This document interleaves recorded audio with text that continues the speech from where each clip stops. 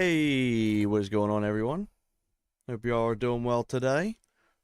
Gonna be doing some more Donkey Kong 64. We're gonna spice it up a little bit. Also, welcome in everyone. Hope everyone's doing well today. Today we're gonna be going through with the Hyperkin controller. So I picked this up when I was on my little mini vacation like a few weeks ago. I thought it was kind of fun to get more controllers to play around with, plus with the controller roulette on the Twitch side. This is one of the controllers that I'll swap to if it ends up being landed on. But I actually was working on this thing because I was like, well, I expected it to have like a bunch of different issues, but the only thing it really had was the triggers were a little, like, this one got stuck. So I ended up going through and I sanded down the trigger inside here, inside the trigger well. And man, this thing was a pain to take apart, let me tell you, like, to get the triggers out. And holy shit, what a pain and a half to put it back together. So I've gotten this button working really nice. But the way they have the, what's it called? The little membrane inside here, when you push this back together, it'll, like, knock it out of place, and it's such a pain to actually properly set up. It took me a while, like, me and Adzi and a few of the GoldenEye crew were in, VC together, and I spent such a long time trying to get this damn controller functioning for the triggers. I ended up cutting my losses. I took an L. This side does not currently work. This side works beautifully though. So we're gonna be rocking with that. Also, welcome in Captain Lima. Welcome in Grim, Fire Guy. Let's see who else we got here. Hey, Zika. Welcome in everyone. I hope you all are doing well. But yeah, I thought this would kind of be fun. Will I use this the whole stream? I don't know. We'll find out.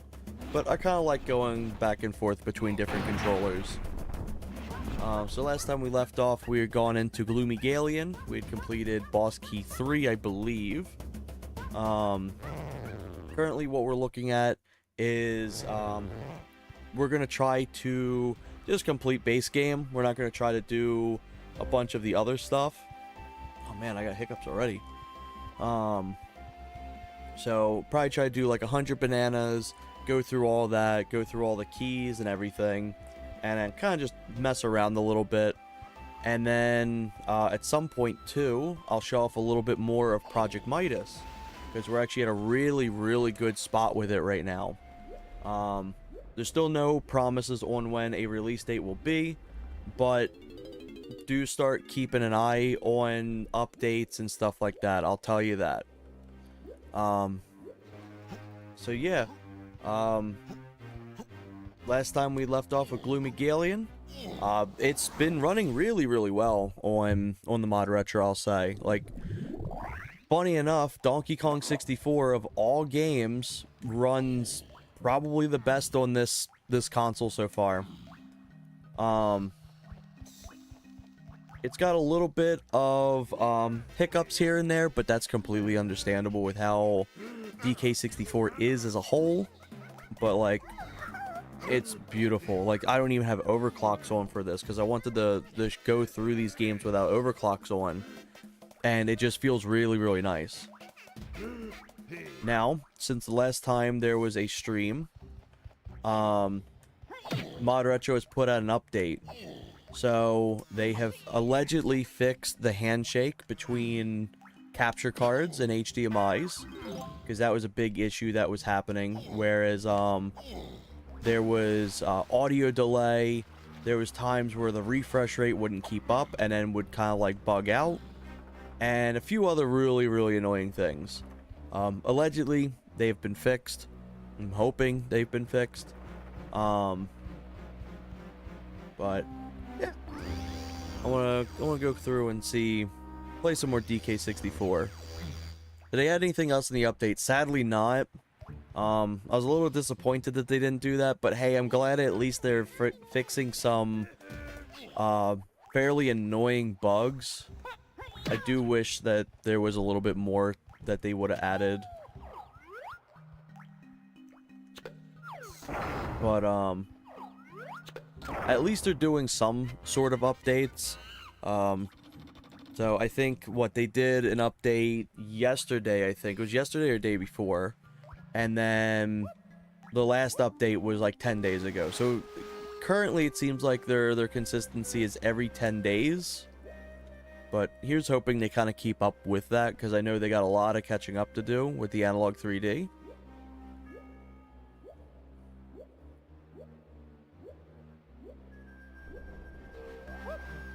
But I can say right now, like, if you're looking exclusively for Donkey Kong 64... Oh my god, I got like a hair in my eye.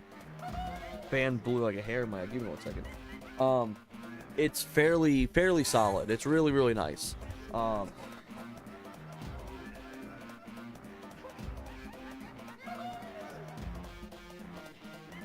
my god, like, I just got hit with like a hair directly in my eye from my fan. Jesus.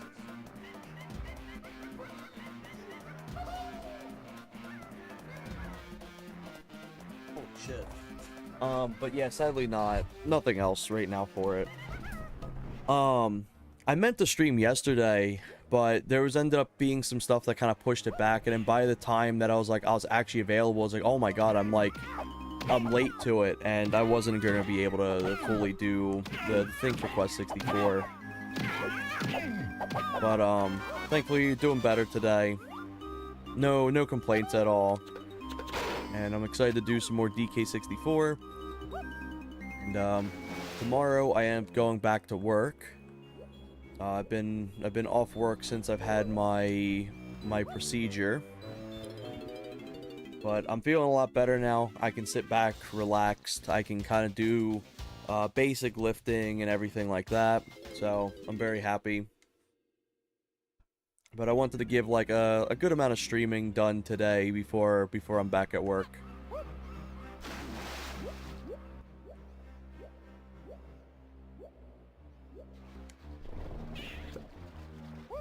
Yeah, lift these.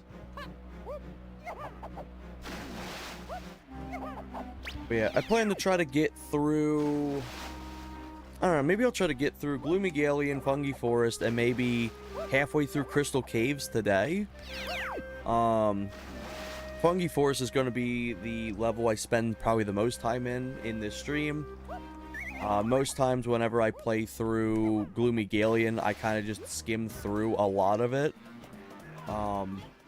Generally, it's the world that I'll skip the most bananas on. Just because it's not really an interesting level. I kind of see it as they treated this like a palate cleanser compared to Frantic Factory. Like, you got the really bombastic and a whole bunch of stuff going on with that, and then here you kind of just swimming around.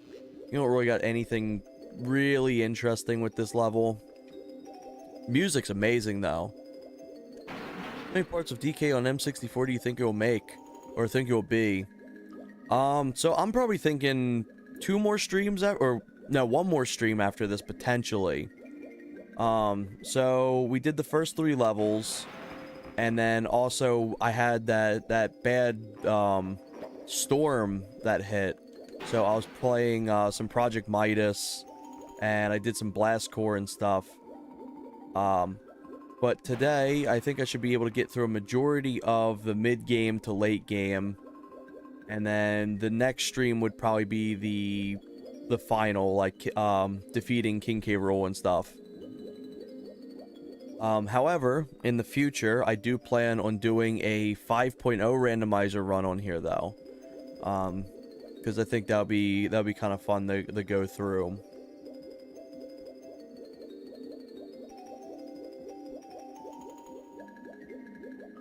But yeah, for this level, there isn't really too much to do. Mainly, you're just going to want to be, like, color banana collecting for me, personally.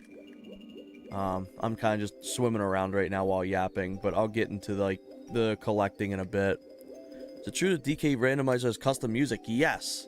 It's got hundreds and hundreds of custom music. It's really cool.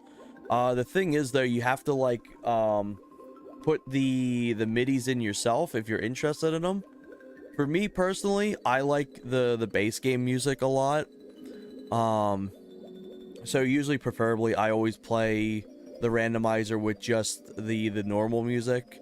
But I know there's a ton of talented artists and MIDI composers that have put a lot of really, really cool stuff on the DK64 MIDI. So let me go... Where is this? There it is.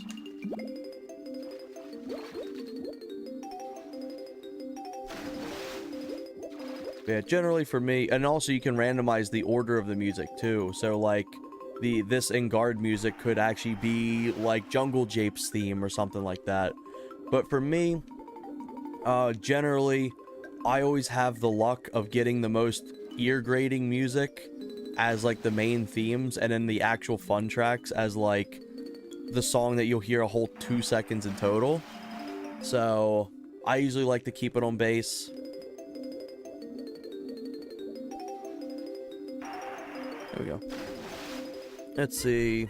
Yeah, see on YouTube videos where the DK covers of Crash Bandicoot songs such as Hogwall and Crash the Warped. Yeah, there's so many. There's so many songs that have been made. I unfortunately don't have a number off the top of my head because I don't keep track of it. But I do know I constantly see updates through like the Discord and everything like that.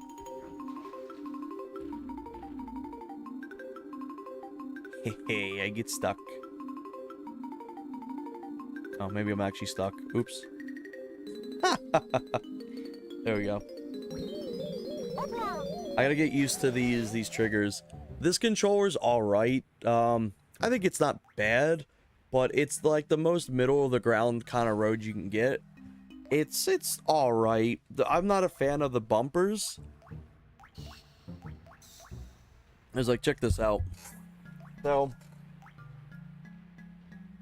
oh no, thankfully I can get out of that. So look how tiny these bumpers are. They're really, really tiny. And then like the triggers feel really nice, but the problem is both of them register as Z. You can't recalibrate them at all. Usually what I like to do is if I'm playing with a like a newer version of the N64 controller, is if there's 2 trigger buttons, I like to take one and turn it into an L button. So I have like an L or an R button there. But I can't do that with this, so I've got two essentially Z buttons.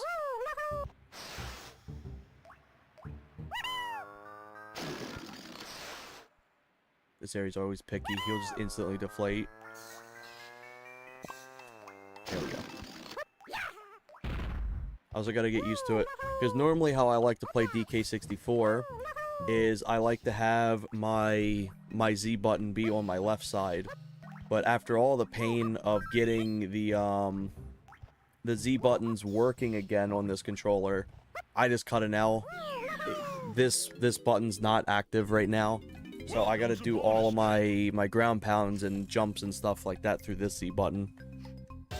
So you're definitely gonna see me accidentally miss input a few times. I may try to stream later today as well. Entirely depends. Cause I've got a bunch of streaming stuff to catch up on. I've essentially been working on doing bug testing, feature testing and requesting, and marketing for both Perfect Dark Kai and also Project Midas. So I've been very hard working on all that. And it's definitely cut into some of my other time. Here, let me share this off. I've been doing the promotional art and the logos and everything like that for it. So first off, here's Perfect Dark Kai. I've made this logo. I really, really like how this logo looks. Perfect Dark Kai is essentially a it is the NetPlay branch made by me and Merc. That has the Chaos mode, the Mirrored mode, Wireframe, GoldenEye mode, full-on NetPlay for the multiplayer, bonus multiplayer stuff, and it also has the inclusion. Yes, yeah, it's the one Merc worked on, and then I've also helped out with it. But we have that. I finally got a logo made for it, which I really, really like, because I have like the monitor on the side, which is the like the net play, and then the health bar is actually mirrored because of the mirror mode, which was one of the first things that was worked on for it. So I really like how this turned out. So we've got Perfect Dark Kai. We're taking features and things that we've been learning from from Project Midas, which is a GoldenEye PC port that we're also working on. And we're working on backlogging some stuff to possibly bring over to Perfect Dark Kai, as well as bringing stuff from Perfect Dark Kai over to Project Midas. So here's Project Midas. Oh my god, this image is so big. I swear to god, I had this issue the last time too. There we go. But yeah, we've been very hard at work. GoldenEye Netplay is not currently being worked on, but it is a future project. We are currently working on just releasing a one-to-one release of the game currently, with some fixes. So there's fixes from 1964. There has been fixes with the textures, like the Z clipping. Geometry's been fixed. Just general things that you would see that would be like, let's say there was a revision, like a 2.0 revision made by Rare. So we've got things like that being worked on. So that's the big thing currently with Project Midas. There is no release date on this yet. However, do expect... Hey, welcome in, KZ Demon. Do keep eyes on this channel, the Twitter, general GoldenEye social media stuff, because it'll probably be out sooner than people realize. So we've been working on that. That's come a long way. I'll be showing that off later on. I'll be showing some general gameplay from everything that's been done, because from what everyone has seen the last time, there is a ton of stuff that's been worked on. Also, I don't know if I got my banana there. I was yapping. Let's see. When you say your own 2.0 revision means you're fixing bugs like train end, kind of, yeah. So we're doing stuff like that. And it would be general things that are like, what's a good example off the top of my head? One, LOD models. LOD models can be fully removed. So now you can see guards and everything like that at full render capacity at all times. There's full-on proper widescreen support for everything now. There's going to be controller inputs, or like key bindings and stuff like that you can input. What else was there? My brain's kind of fried from working on so much shit with it. Let me think. Currently go into here real quick.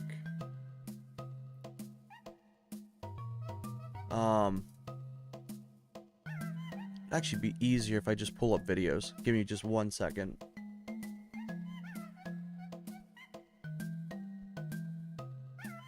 Let's see.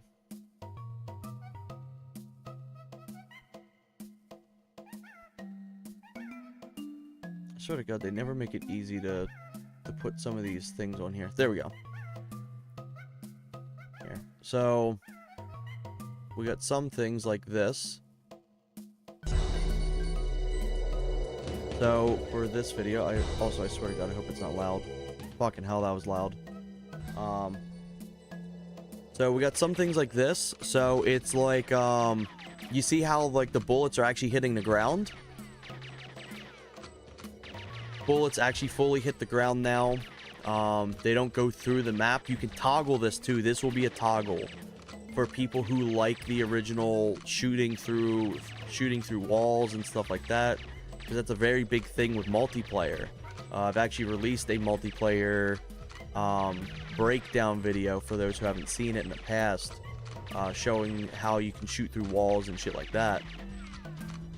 So there's stuff like that. This is all stuff that's just been worked on recently. So we have this. Let me raise this up a little bit. Yeah, it should be fine.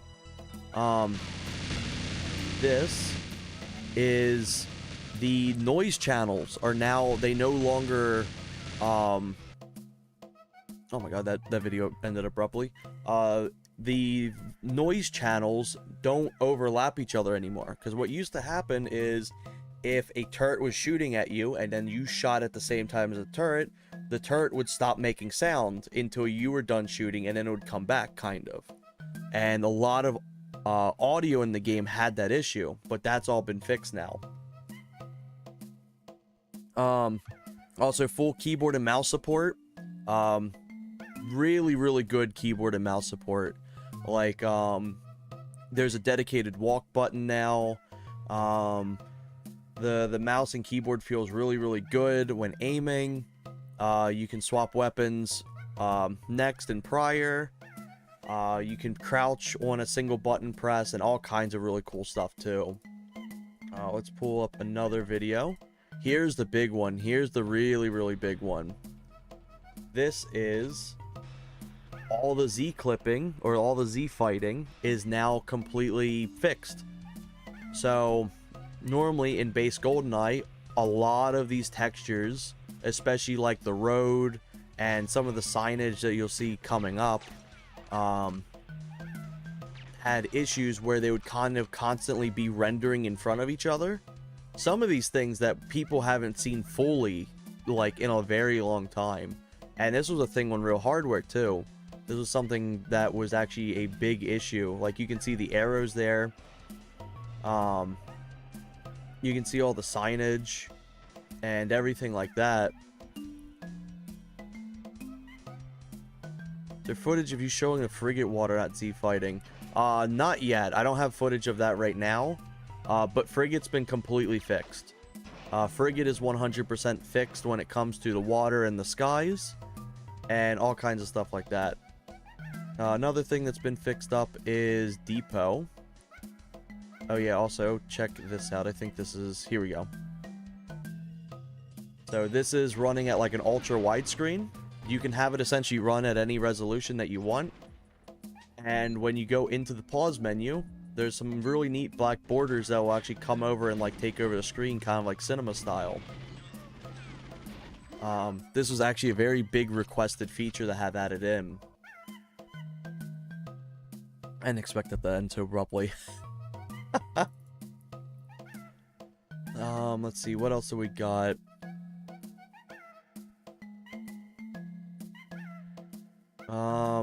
The cameras have been properly fixed in bunker.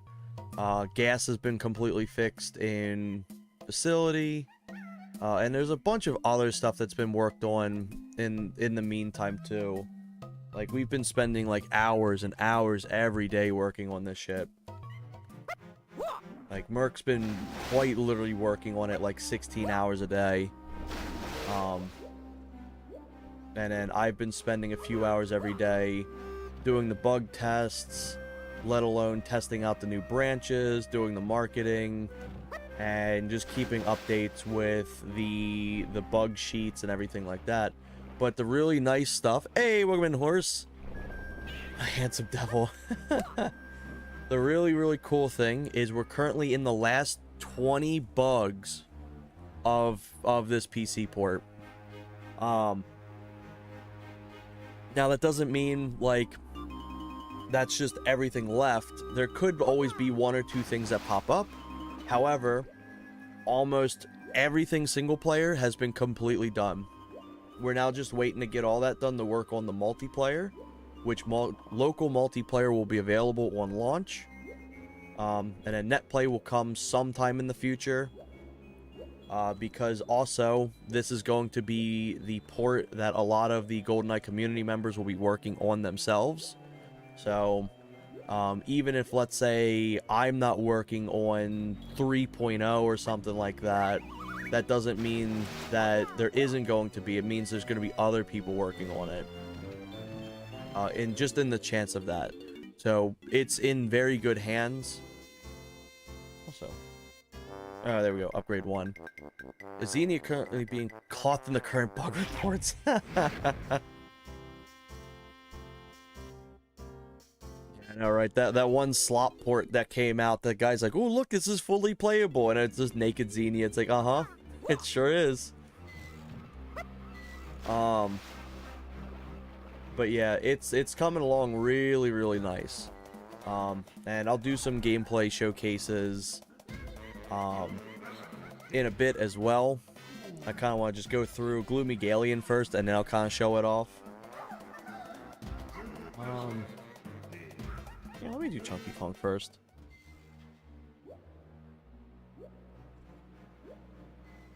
But it's been a ton of fun, because normally I don't play the most GoldenEye. I actually do more modding for GoldenEye than playing it, because I kind of just think it's fun, like going around and modding it and everything like that. Xenia bug's actually intentional, but this has had me like really hooked. Even when I'm not bug testing, I'll just sit there for hours just running around the maps. Like, I cannot begin to state how good the input support is for these controllers. Like, as TH said, it literally felt better than playing the original hardware on a CRT. Like, it's unbelievably accurate. But yeah, the big thing last night was getting full input support on for other controllers, and full proper extended mouse support and keyboard support. Hey, welcome in, Bobfish.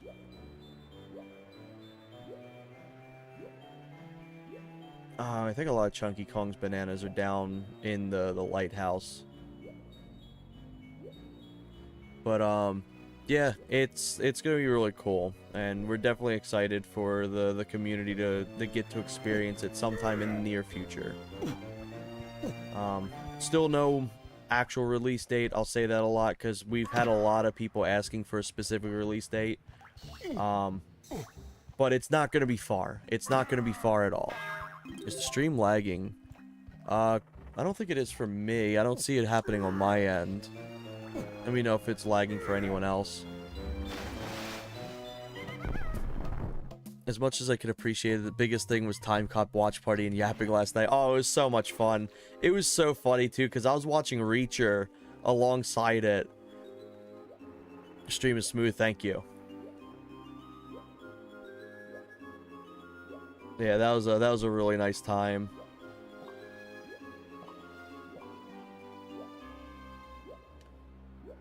I'm glad I got to attend it this time, because I know the other time... I just faced that banana.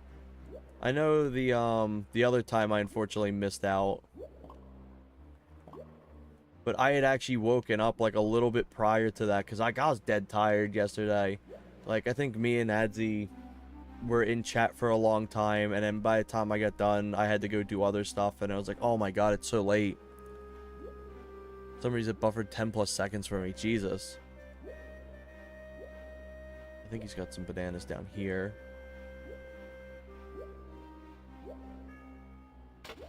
Where is this? Is the hole here? Nope, that's not the hole.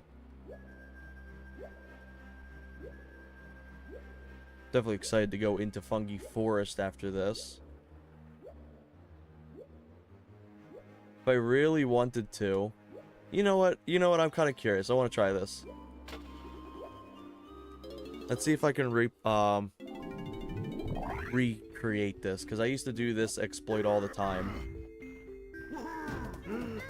Alright, so for those who haven't seen this before, I'm honestly fine if I end up getting this. For those who haven't seen this before, is if you stand on this specific tile here, it could be even closer if you really want, but it doesn't matter for me. It's kind of easier for him to jump this way. But if you jump on here and also go into the first person camera at the same time, You can clip through it. I can't remember if it's the first one or if it's the second one. Let's try the second one. This is kind of just a fun stream anyway. I want to show off some of this stuff. And if I can recreate it, because I used to do this all the time. I used to see if I could get through the game with as little stuff as possible.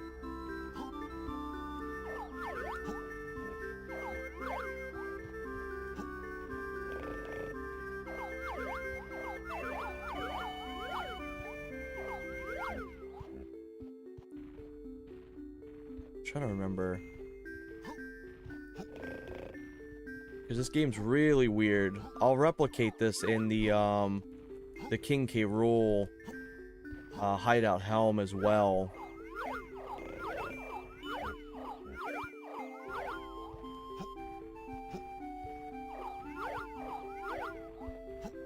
Oh, come on. I used to do this really good. My internet's usually not that bad. I know YouTube's just kind of been funky as well. YouTube's been having some issues. Thankfully, setting up the actual live streams hasn't been bad. Because it was straight up not working for a lot of people for like a week or two, which was getting really infuriating because I was like, man, maybe I'll just move back to Twitch until YouTube fixed its shit. But thankfully, YouTube did in fact fix its shit.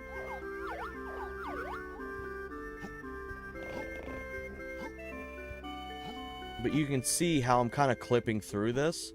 I need to be able to time the look sight at the same time as like falling down. It's actually maybe worth me swapping to the OEM controller real quick. Let me do that. Because the inputs are not precise on this controller.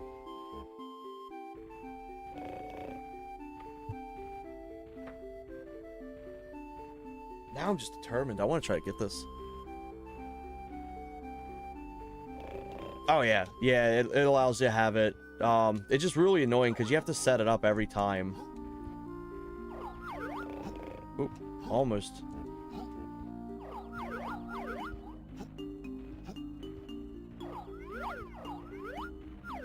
Aww. Okay, let's see. There's also another exploit you can do, too, is if you hit the jump like this,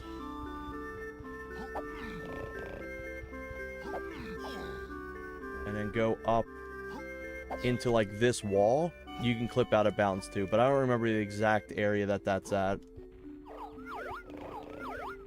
I was kind of like doing this way more.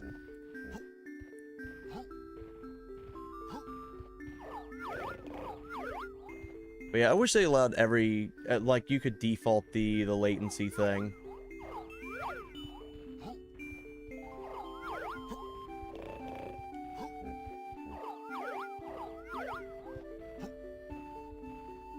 Can it be done on emulator? Yes, yes it can.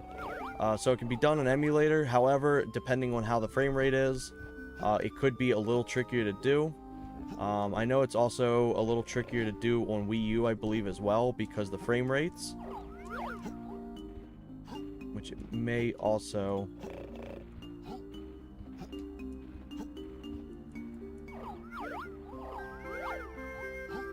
It's like, it's so specific in how you do the jump. As you can see that it, like, it blocks you from being able to, look. And if I can't do it, I'll go back to the normal gameplay, but I really want to try to do this. I've shown off a lot of other bugs that I used to do, but I haven't shown this one off yet. Frame rates affected? Yes, to an extent. It's more of the tick rate that affects it than the, what's it called? Than the frame rate itself. Because if the tick rate's off, then it'll fail no matter what platform it's running on.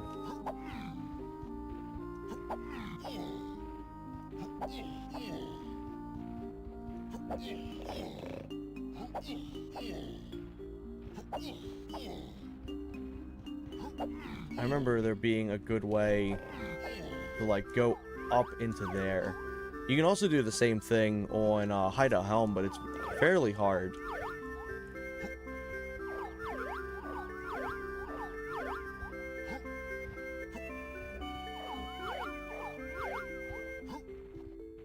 I once did a 0 banana run for this game, and that was an absolute pain in the ass. That was like unemployment simulator for me, because like I'd still been in high school at the time, and it was such a pain. The biggest skill gap in doing the 0 banana run was doing the whole proper kick around the island to get up to a fungi forest. Because I wanted to go through and I wanted to collect all the keys with 0 golden bananas in total. And the only completion thing I actually had was the bananas. Magics have always been the best way to get up into there. Oh my god. Give me 1 second. Let me see if I can actually find this. I know I'm doing this right, but I think I'm doing it the wrong spot.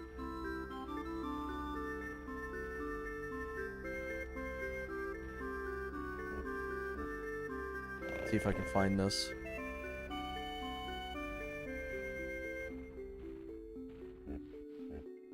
Oh my god, that was loud.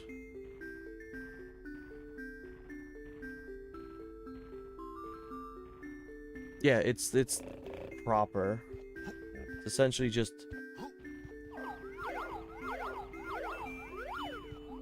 Oh, it was close. So you want to go tiptoe as much as you can. And then when...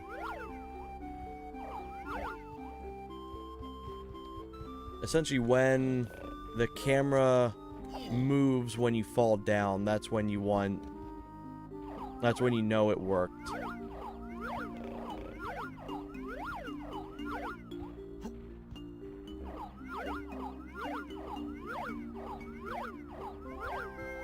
Oh, come on.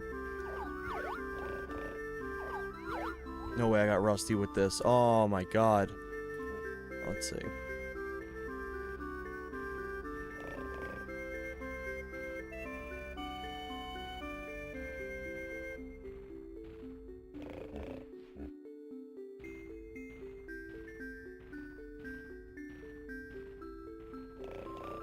Yeah, let's see.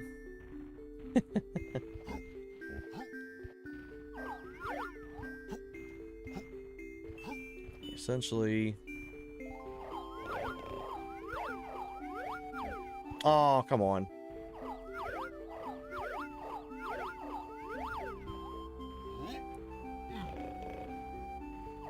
I believe DK's generally the easiest character to do this with. But damn it, I was hoping I'd try to get that. Oh well. I'll give it one more attempt. Let's try going over this side. Over to this corner. Because you can actually beat this boss with any Kong. This is one of the few bosses that you can do it with every single Kong. There we go. There we are, underneath the map. If you go too far out of bounds, it'll warp you back to the beginning area.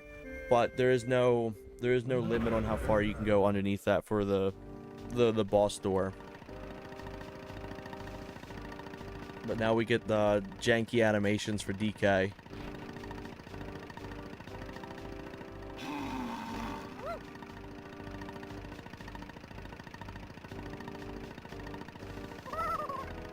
I was about to excuse ask him if Chunky was the best. But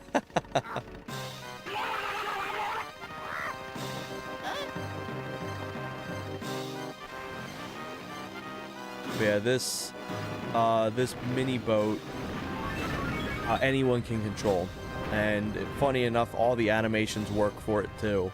It's really funny because some of the some of the animations are really funky. Like DK's jaw was massive there.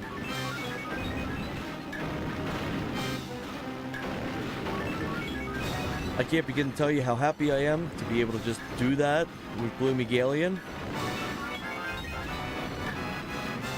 Gloomy Galeon's alright on its own, but man, is it like a soul sucker to try to like go through and complete everything. I get to suffer with that with my 101%.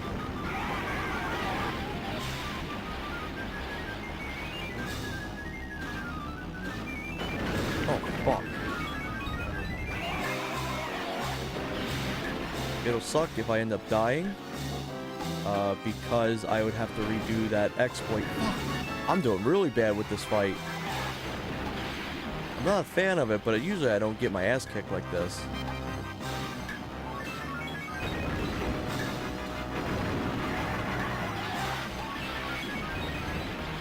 One more.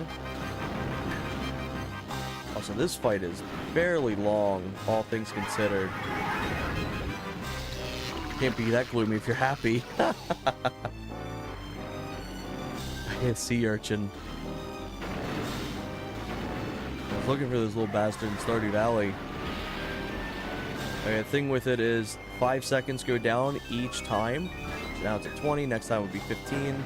I believe it ends up at 5. And also, the star gets smaller each time too. Very slightly, but it'll get to a point at the end where you're like, holy shit.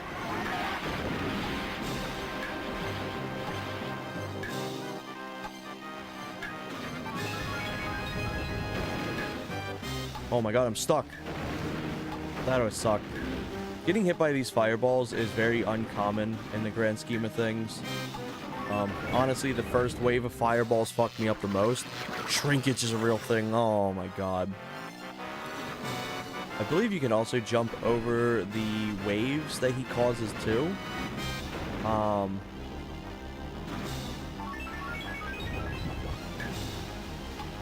But I usually don't like to try to do that. I'll just sit and wait it out.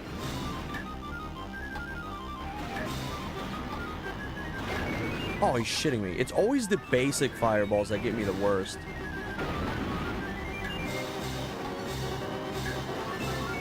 Nothing else in this. Oh, you fuck right off. I can't believe that outsped me.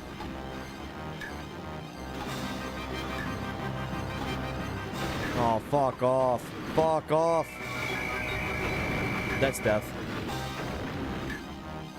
Maybe it's not. I don't know how I managed to survive that, but you know what? I'll take it. Alright, eat shit. It's got one more. It's got one more, which is gonna suck. I got 1 health. I really don't want to have to redo that exploit. I swear to God, I'm gonna get fuck! Oh, fuck these fireballs. It's the basic one. It's the fucking basic one that gets me.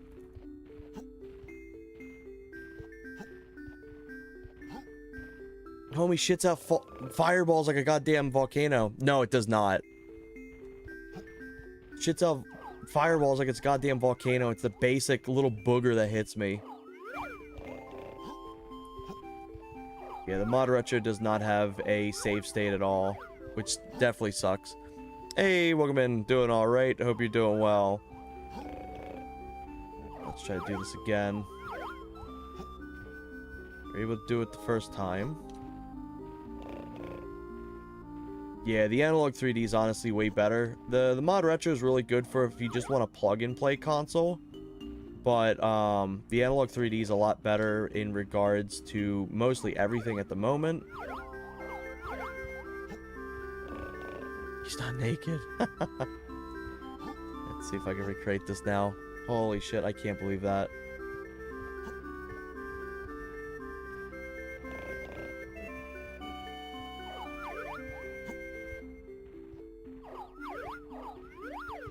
Oh, so close. There we go.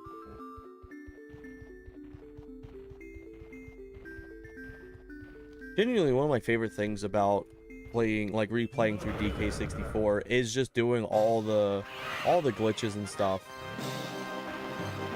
Also T-posing Donkey Kong there for a second.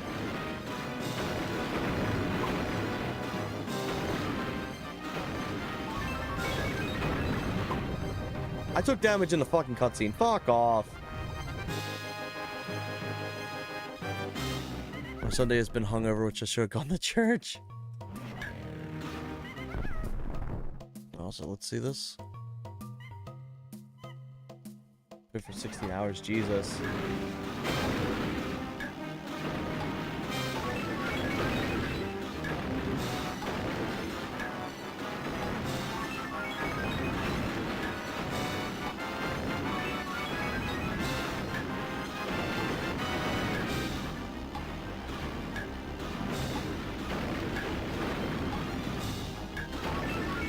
I think we've got plenty of time to deal with them on the first few rounds. Because Jesus Christ.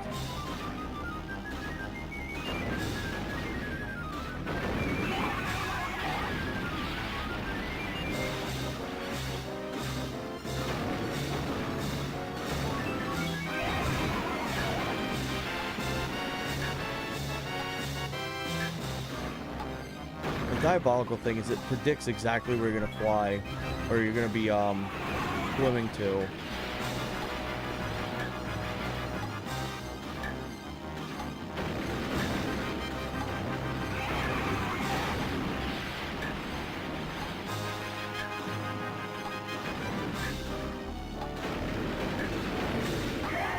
There we go. I think I need 2 more.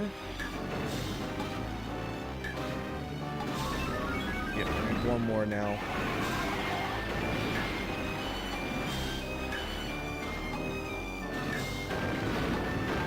Fuck. Okay. Well, at least I got that. Holy shit. Hey, welcome in, Grot. Good seeing ya. That was a really nice movie session.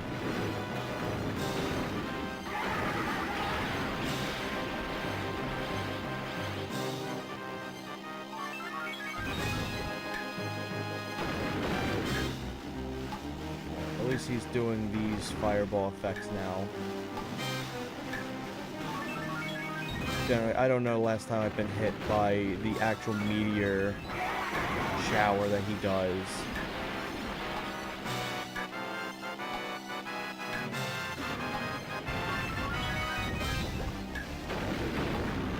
So I'll read the chat in a second. Go over here. There we go. Let's see. He's alive. Hey, welcome in, Moon. Good seeing you. Can't sleep, so I thought I'd drop by. Oops. Oh, that pisses me off. The thing that really sucks about the Modretro is the way to hit the home menu is Start and Z on the controller, but it's not exactly in the same frame. It's in the same second. So if you hit start and then also Z at the same time, which you do a lot, surprisingly, in N64 games, you're just automatically just going to eat whatever you're currently dealing with as it goes into the pause or the start menu. And it doesn't freeze the game in the background either.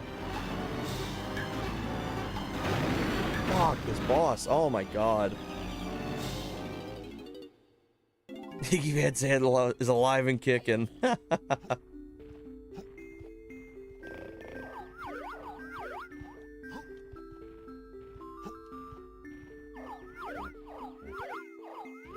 There we go.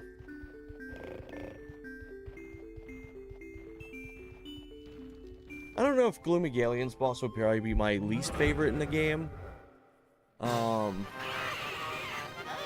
But it's definitely a pain in the ass. The randomizer fixes this boss fight a lot. Why doesn't it freeze the game? Yeah, it's really annoying that it doesn't freeze it. They essentially have to release the Z trigger or the start button whenever you want to actually hit the home button.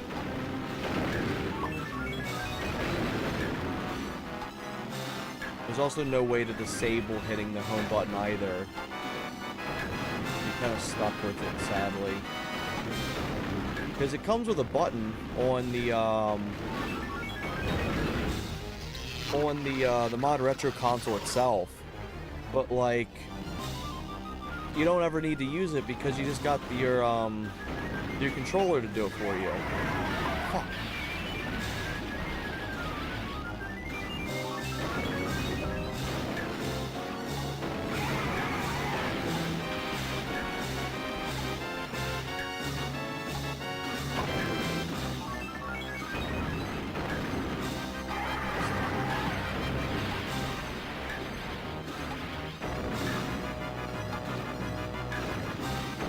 What do you mean I missed again? I generally don't know what my least favorite boss fight in this game would be, though. But the thing that I don't like about this boss fight is you only have one experience utilizing this vehicle in the entire game, essentially. There's nothing else that ever utilizes this ship. Except the seal race and then this boss fight. But even then, the seal race uses different controls. So it's like any general platforming that you're used to at this point is just thrown out the window. Cool concept. I do really like the concept of it, but man, it is fairly brutal, especially if you're used to doing the platforming itself. Or hell, even the swimming. It's a shame they didn't use like Engard for it. 'Cause I think that would have been a really cool inclusion to use like a POW for a boss fight. Especially as fleshed out as like Engard is.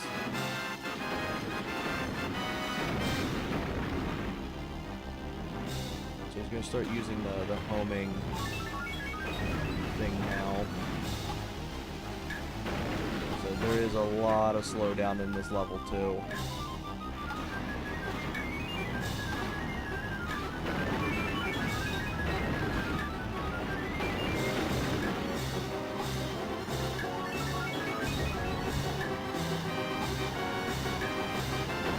It's cruising. We got this. Where's it at? There it is. I got one more? One more, I think.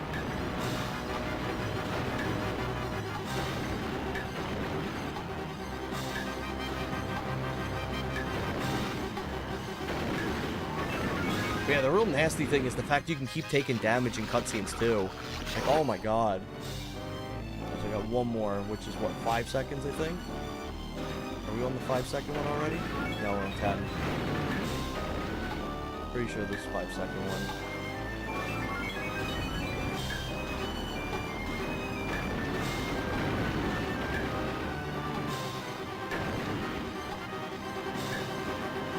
Oh, come on. I'm lucky with it not hitting me. So I'll give it that.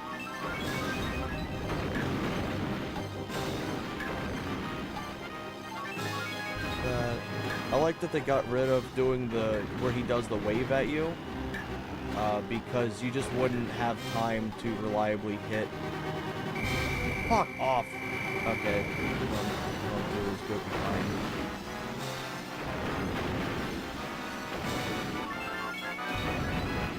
The one thing I will really say about the Modretro, though, that I don't like is they try to replace performance when it gets low with input latency.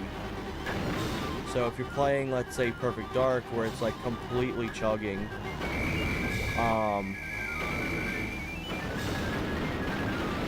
you'll just lose all your inputs. Like right now, like it feels fine, and then once the fireballs come out, instead of it lagging more, it just kind of feels like you've just lost, like, input. Now you're riding on ice.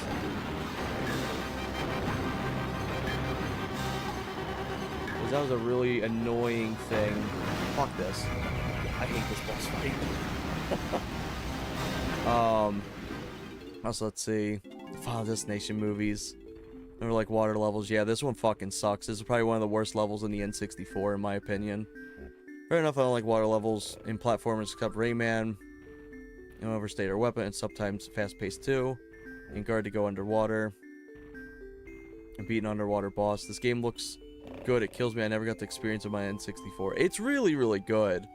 It's like when you can't tell what the frames are. Oh my god, dude. Like, the worst thing The worst fucking thing is getting the input lag with it.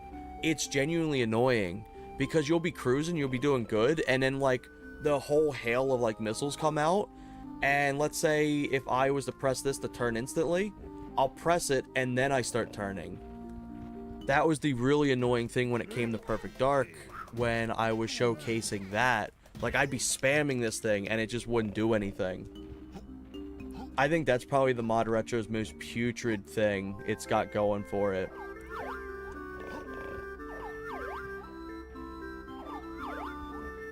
Because it also doesn't let you know when it starts it either. It's like the channel for the inputs are on the same channel as the frame rate. I love Gloomy because it's chill, but I totally get the underwater 3D level platformer hate, yeah. So even more input lag when the frame rate dips, yeah. No, not on the N64. There's technically, like, your inputs drop. Like, it becomes harder to have precise inputs on it. But it still doesn't, like,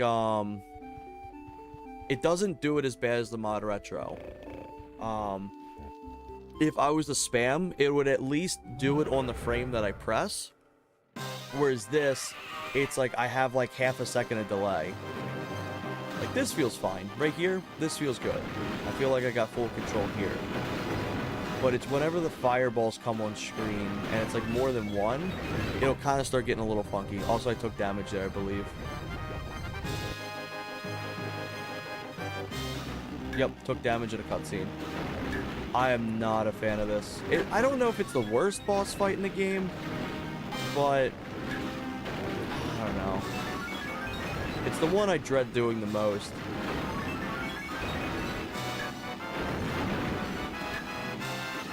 I'd say my favorite's probably actually Crystal Caves.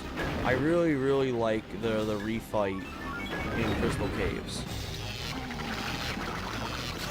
It's an FPGA, of course it's hardware accurate. Rating fireballs. Fuck, that was my fault. That wasn't even input. But like when he comes into the screen, I really feel it. Like it's instant too.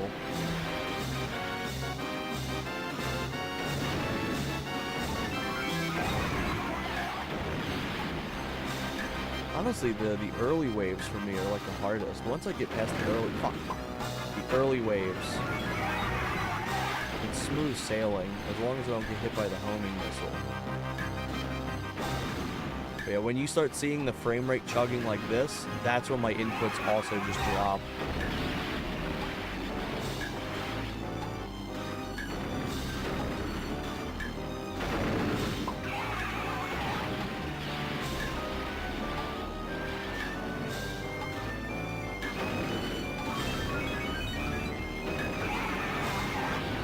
Hopefully I can do this. What I got? Bar of health. You can really see it too with the Modretro home screen, because what it will do is when it gets slower, let's say with Perfect Dark, when it runs at 1 frame per like 5 seconds, instead of it being like in the same time frame as pressing both the buttons, I could press start and then like 5 seconds later I press Z and it'll open up the menu. And not every game has this. A lot of the games I have played on this don't really have this issue. But it's whenever there's games that are like very hardware intensive are played, that's when it starts to kind of do it. I've still actually not tried out Banjo-Kazooie yet on here. I want to do that as its own separate stream too. I have a feeling Banjo-Kazooie probably runs fine. And so also have no analog 3D. It's a sales tactic, yeah. Oh shit. Not good. That wasn't even. That's not input. But yeah, this. At least these fireballs are like completely useless. But holy shit, does the inputs just drop. Oh, come on.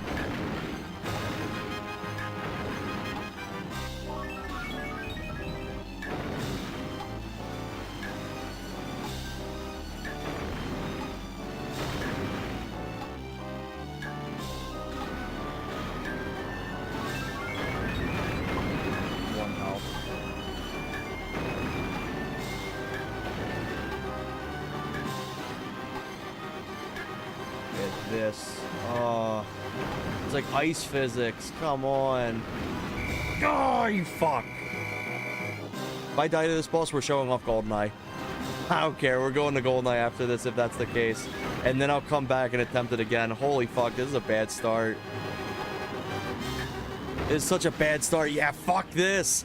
Fuck this fight. This fight sucks. This whole level sucks. We're moving to GoldenEye. We're moving to GoldenEye for now. Holy shit. Oh, I was doing so bad there. I can't even blame the boss fight for most of that. Fuck. Yeah, let's do some yeah, it's like the timer goes the same even though the frames are tanking. That's the worst fucking thing. It's just like everything about it sucks.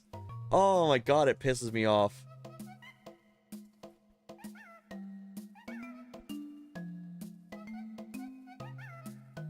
I'll get my revenge. I'll draw that pufferfish like shitting its pants or something later on. I don't know. Oh my god. Yeah, watching this is already torture enough. Yeah, fuck. It's so funny because everything currently with the Modretro has been fairly alright. I haven't really experienced any annoying frame dips where it starts eating into the inputs. But holy shit.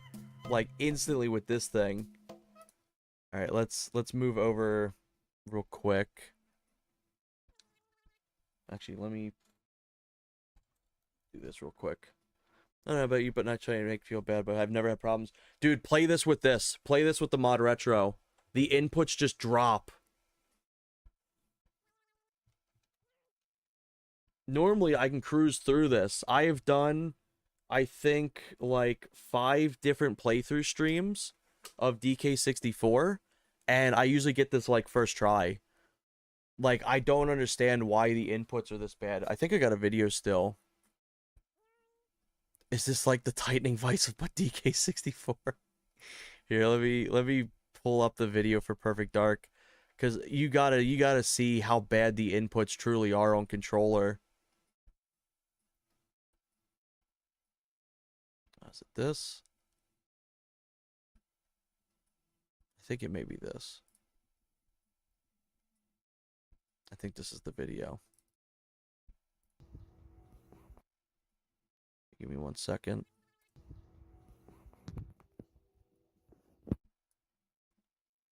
Here we go. So this input's genuinely like atrocious. It's fucking sideways. We'll deal with that. But like this is how the gameplay can get, and when it gets bad, you can see that I'm spamming the button here.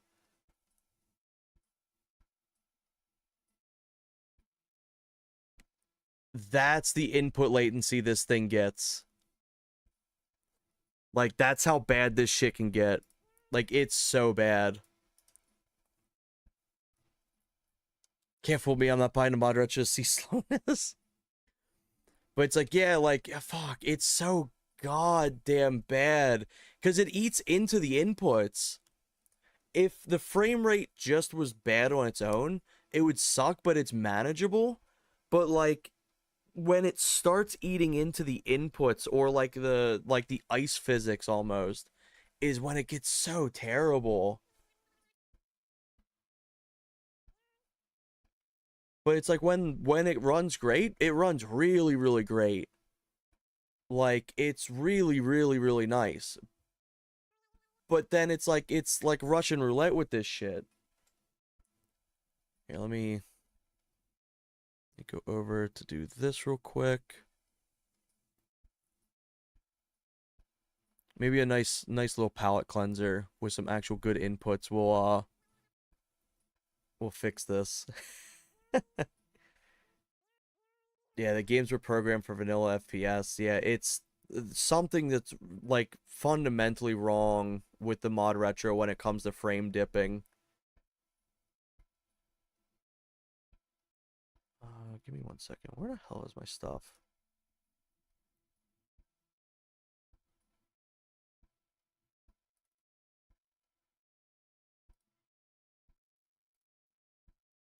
All right, let's close this out for a second.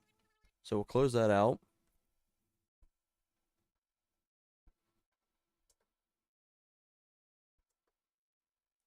But yeah, there's been some games that I'm like, it's bizarre because like Star Wars Shadows of the Empire runs beautifully. It's genuinely impressive how good Shadows of the Empire runs. Um, like it runs better than like on real hardware, even with the overclock off.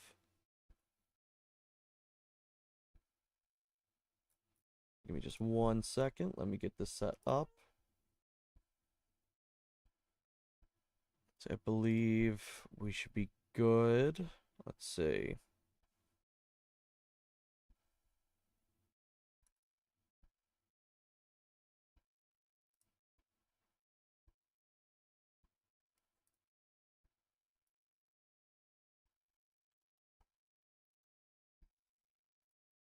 There we go. Oh, wrong thing. Suddenly Donkey Kong again. Let's see. Where is my specific thing for the audio?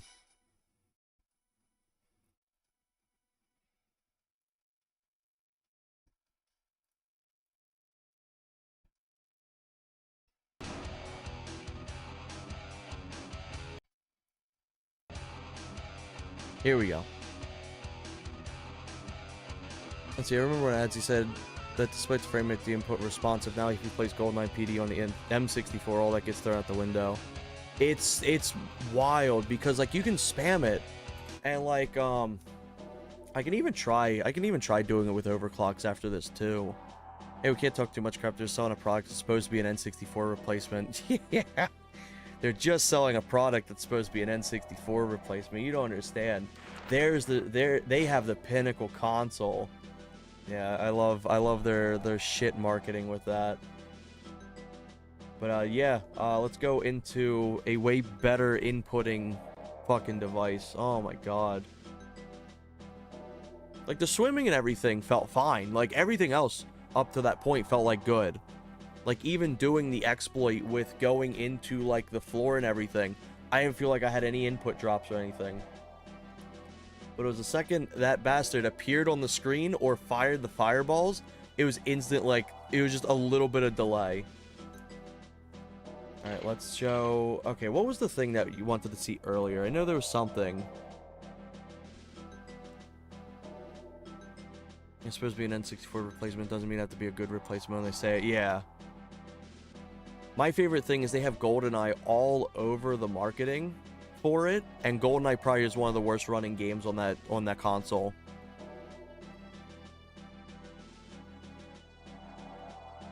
Now, let's go with some facility. So there's been a bunch of stuff that's been fixed up. So first off, I am running off of N64 controller. However, one, this feels really, really responsive, unbelievably responsive. Two, if I want, I can do full keyboard and mouse support, fully supported. I don't have any of the keybind set up right now for it right now, but you can like walk, you can toggle a walk, you can crouch on response, like instant input, all kinds of really cool shit. Like this feels really, really good with a mouse. This feels better than the 1964. Speaking of 1964, damn, the HUD no longer looks stretched. Yeah. And then also, speaking of HUD, now have screen centering as well. So now the HUD is closer to here.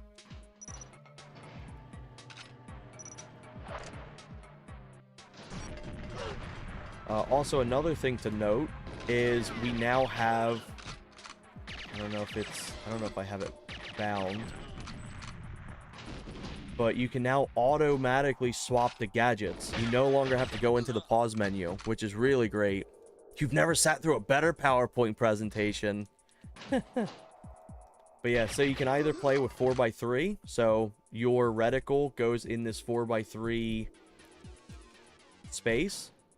Or going into HUD centering with 16:9, which would be wide. You can extend it out a lot further. Oh, wait. I'm doing something wrong.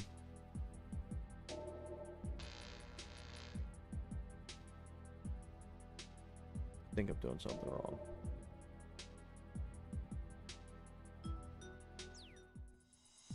But yeah, generally you'll be able to reach out a lot farther with your aim reticle and everything like that. Also, all these textures on the walls and everything, they no longer Z-fight. So they all look really, really nice. It says HUD centering now. I don't like to use gadgets outside the bedroom. Jesus Christ. Also, look at this. Guards hit you now. Fun fact, 1964 is like 80% easier to play than real hardware. So why is it vertical overscan? Like, what do you mean?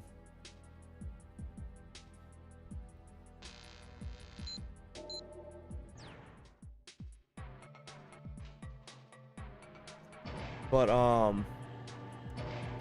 playing on 1964 was about 80% easier to play.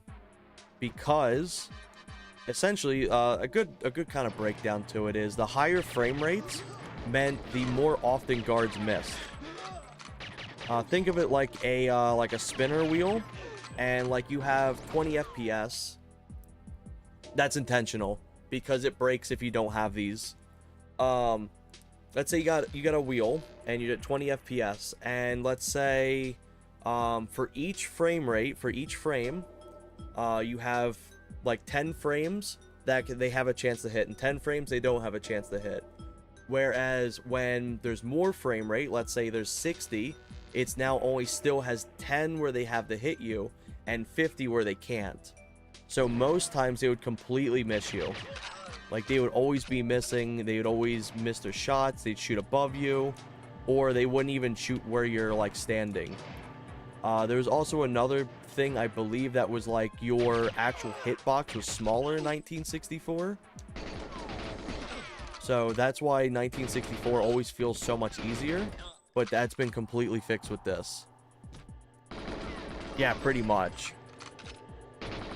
But yeah, this was a major requested feature, having the black borders come in, and this took a lot of time to get to work. This will be toggleable though when it comes out. You're asking for everything in an alpha. So this will also be toggleable when it comes out, but I personally really like how that looks. It's really, really nice.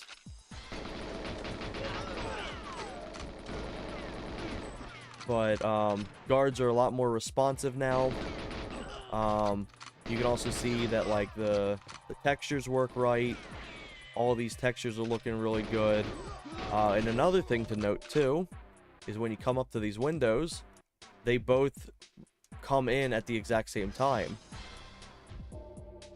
So we've spent a lot of time trying to get that right too, because what would happen is this one would become dark first and then that one dark slightly later. So that's looking a lot nicer now.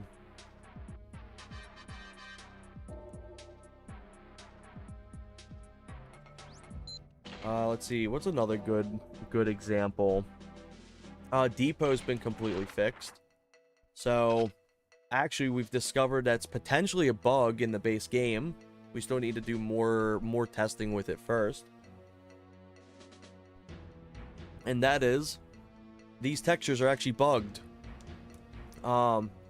Because when we put a fix out to fix this, the textures in Temple actually became significantly more detailed. So we think there was actually supposed to be an overlayer for these textures at one point to give them more detail.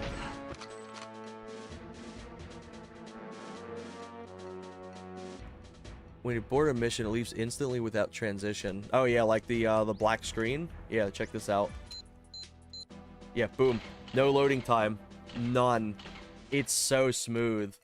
Same thing goes into for loading into levels as well. But yeah, this has been fixed. Also, unlike other current ports, the sky is completely working.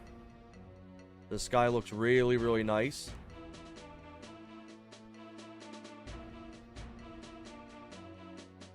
And the floors are looking really nice too. You're going to see some pop-in with this. This is going to be patched. This just came out. We ended up having this issue recently, but that'll also get patched out.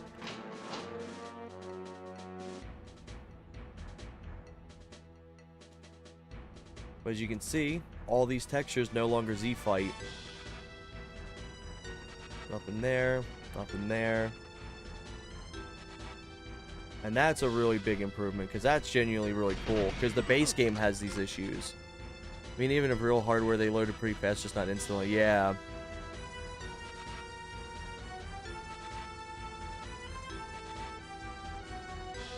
Yeah, like, all that's looking really nice. And then obviously there's still some more stuff we have to polish too. Like, this isn't fully ready to go yet. But we are in like the last 20 bugs. And most of them is just getting multiplayer. Let's see, what else we got to show off?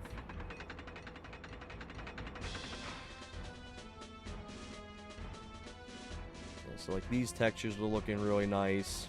Everything here. Some other stuff too, but check this out. Go into Aztec. I'm just gonna run right in front of like these guards. See how quickly they smoke me. Before, like if you're running off of like 1964 and stuff like that, you can sit here for a while and they won't damage you at all.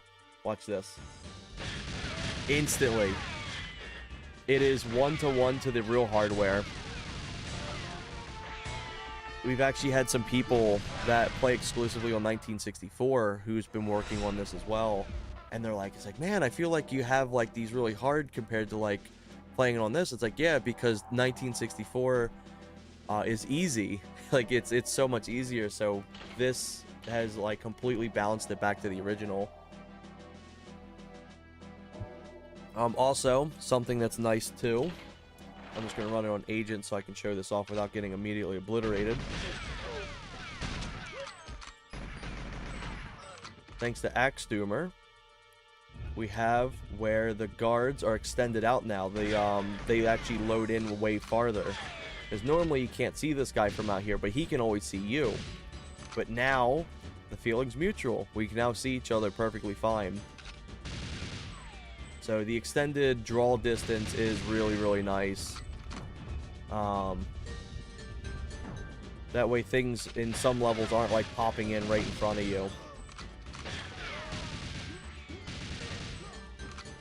I'm trying to think of what else there is to note.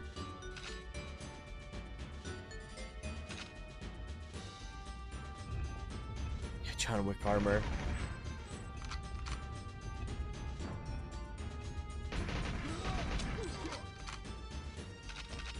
Yeah, this is looking really, really nice.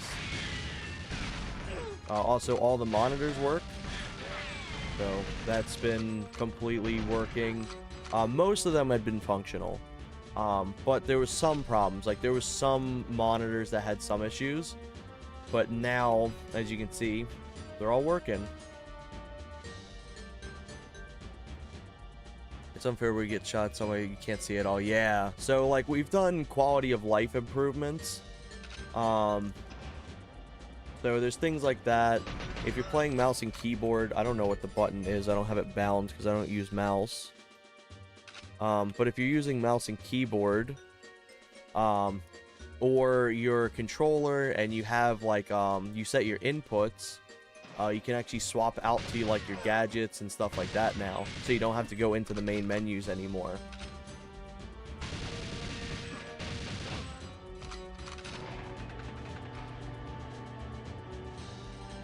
Audio no longer plays over itself anymore either, so check this out.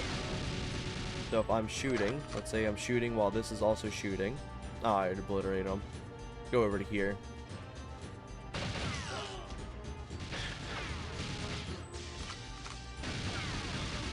You can hear that both of the guns are going off at the same time.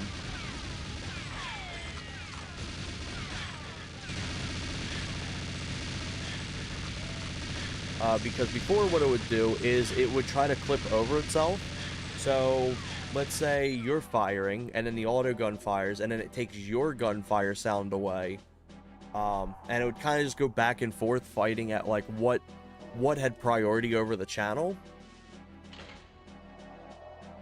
But now that's all been tweaked, so now sounds can just play over each other with no issues whatsoever. Let's go in the frigate real quick. Frigate's been completely fixed up. Check out the water. So the water has been completely fixed, and there's no longer any line that goes across it either.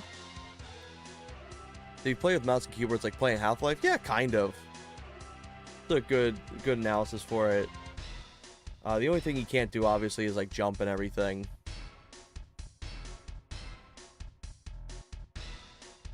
But yeah, regarding water, it didn't really have any form of Z fighting. What it is an actual texture. It's almost kind of like a GIF playing, where you can kind of see where it's like going back and forth. And it's a one-to-one copy to the sky. So this level right here is where the sky is, on top of up here. But also, all of this doesn't have any Z fighting anymore. Look at that. When's the last time anyone's seen the textures look this crisp? We got up here. That's looking beautiful.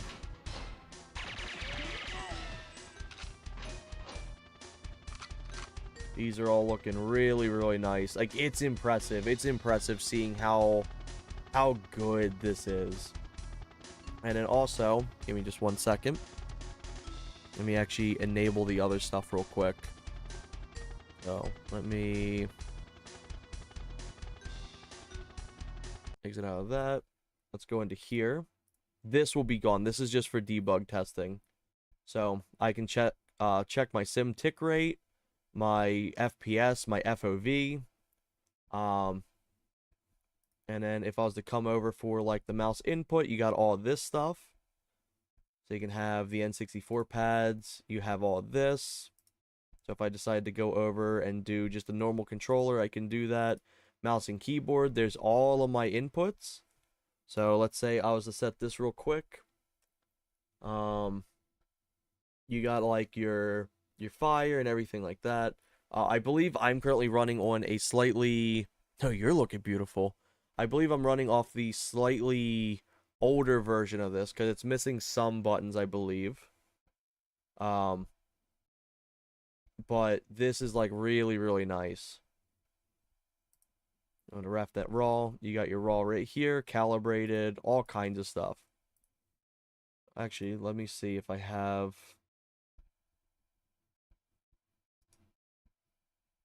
this done. Extract here. There we go.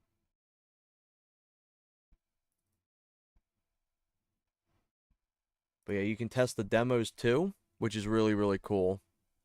Oh yeah, I like having my taskbar up there. I was so upset that Windows 11 didn't allow you to have your taskbar customized. But let's go into here some more. So here's the controls again. Keyboard, mouse.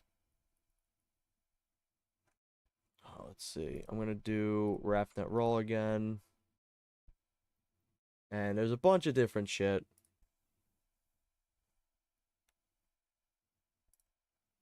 Yeah, let's go back into here. Oh, wait. I fucked up.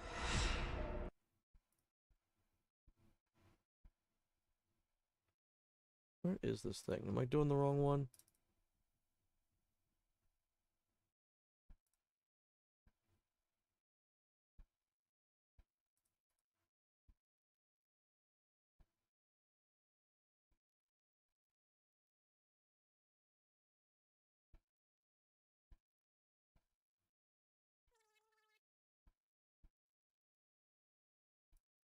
Give me just 1 second.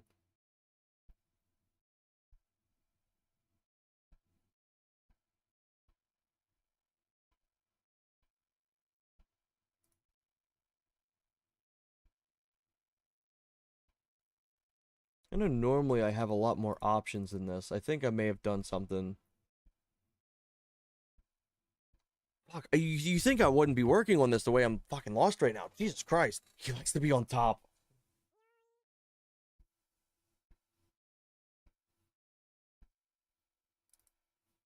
Let's see this. Oh, I'm stupid. Ignore me. Yeah, here we go. So you can change your stuff. This will obviously be changed around. This won't be how the general public will be able to interact with this. So we got the unlock all, we got the pillar box, which I showed off, which I'll disable for this. I can put my FPS, high LODs. Here's all of my controls, so the keyboard and mouse. We now have all of these extra settings. Your tummy thick. So here it is. You can do your reloads, you can do your toggles, everything. You can walk if you want. I'll have to do a playthrough at some point with just the mouse and keyboard too to really show it off. Disable that. There we go.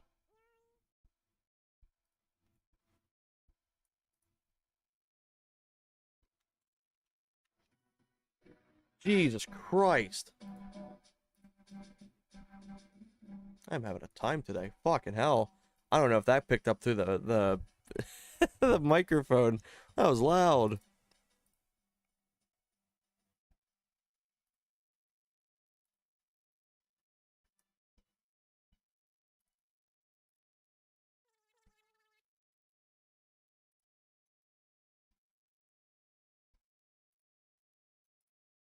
Oh man, everything's wanting to fight me today with this.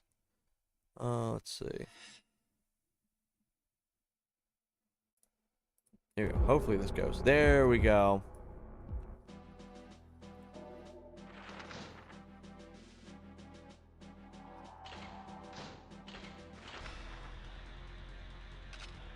Oh, gotta change my controls real quick. I don't know why it's doing this so wide. What the hell?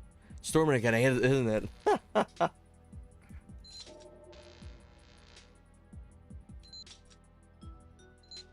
Oh, this is with the bordering off. So people are able to disable the bordering and everything like that.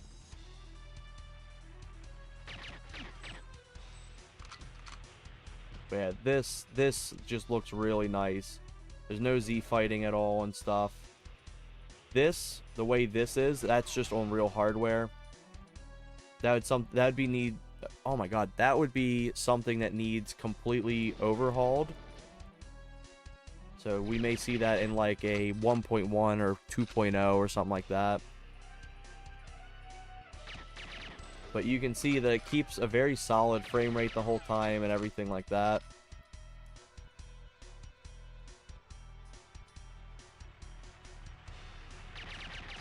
And then the thing here too is, let's say I am playing with like widescreen or something. Boom, I can just do widescreen. With the pillboxing too, it'll change around. Tony Hawks per second. Let's go back to pillbox. I really like the way the pillbox stuff looks. Let's come in here.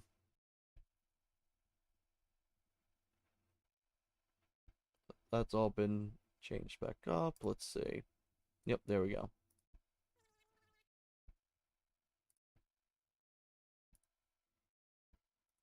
But yeah, what's nice too is it saves your positioning for your widescreen stuff or your menus and everything.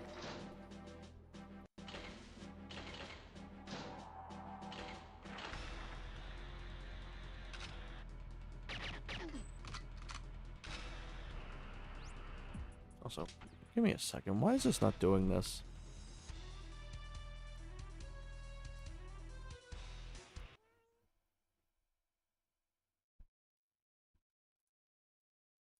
There we go. Forgot I had to enable that.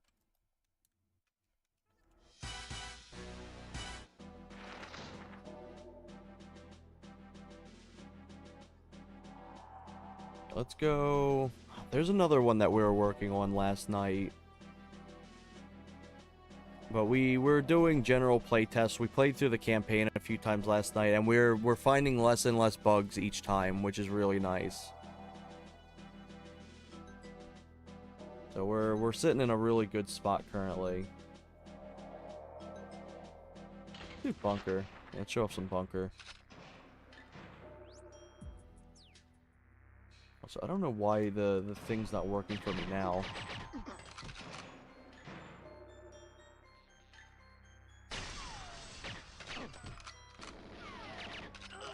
I'll move back to some DK64 after this.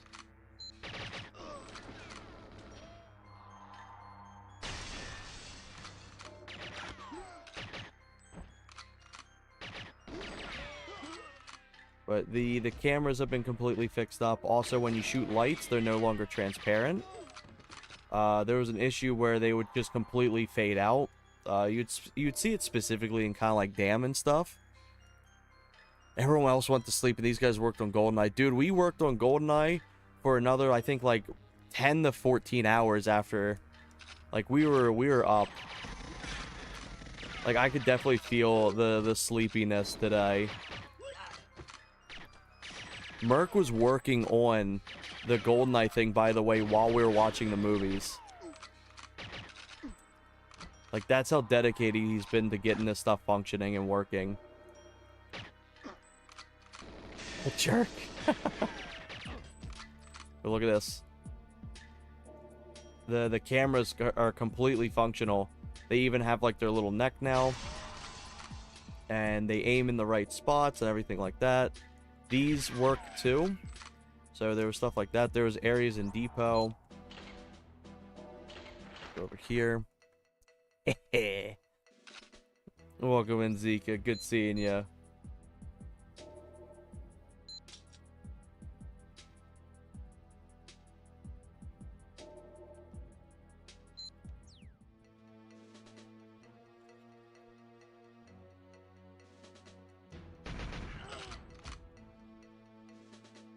You playing the PC port of GoldenEye, yeah. I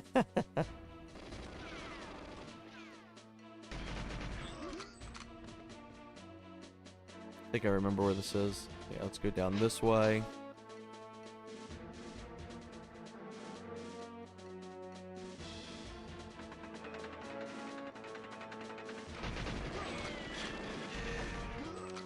So yeah, this is all functioning now. Before, there was a lot of issues regarding these. They would still be in here, but they were just like void.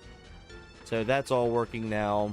And a bunch of the other monitors and everything is like just really, really nice now. But yeah, I just wanted to show that off a little bit. Apologize if I'm like a little incoherent today. I'm very tired.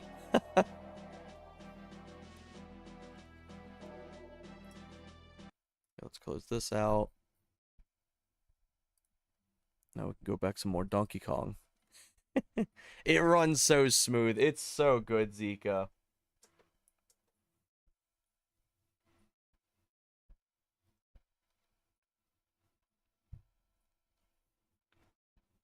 Oh man, I didn't feel so sleepy like when I started the stream. I was like, yeah, I feel really good. It's like, oh my god, doing all that stuff is hitting me now. Because I wasn't just working on the PC port for GoldenEye the entire time. I was working on some other projects too. But Merc's an absolute trooper. You know what? I'll go collect the other bananas.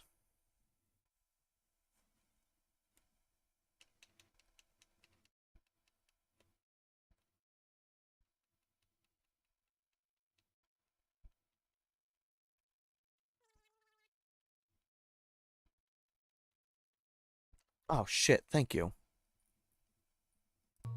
Thank you so much, Zika.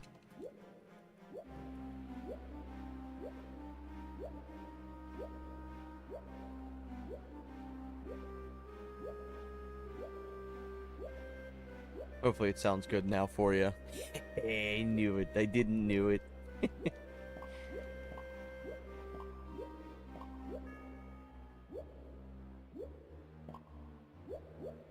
But yeah, I'll definitely be excited to show off some more in the future.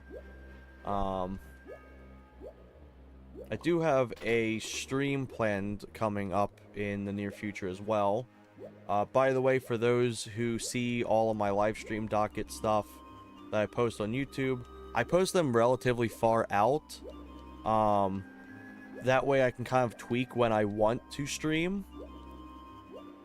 Because I hate the fact that you can't just set like, hey, here's a pre-planned stream. You have to set a date and time. So I just kind of set it out farther in the future. That way I can edit it when I'm ready to do that stream. That way both I have it set up and people can see what I have coming up on the docket. Let me lay back. Let me turn these off. There we go.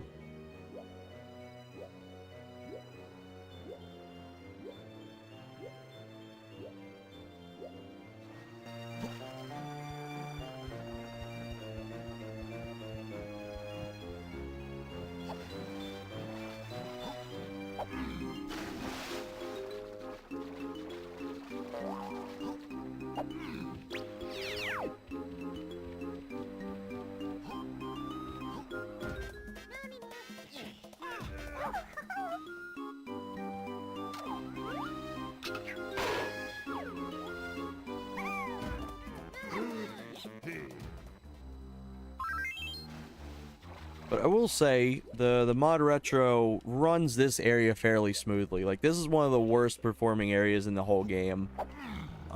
Especially on your inputs. Because you got the water moving up and down.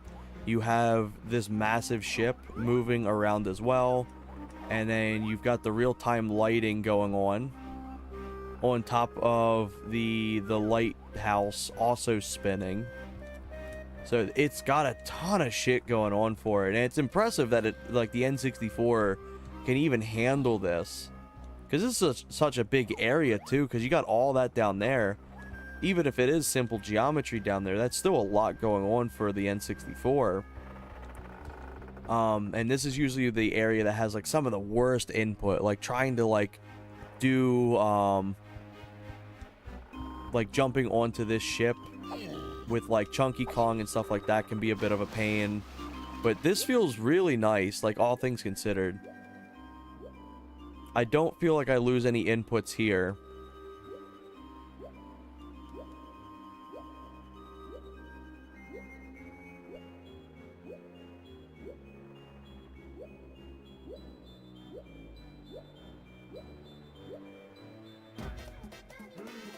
Let's open up these chests as Lanky. I think there's a few bananas for me to collect in here. Like just the normal colored bananas. Yeah, there's some right there.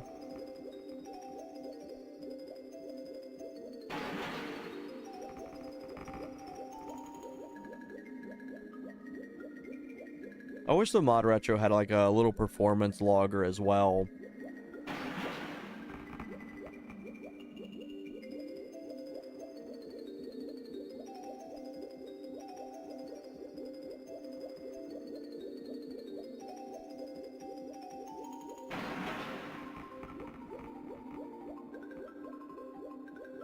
I wouldn't fully be surprised if it ends up being an update later down the line that they end up fixing the input delay stuff.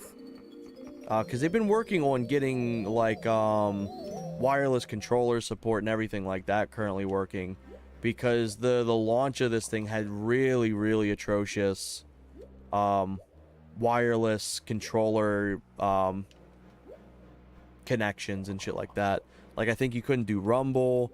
It would disconnect. It would try to connect as player one, even if you had a wired controller in player one. It was just a mess. It was a complete mess. So I think they're working on kind of trying to fix that out too.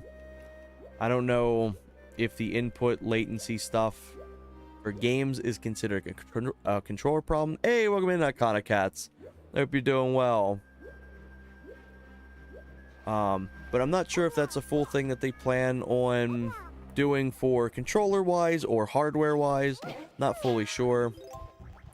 But like some games like run really good.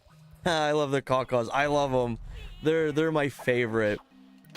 The caw-caws instantly became like one of my favorites from Deltarune. The second I saw them, I was like, it was instant love. I hope you've been doing well.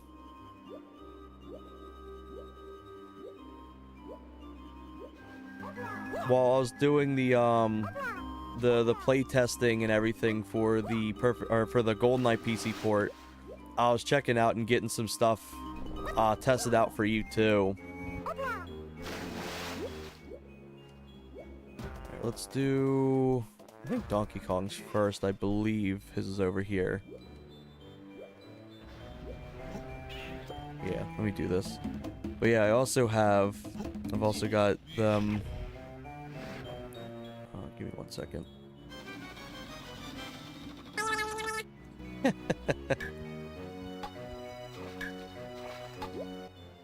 Yeah, I love them so much. They're wonderful. Oh my god, thank you for the 10-bit Sika.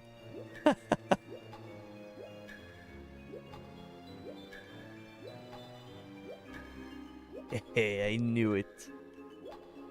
There we go.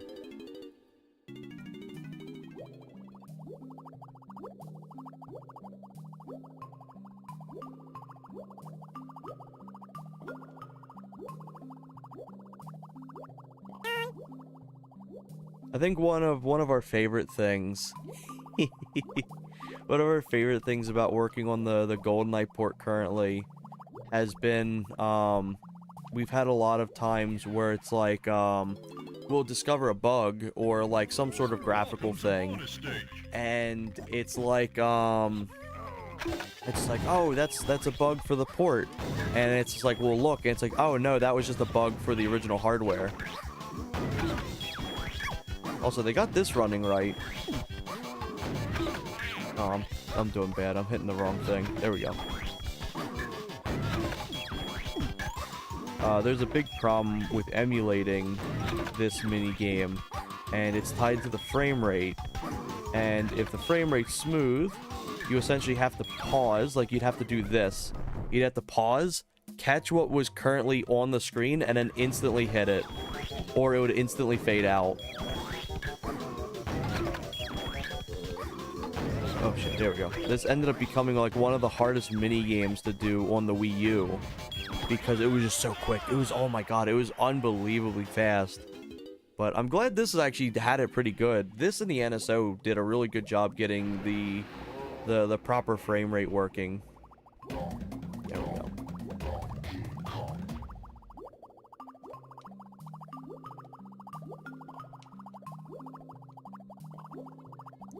People played Wii U? Yeah, me and Scott the Woz.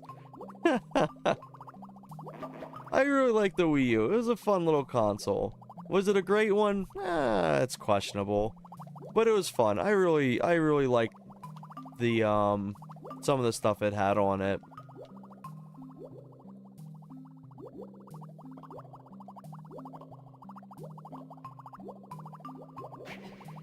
I think I've talked about it before, but like, I used to bring the Wii U to work with me. I used to have it inside my locker at work, and then on like my lunch and stuff, or like if I was waiting after work, I just plug it in, like have the cord go through the locker, plug it in, and I'd be playing it like at the break room. And I was like, man, I really wish there was a console that came out that was like kind of like the Wii U gamepad, like as powerful as like the Wii U, or like a powerful like handheld console, so I didn't have to lug the Wii U around. Then the Switch came out, and I proceeded to never use it on the go. I always just had it as a home console. I don't know why. I think it, like, I think part of it was like I didn't like the Joy-Cons, but it was always like really funny looking back. It's like, man, I didn't actually use the Switch at all for what I wanted it to be.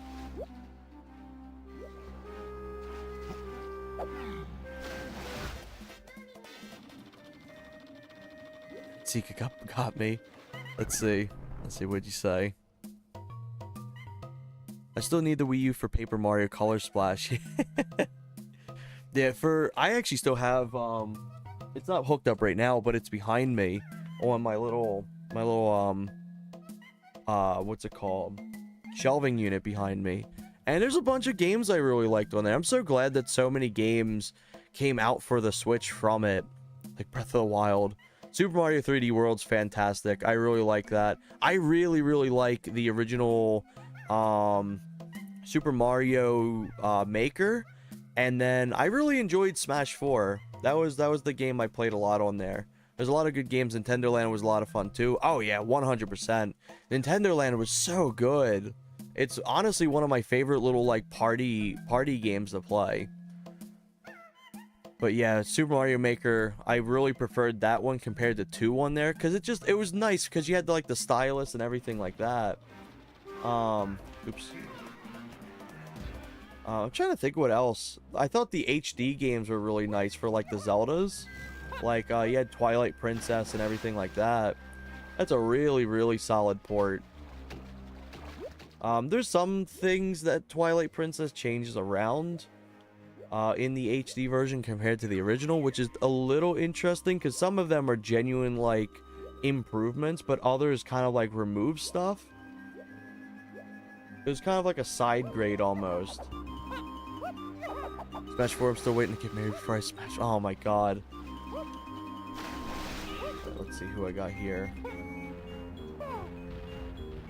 I got Tiny Kong here. I'm trying to think what else I used to play a lot on it. But I really love the little Wii U gamepad. It's so fun. I really, really, really like how it feels, because it's so comfortable. I think people always like trashed on it a lot, but it was such a comfortable controller. Like whenever I was playing like casual Smash Bros, I always preferred to have the Wii U gamepad. I just really enjoyed how it felt. Mario Kart 8 was fantastic as well. I remember just being blown away with Mario Kart 8. It's like, it's just such a pretty game. Like, it's unbelievably, like, just pretty. I've always said that, like, for me, if I think of, like, the quintessential video game, like, looking, like, aesthetic, it's Mario Kart 8. Because everything just looks so beautiful. The rendering's really nice. All the characters are really, really nice looking. The vehicles, the worlds look good. It's like, is it the most graphically impressive game? No, absolutely not. But it's like the best looking video game for me. Like, it just looks so beautiful. Yeah, the original Splatoon as well. My spouse played a ton of Splatoon 1 and 2. Just stopped at Mario Kart 8. I ended up playing through Mario Kart World, because at first I didn't like it. But once I kind of gave it a shot and, like, played around with it, I ended up really enjoying it. I'd still prefer, like, most of the other Mario Karts over it. But, like, it's alright.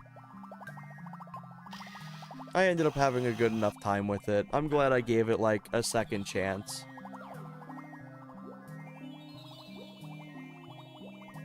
Also, I'll note in here, I'm noticing performance dips on the inputs. There'll be sometimes where you'll see me stop moving, and I'm still spamming the button. I wonder if I can recreate it.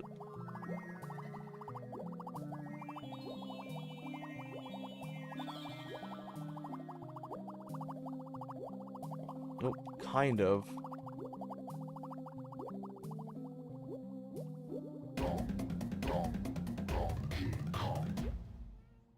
Let's see, I love Mario Kart 8, and then I think of anti-grav. I really, really like the anti-grav in Mario Kart 8, because with the remastered levels, they were so cool. Like, I really enjoyed the fact that it wasn't just kind of like a one-to-one, like, remake of levels. They would find new ways to introduce the anti-grav to it, and all kinds of fun little things. I think I should be able to take a photo of the fairy from here, I think.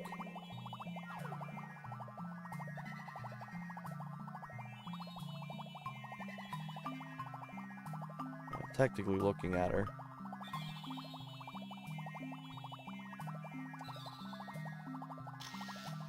Oh, so close. Also, one thing to note too, I noted it the last time I streamed this, but the camera moves so smooth now with when you take photos, because on real hardware it chugs. It's super slow, whereas now it's like, it's really, really fast. It's really impressive.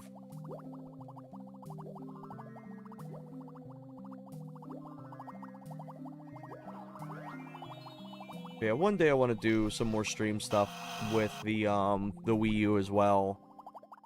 It's such a cool little console.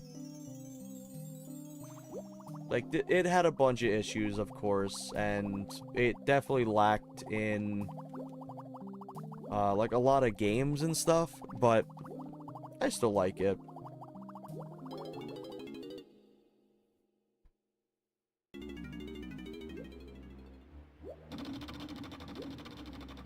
I will say I've really enjoyed the Switch 2. For what it's worth, it fixed a lot of my issues that I had with the Switch 1. Because I felt like the joysticks were too small. I didn't like the Joy-Cons. They're also too small. And there was just a bunch of like hardware issues with them where they just like underperformed. Like, underperforming was an understatement. But like the Switch 2 fixed up a lot of that. Like, it actually feels really, really nice. And while the Joy-Cons still aren't like the greatest thing, I like them. I think they're fun. I can easily play a lot of games with them just on their own. Like, I like that. The joysticks are still kind of too small in my opinion, but like the whole feel of the controller just feels really nice. Plus, the clicking the Switch 2 Joy-Cons into the Switch 2 itself is like a stim. It's so satisfying. Can I make it? Nope, I didn't.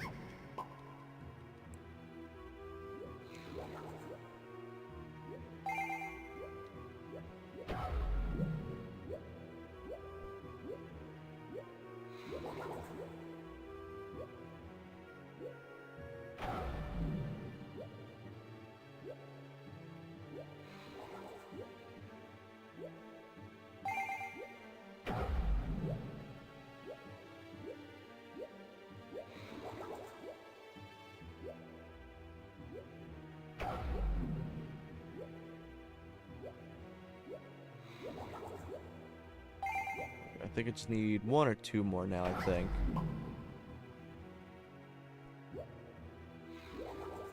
Yep, two more.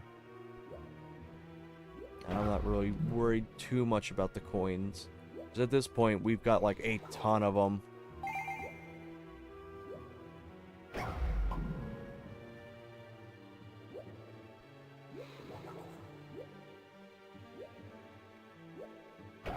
Aw, come on. I can only think of Bonanza and Mario Kart, yeah. Oh, let's see. Also, have you done the Beetle Race yet? I have not. Not on this. I don't plan on doing it on this run. But when I'm saving that for the 101% run, because, oh my god, that thing's going to be evil. I'm going to be spending so much time doing that. I only think of Bonanza and Mario Kart. Yeah, Bonanza was so good. I need to stream that. I honestly need to stream that at some point. That ended up being like one of my games of the year. It was so good. It just felt like fantastic. And for me as well, I wasn't like, I really enjoyed Mario Odyssey, but I wasn't like the biggest on it. But like the movement and everything from Bonanza just felt so good.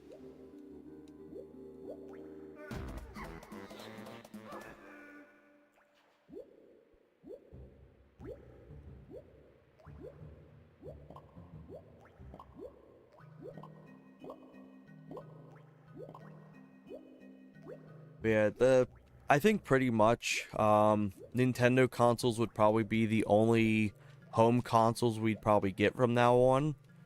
Mainly just because, like, one, everything's already available on other consoles or other platforms.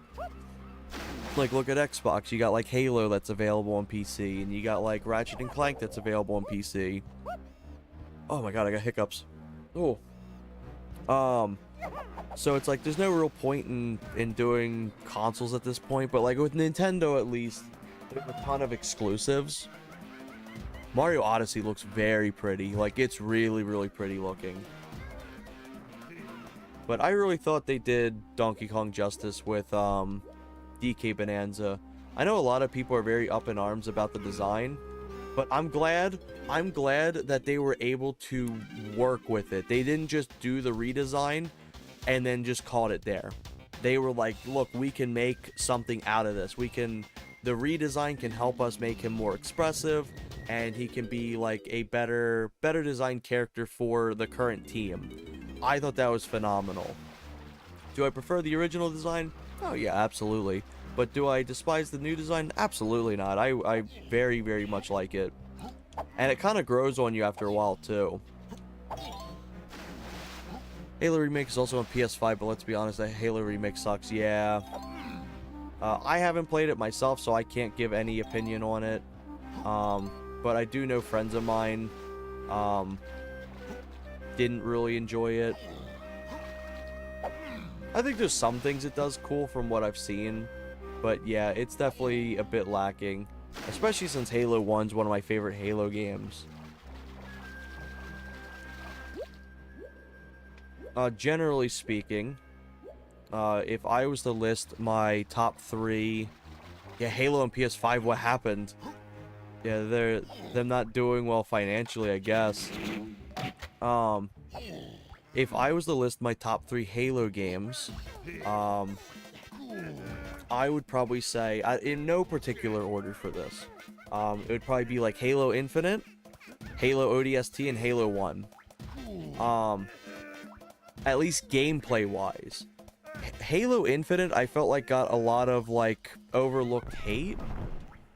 But, because, like, the gameplay was, like, probably the best I've ever felt for, like, the games. But the problem is, everything around Halo Infinite was just a nightmare. It took minutes to load everything. Like, the main menu screens took minutes. There was logging issues where, like, if for some reason your login key was different on your PC, it would just lock you out, and you had to, like, factory reset your PC to get it to even work. Like, there's just so many dumb things. Let's see. Try to get used to the new design, still prefer the old one. Yeah, that's fully understandable. Truly a remake, to be honest, experience. But, like, I really, really enjoyed Halo Infinite. The gameplay just felt wonderful. But then they launched with 4 maps. They had the delayed stuff. There was constant issues with the teams. The marketing was really bad. Everything around it was terrible. They had the chance to really succeed with it, but they just flopped. So for gameplay-wise, have I tried Halo 4? You know what? I'll say it. I think Halo 4 is pretty alright. Is it a good Halo game? I wouldn't say so. But is it a good FPS? I'd say it's decent. I'd say it's a decent first-person shooter. I hated Halo 5, though. I did not like Halo 5.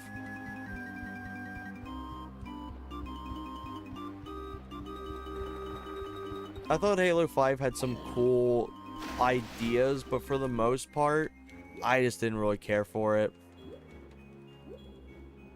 Yeah, I played Halo 4 and split screen and had fun. Halo 4 is like a really kind of... It's more of a Call of Duty game than anything, because it's got like the perks and the loadouts and everything like that. And if you kind of go into the mindset that you're playing like a Halo-ified Call of Duty, it becomes a lot more like tolerable. Yo, Sire's fire team. But like, is it better than like the other Halo games? No, absolutely not. But looking back on it, like there's some good things I did like about Halo 4. Yeah, Halo 5 was a little jarring on just how it was.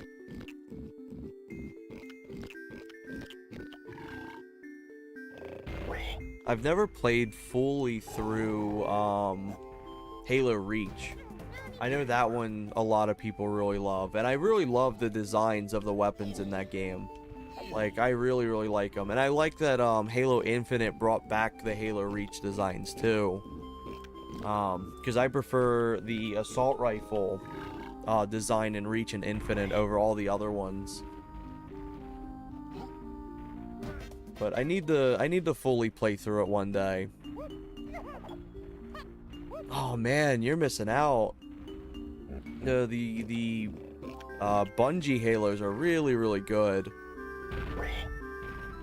Halo 1 has some hiccups. There's definitely areas in it that's a little funky. And then Halo 2 also has some stuff, but I really liked Halo 1. I really liked the art style and the gameplay and everything. I know I'm not old enough to have played the OG Halos. A good friend of mine, we used to have on, he used to do Halo LAN parties, and he had essentially like a, his family had an extra like single wide trailer. Yeah, that hip was munching. And we used to set up a bunch of LAN parties, and essentially everyone would come up, meet up, and just play Halo all night or like other games. And it was such a fun experience. I definitely miss like meeting up for game nights and everything. I got any bananas left? I don't think so. Wait, I should be able to check over here, right?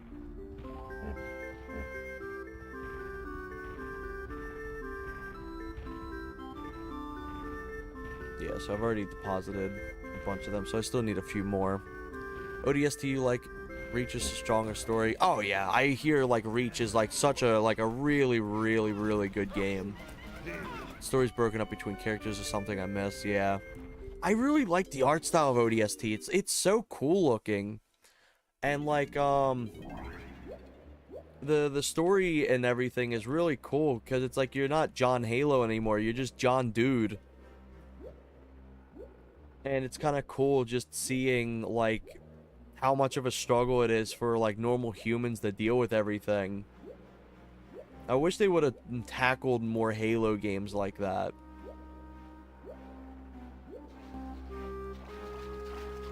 Let's lower this.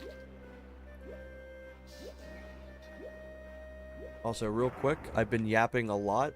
Let me grab a drink real quick. I lie, I still got some. Never mind.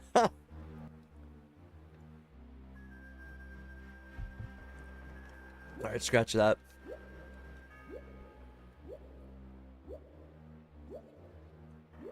But yeah, I really enjoyed ODST. I also felt like ODST kind of refined a lot of the balancing issues that 3 had. Because personally for me, I wasn't a fan of how a lot of weapons in 3 felt. Get chocolate milk, I wish. I'm out of it. Makes me sad.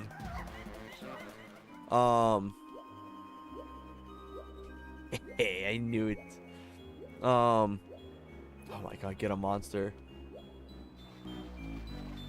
I really liked how the balance changes and like the fixes they did for ODST's weapons, because I really love how they feel. Like all of them feel really good for the most part.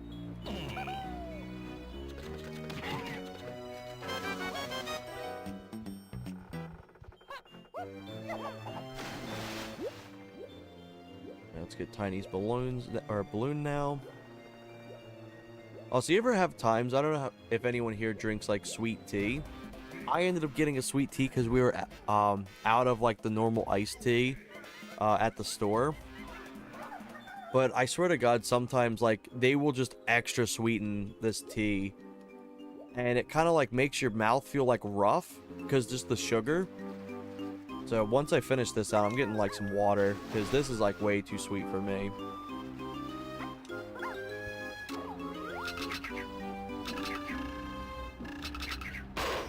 There we go.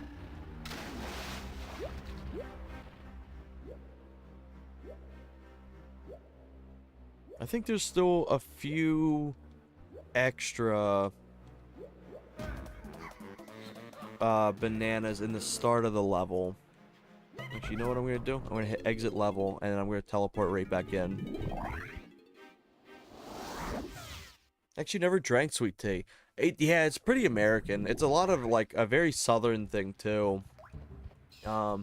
It's really good if there's a nice balance between, like, the sugar and, like, sweetener and just general tea.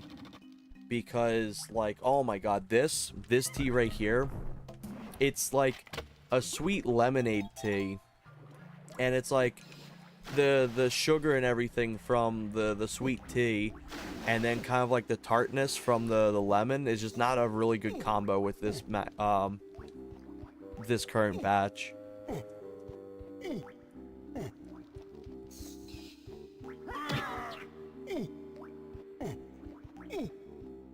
Alright, let's see. So there's only a few more I need for, the door. Let's see if there's any down here. I think there's a few that I haven't gotten. I could be wrong. There's definitely chests here I can get. There's 15 for Donkey Kong.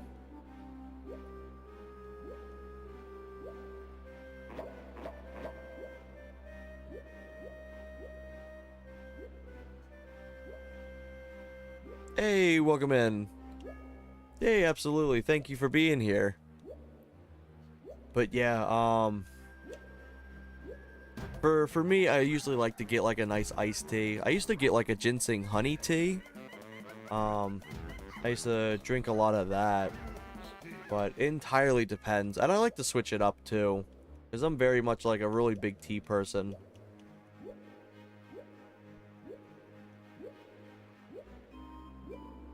And then I like to have like a nice little alternative sometimes. Like I'll get like a soda every now and then. Like let's say every, I don't know, every other week maybe I'll have like a weekend where I have some soda or something like that.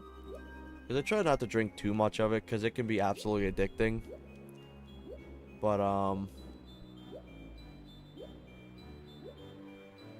just entirely depends for me.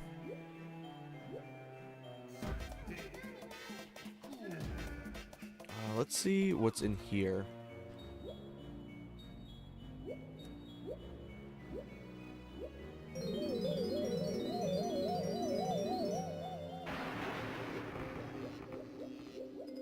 I'm definitely excited to get through this level. Maybe doing it the legitimate way, he won't smoke me as much.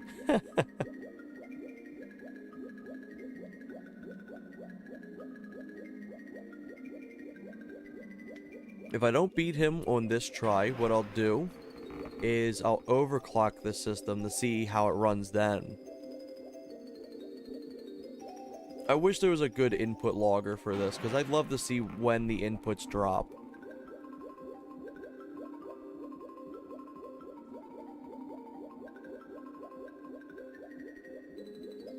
And then also, I was also just getting my ass kicked too. I didn't even need to have the input delay to lose some of them. Alright, let's see. Let's get Diddy Kong's, because I saw he's got some bananas over there.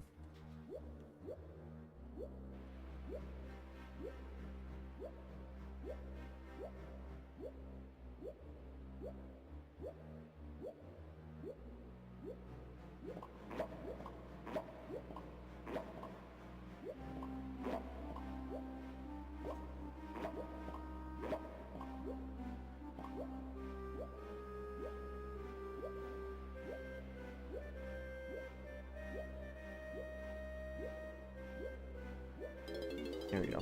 Hopefully this should be enough now. I think we're nearly at enough.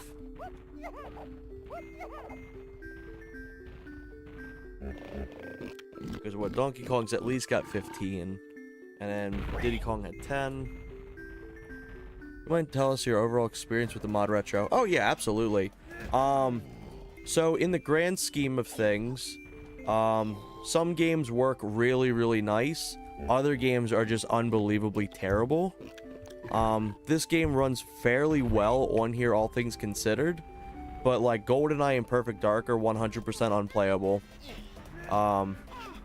Perfect Dark and GoldenEye quite literally run, significantly under real hardware performance.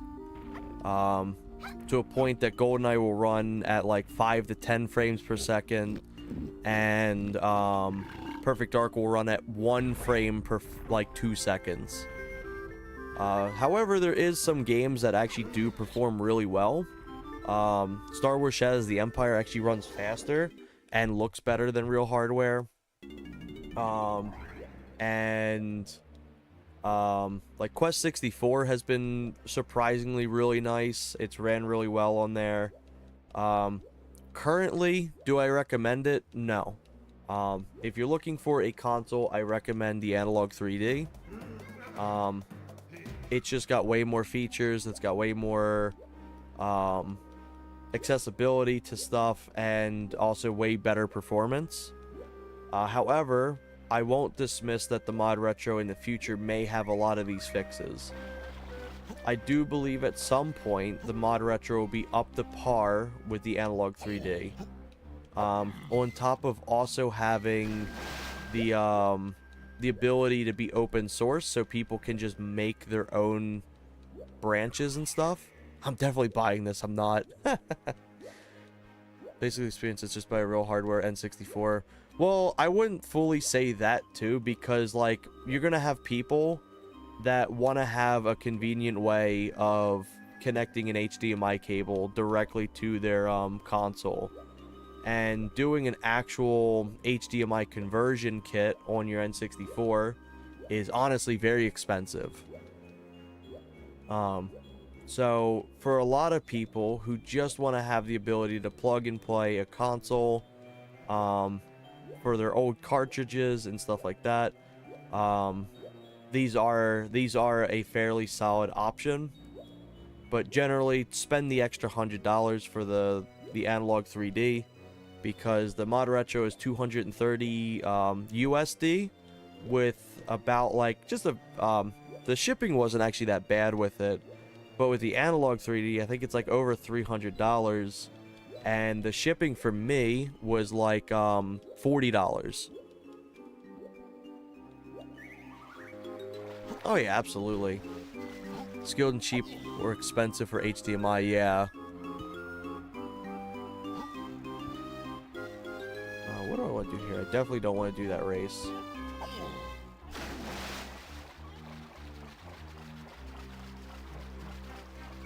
But, yeah, I would say hold off on it for now. If you're looking to buy a console, get the Analog 3D. The Analog 3D has custom overclocking settings for every game you play. It actually keeps a track of every single game you play. So let's say I boot up Donkey Kong 64, and I'm like, oh man, it doesn't run as smooth as I want it. I'll overclock it. Boom, it saves. It permanently saves that game. It also has save states, so you can actually back up your cartridge saves. It also has just like a bunch of different really nice features. But I bought the Modretro so I could have like a nice conversation piece of like I could showcase if it's worth getting or not. And then also it's a nice simple plug and play console for like my family. If we just want to do like a basic get together N64 game night, this I can just plug right in. Anyone can plug this in and get it to work. But that's both a positive and a detriment, because let's say I want to overclock, so I can pop up this menu. So you got all this right here. If I want to overclock, it's just a general wipe. So if I overclock this, it overclocks Star Wars, it overclocks Mario, Smash Bros, you name it, which is a little annoying. I'm not sure if they'll add changes to that in the future, but only time will tell. It's currently lacking a lot of features. There's no way to bind controller inputs. I believe the Analog 3D has that ability. It overheats really, really badly if you have overclocks on, which is why I prefer to have it off. Like, I bought a stand for it because it was actually, like, warping the paint on my table. And that's not even a joke. But it's got some nice little features. But,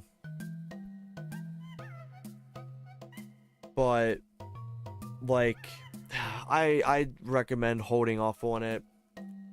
It's got these things, like, it's got, like, the profiles, but the problem is the profiles don't actually save. So if I was to come in here and I was to edit, like, these out, like, I'm like, oh, I want to have, like, these custom settings and everything. and then go into like the advanced tab, there's a ton of stuff here. It's really, really cool how many things they actually truly have for this. But the second you restart the console, it all defaults again. So there's no way to actually save any of this, which is so disappointing. But I don't regret my purchase, because it gives me a nice little talking point. Because then it's like, hey, if let's say I didn't recommend this to people, I can straight up tell people, hey, I don't recommend it, here's why. One day I'd like to maybe do like an analog 3D as well. But in the Modretro's defense, the analog 3D had an entire year essentially ahead of it. So it had a bunch of changes and add-ons and stuff, because people really overlook the issues the analog 3D had at launch. Like, the analog 3D was like despicable with some of the shit they did at launch, and I think people quickly overlooked that once the updates started coming out.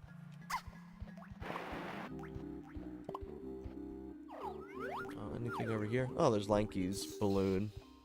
I'll come over and quickly get that. Let's see.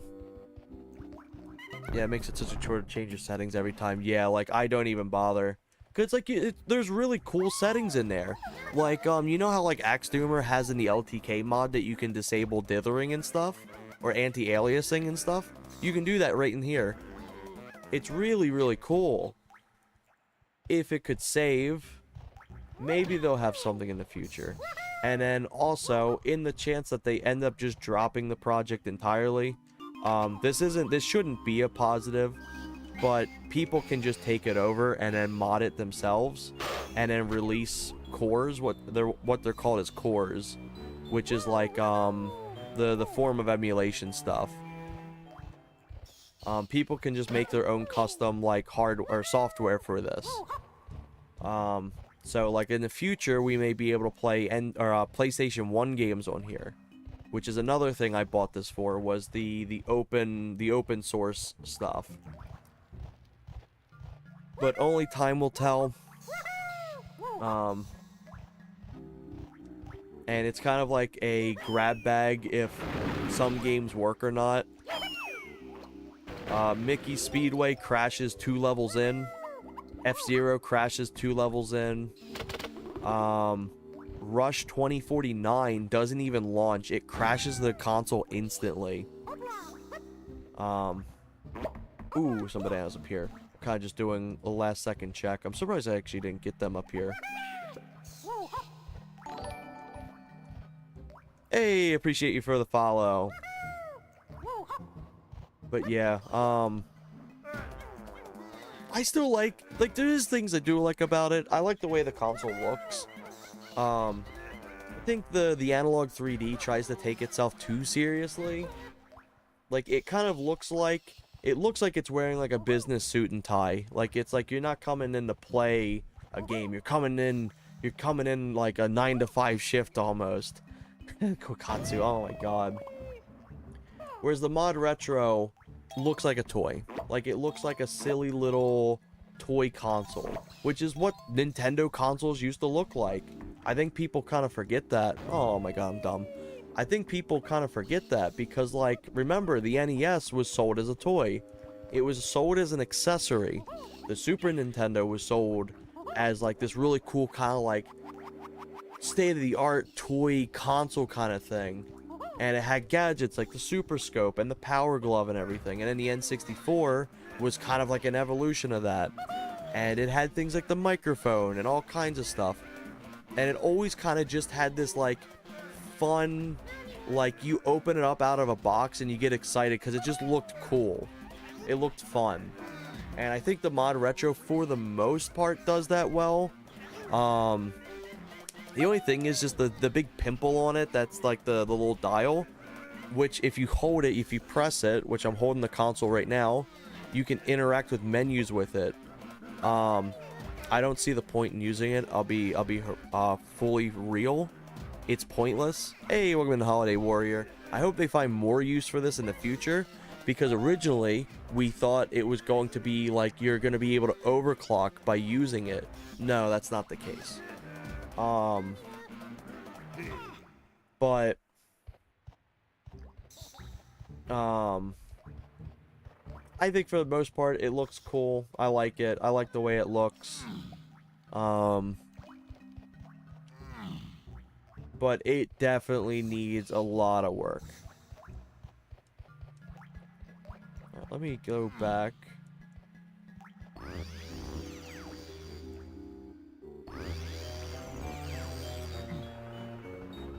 I believe I have enough bananas now. Also, when I go in here, I'm going to grab a quick water break. Get this, like, lemon out of my mouth, because I can feel it's, like, it made my, like, mouth rough. I can feel friction. Oh, my God. But, yeah. My final verdict, it's got cool things. The Analog 3D's got cooler things and way more things. This is a nice pick up and play. Yeah, the lemonade from the sweet lemonade tea. Because it's a mixture of sweet tea and lemonade tea. It's not a good combination, I'll tell you. Analog 3D's got a lot more features. If you're looking for something to give like your dad or somebody who's very like out of the loop with understanding consoles and they just want something to put in, turn on and play, the Modretro is where you're gonna have that. But generally the Analog 3D currently has it beat on every aspect. However, in a year that may change, who knows.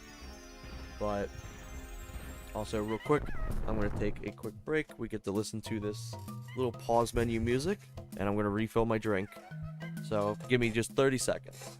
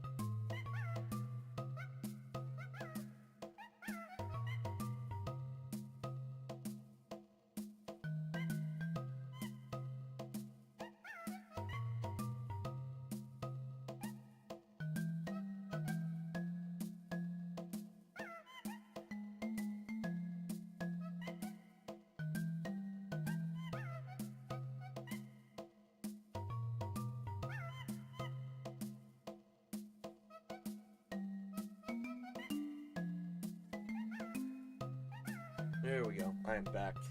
Is this another build up for another tax break? Oh,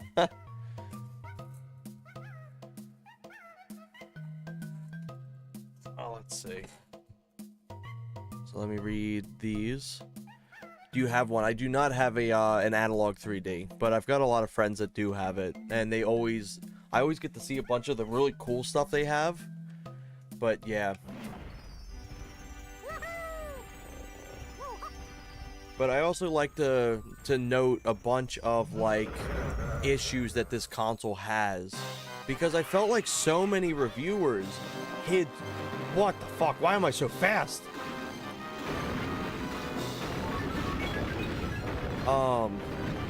So many reviewers just completely overlooked performance. There was a few that didn't. Or that did. That like actually like noted performance issue stuff, but like there was so many reviewers that are like, yeah, this thing's amazing.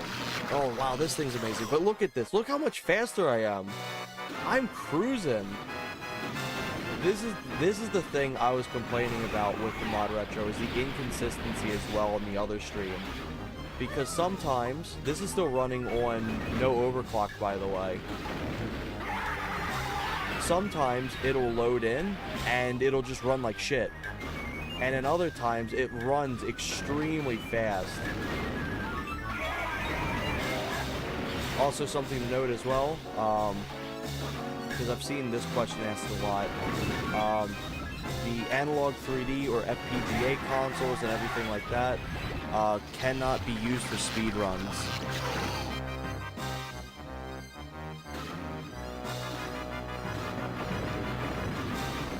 Yeah, it's wild how much faster this is just running.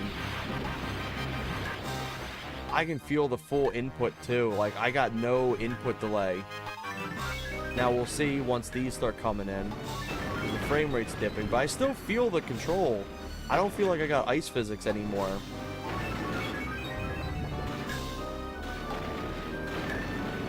Also, look, his fireballs are kind of struggling to keep up with me too. Yeah, rightfully.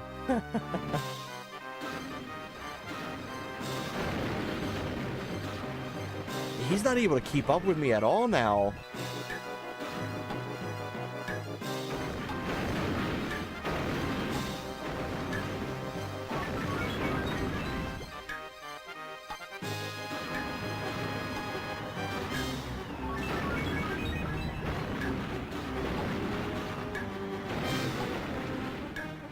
Oh my god, this feels so much better.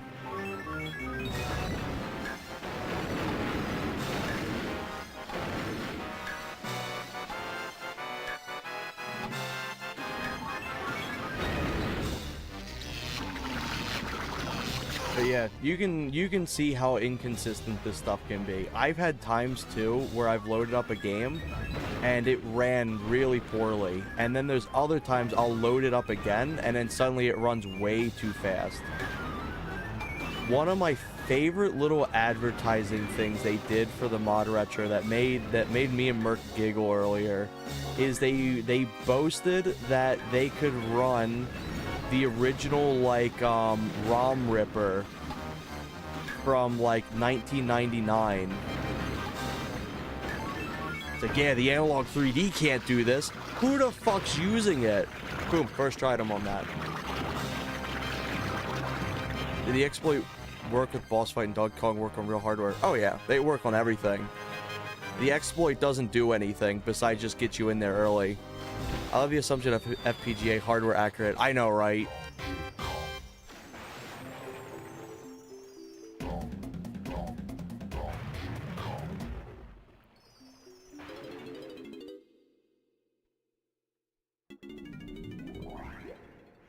Yeah, that ran beautifully. If it ran like that earlier, I would have first tried that. I knew something was off. I knew I wasn't bullshitting. There was something off. It was eating my input so badly. That bozo couldn't even keep up with me.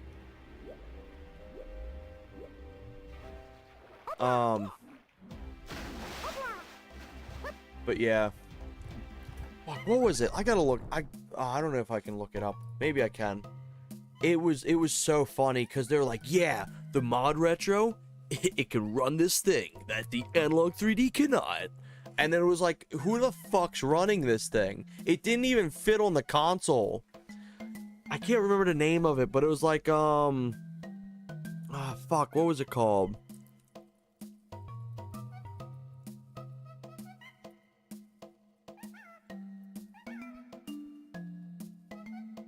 Oh, God, what was it called? It was something really stupid.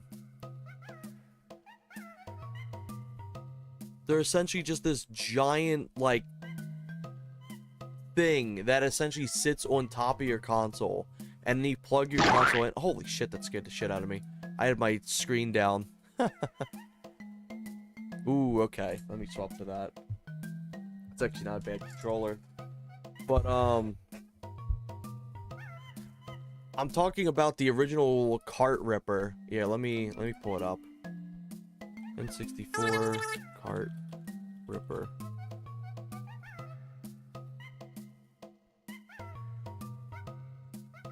Oh man, where is it? I just had this up.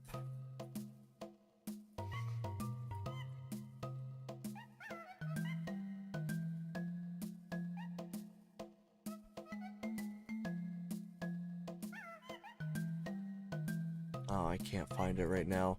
But yeah. No, not the disk drive. It was just this giant, like, thing that you would put on top of your console. It was almost kind of like, how Sega had, like, their thing as well. But it was exclusively meant to, like, rip ROMs.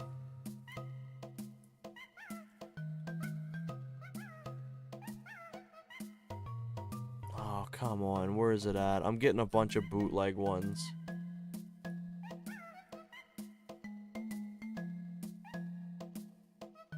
Let's see. Let's see if I can quickly pull it up.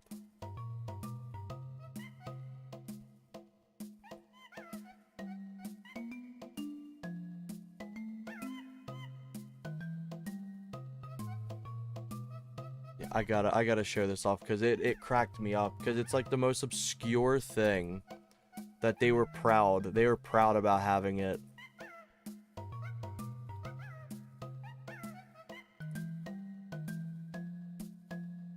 Alright, yeah. Okay, so...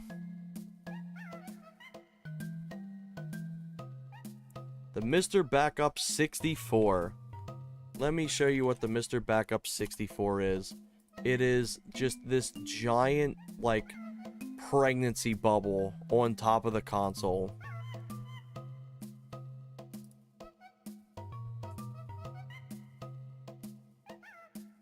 Oh, what was the 32X? Yeah, I believe so. Yeah, look, let me pull it up. See, all files. Where's it at? Is it old? Please tell me it's an old file. That means I gotta scroll for a while. But yeah, it's so goofy because they're so proud of it. They had to note it. They had to note, like, their one-up they have against the analog 3D.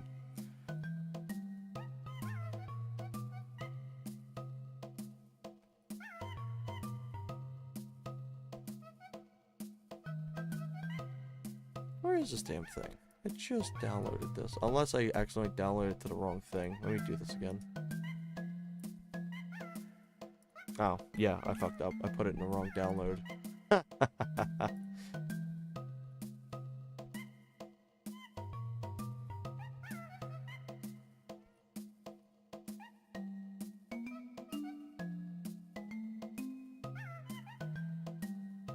Oh my god, it's a tiny image. Yeah, look at this thing.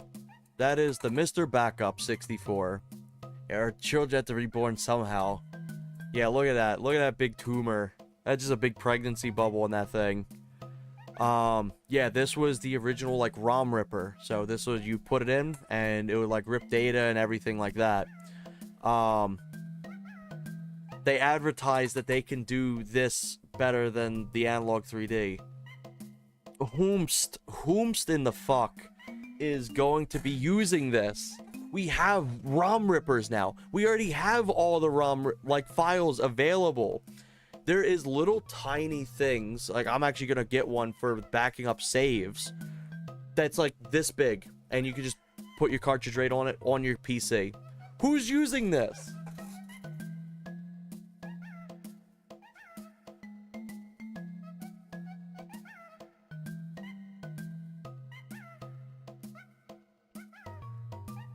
Let me pull out. That is the Mr. Backup 64.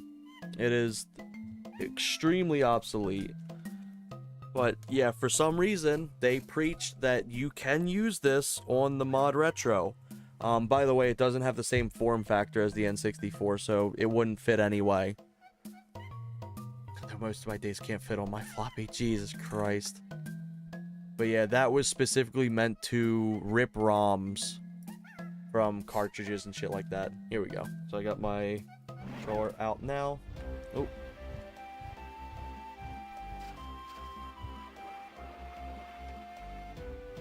There we go. Yeah, this could be turned into a toaster. But yeah, they were unbelievably proud to announce that inside their whole GitHub and everything.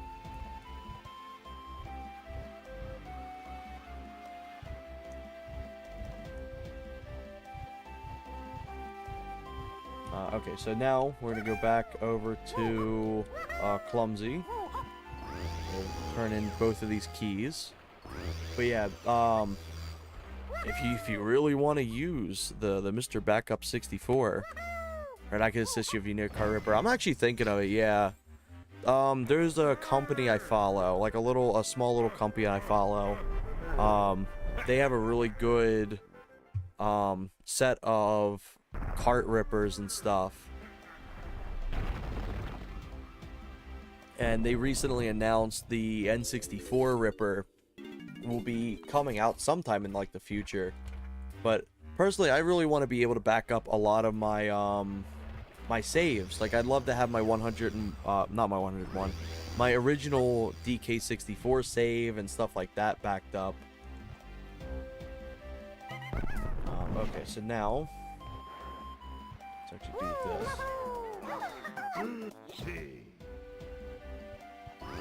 Now we're going to my favorite level in the game, Fungi Forest. This is such a beautiful level. I love it so much. But, yeah, like, there's so, like, going back to, like, the, like, reviewers and stuff, there were so many reviewers that just wouldn't mention anything. All they would mention is, like, yeah, the controller, it feels really good to hold. And it's like when you realize that they didn't really talk too much about the rest of the controller, and all the problems that controller has been having. Like, I'll be honest, the Modretro N64 controller that's 90 US is a scam. It's 100% a scam. There's so many of them that's been broken. Oh fuck, I actually need 2 more. There's so many that's been like a scam because like the D-pads weren't working, there was ghosting in the inputs, buttons weren't registering, joysticks are already like grinding and like having so many issues with them. Now, allegedly, they are actually replacing people's controllers that are having issues, but I can't imagine every single person's controllers are going to get fixed. Maybe in the future it'll be better, but I don't know. I'm glad I didn't pick up the controller for it. The money that I could have spent buying that one controller, I ended up buying, like, 6 fun, shitty third-party controllers. Oh, chunky.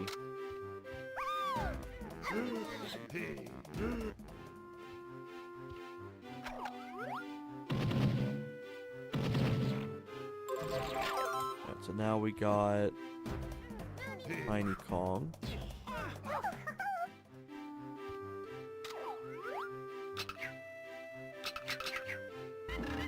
I'm not gonna lie, this controller is actually kind of comfortable. Is it like great? No, not really. I actually got this controller brand new right out the container too. Like, it had never been opened or anything. For what it's worth, it feels pretty alright. Like, if you had no other controller, this little Yobo controller feels like pretty alright.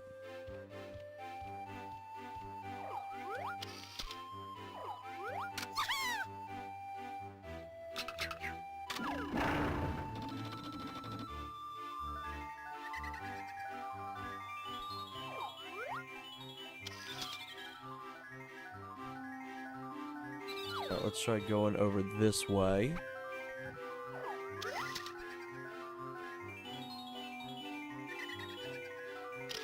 Oh, shit. But when things do run well on this, it really does run well. Okay, maybe it was a mistake going over this way. She seems to favor sitting over there. Ooh, there we go. Nice. But yeah, if you have any info, Horse, on like cart rippers and stuff, feel free to reach out to me about that, because I'll gladly look into it. I can get some actual bananas and stuff. I always love this little area. Also, I don't have Chunky Kong's thing yet, but I'll have it in the future.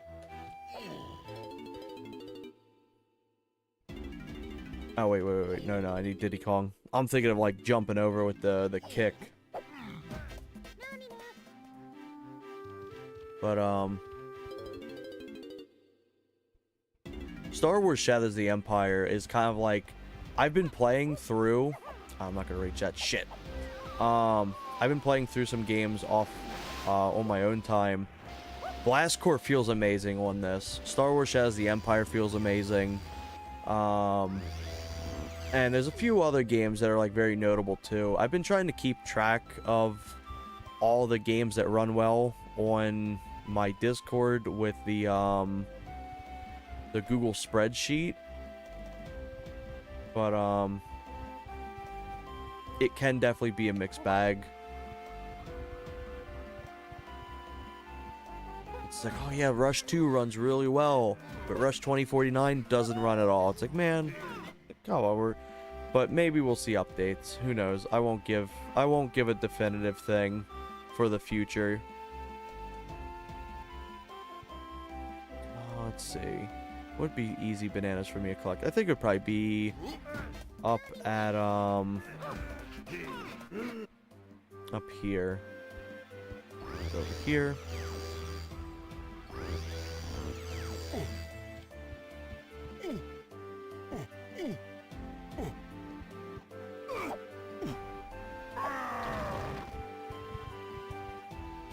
I used to love picking up these boulders and just throwing them off into the ocean.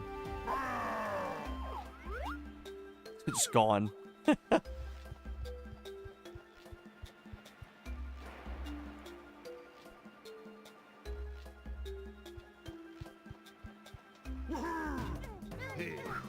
Okay, so one's Lanky Kong. I believe one of them activates the Diddy Kong barrel here. I know one's a banana and then the another activates something.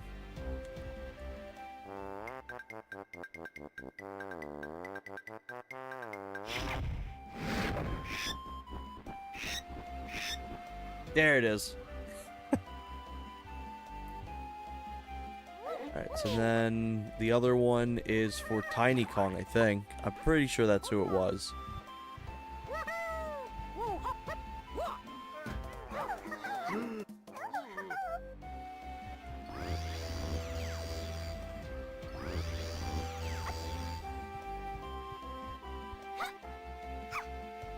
Also, I like that I started the stream and I was like, yeah, I'm gonna be playing. Oh, fuck.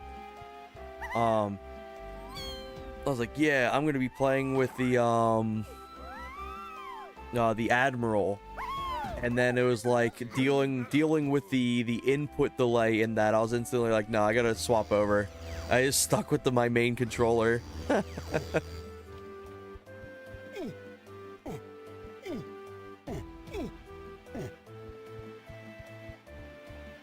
Also, I need to add more controllers to the controller roulette as well.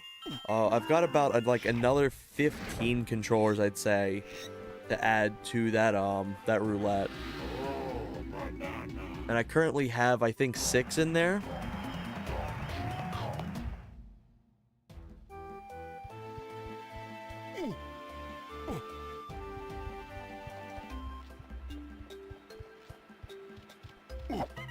So we're sitting at 49 now.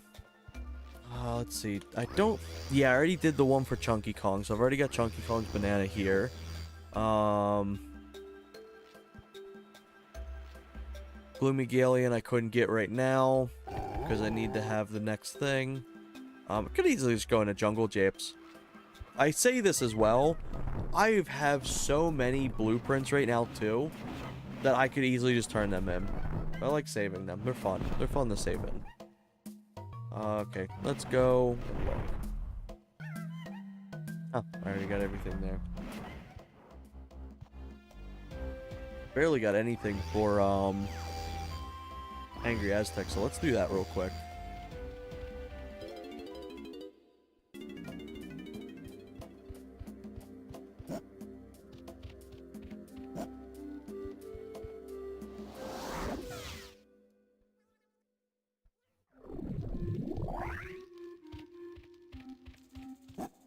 Something I've been doing as well. So I bought a Game Boy Advanced when I was on my little mini vacation. Because I've never owned a Game Boy Advance line. thought that would be cool. And now I've kind of like opened it up because it's giving me some issues. Like the power button, like the power knob feels like it's like not properly attached. Like I feel like if you touch the power dial whatsoever, it'll kind of like shit itself and start to like tweak out.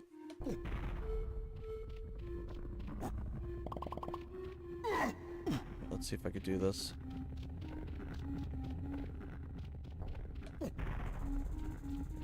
So I currently took it apart. Man, this thing has definitely seen better days. Like the literal glue for the screen just came right off. I was like, oh. But I'm thinking of getting like an actual IPS screen for it. Because like for the Game Boy line, I was like, yeah, I like having, oh shit. I like having the limitations of the Game Boy. I think that's fun. I like having the limitations. But I'm like, with the Game Boy Advanced, the Nintendo DS had a backlight and you could play Game Boy Advance games on there. I'm like, I think I can upgrade. But now I just gotta find like a good IPS screen. Because you get so many people that are like, it's like, oh, it would be like, let's say it's a post from like 4 years ago. It's like, oh, what do you recommend? Oh, Funny Playing. They're like the best one on the market. They're really, really good. And then you ask that same person a year later, and they're like, oh yeah, fuck Funny Playing. Their quality has gone bad, like downhill so badly, and this and that and this and that. And then you ask them again a year later, and like, oh yeah, Funny Playing's pretty good. And just rinse and repeat. It's like, oh my god, it is like going on like a murder mystery, figuring out if these brands are good or not. So I've been trying to like research good IPS screens that also don't require like a ton of soldering and things like that.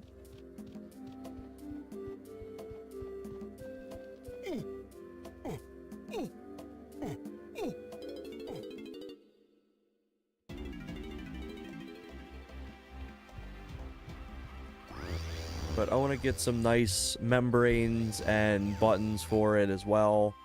I really like the shell, but if I get an IPS screen, I'm gonna need to replace it, unfortunately. So I wanna try to find something that's kind of close to what it currently is.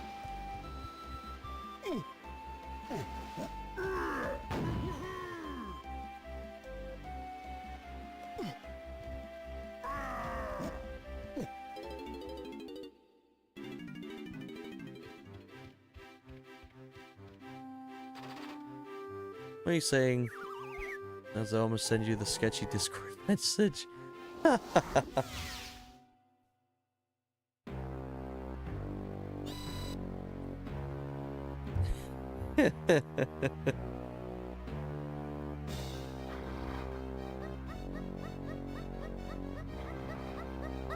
the Game Boy Advance is like really comfortable. Right now I kind of just have it in not screwed together or anything, because I have it all pieced together. That way, once I decide on what parts to order and everything like that, everything's just consolidated. I don't have to worry about like losing any parts.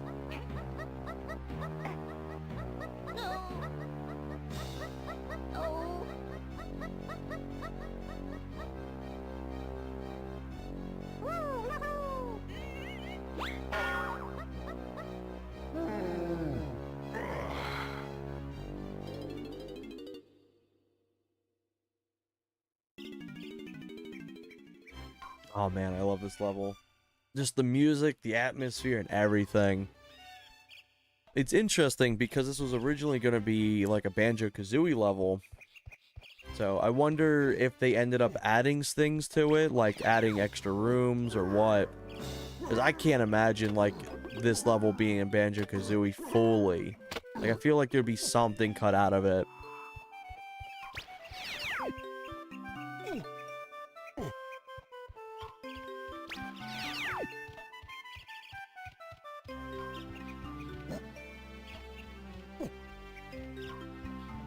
This is the level that a lot of people will always reference, though, when they say about the complaints about needing to swap Kongs constantly. Because, like, a good example is, let's say I come over here. There'll be, like, bananas for Donkey Kong, and then, like, midway through, it'll change up to another Kong. Or, like, there'll be a switch, you need to shoot them. You collect a few bananas with that Kong, and then you realize there's another switch of another Kong. That you then have to run all the way back to then shoot, and then go swap back to another Kong to collect bananas.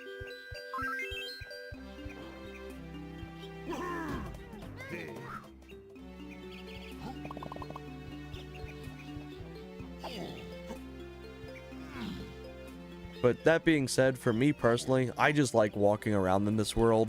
That's why I honestly spend so much time yapping and just walking in circles. I just love, like, the atmosphere and the way this game plays. Also, this should gain me my ground pound ability.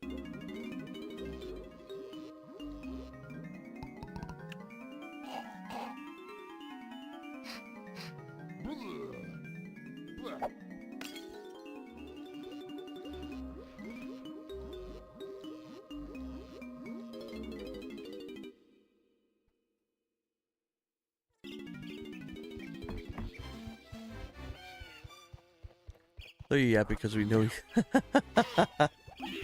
that too.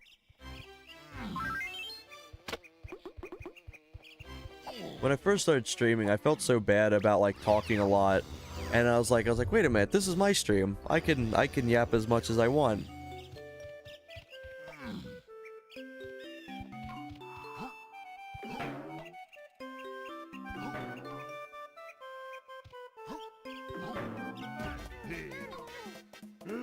My spouse is always baffled because, like, they don't have, like, too much social energy. Like, they definitely need, like, time to recharge and stuff. And they'll just be baffled. They're like, how can you, like, go, like, wake up, join, like, a call with a bunch of people, yap for hours, and then go to work, come back home, start up a stream, yap for like 6 hours straight, and then still yap as soon as you go off stream? Like, I like talking. I didn't pay attention to what thing that was. I think it's Chunky Kong.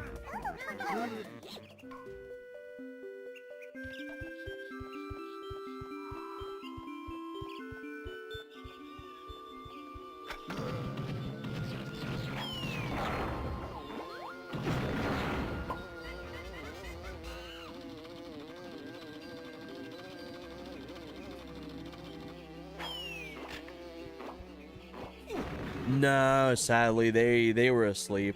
They had work at 7 a.m. But I did extend the offer to them.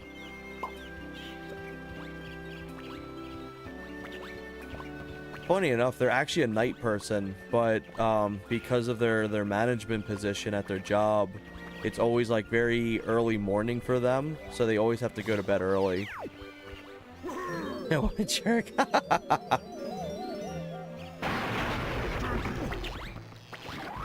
Here's my favorite sound. Damn, I flattened all of them in one shot. Holy shit.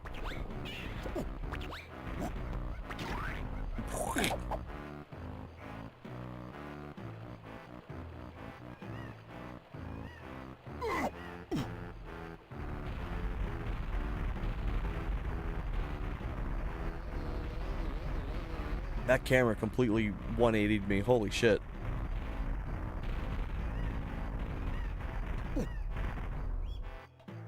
Also, check this out.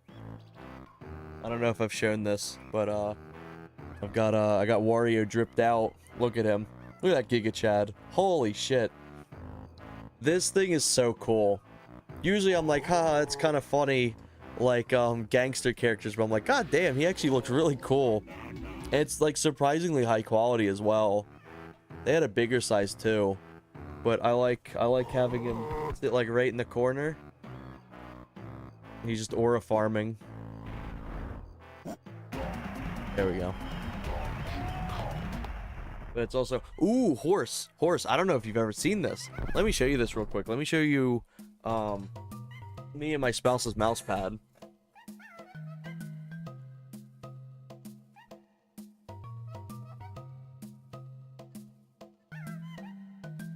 Observe.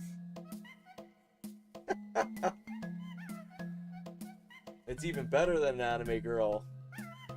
Look at that thing. Fucking can slap it all you want. Jesus Christ. Dang it. Man, definitely not the best night. I wish they did join. I was happy here. I was so glad I was able to join.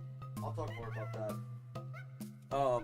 Because it was so funny. It was so funny. I was kind of like, man, I've been doing a lot of the testing and the marketing and all kinds of stuff. I was like, I kind of want to take like a night to myself. And I was kind of just watching some TV. I was watching, how this thing dripped on me. I was watching some Reacher. And, I mentioned it when I joined call, but I was like, there was some, you know, the funny closeless activity in there. I was like, the show Horse would like this. And then like I look and I just see the Discord call join or start, and I'm like, oh my god, I summoned them. But it was kind of nice getting the. I did watch the movie. I was like Subway Surfersing it. I literally had one form of audio on the one side and then Reacher on the other. But once Reacher ended, I started watching through the movie itself. Because I was about like 20 minutes into Reacher when I joined in. But that was a fun time. But I felt bad I wasn't too chatty.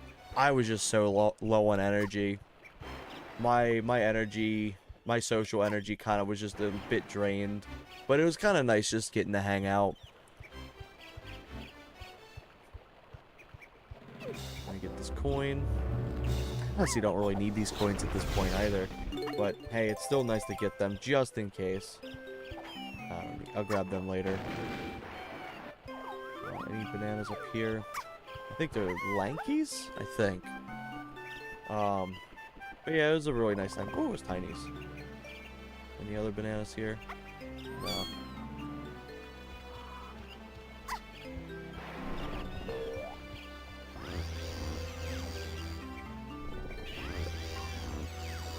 But it was just really nice to kind of just kick back. I'm sad I missed the Tony Hawk stream though, because I was so excited for it. I had to watch the VOD. Because dude, I was so dead tired. Like, I had already been tired. I woke up and I was like, you know what, I'm just gonna rest some more. Hey, we're yappy and drunk. Just means we have to do it again. When we're yappy and not drunk. It was still a fun time. Like, it was really nice. So let's do Chunky Kong's stuff now.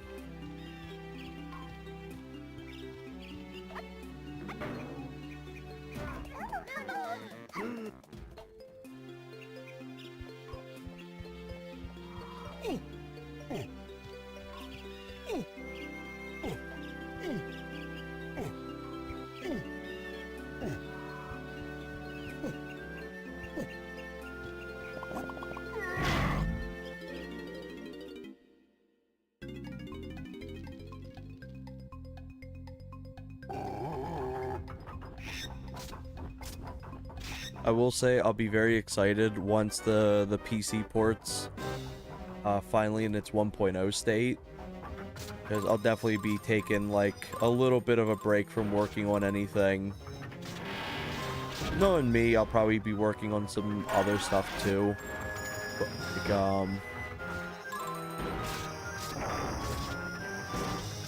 why am I going through the coins?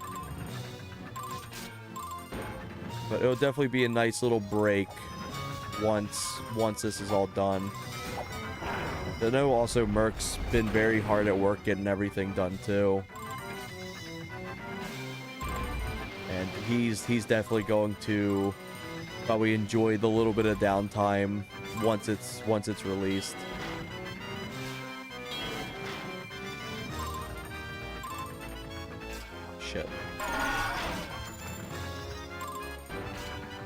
controller's actually not bad at all.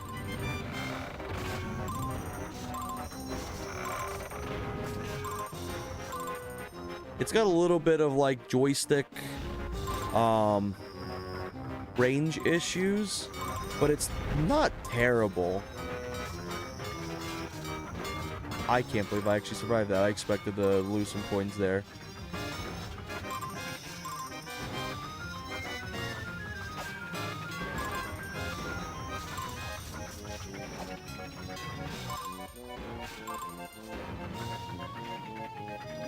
I can't remember if I need 50 or not.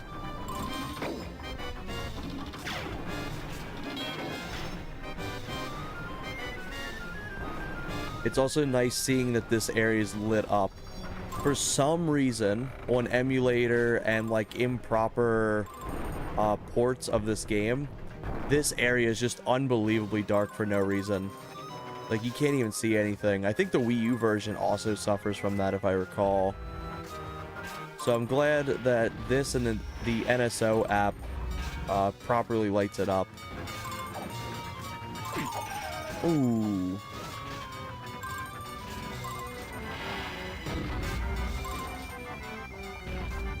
I think this is definitely my favorite minecart section as well. Oh, come on.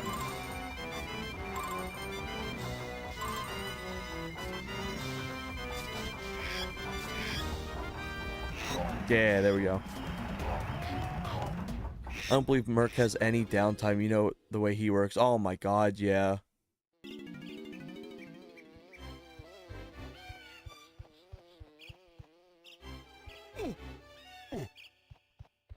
I definitely hope Merc takes a little bit of downtime for himself.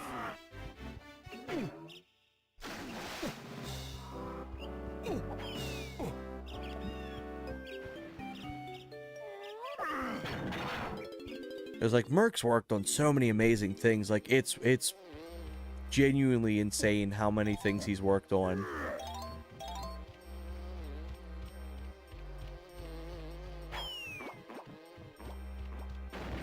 Like the amount of stuff he's done with the PC port and everything like that is just wild.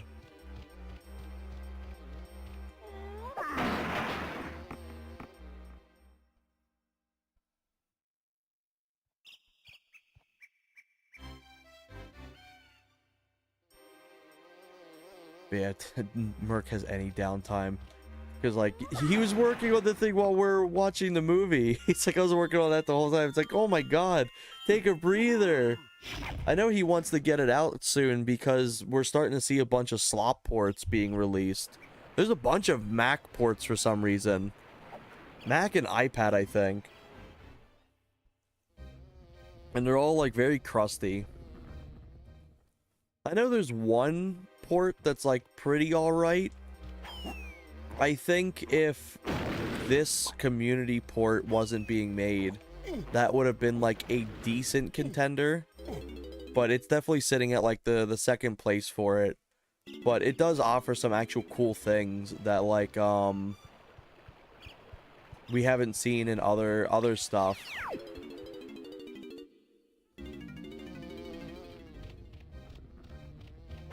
Let's see. Do I have the ability to start DK's thing yet? I think I do. I believe I have the ability to start DK's thing. Let me do that real quick.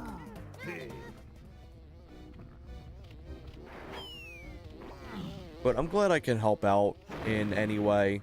Like, I really enjoy the aspects I help out with, because, like, I've worked on mods.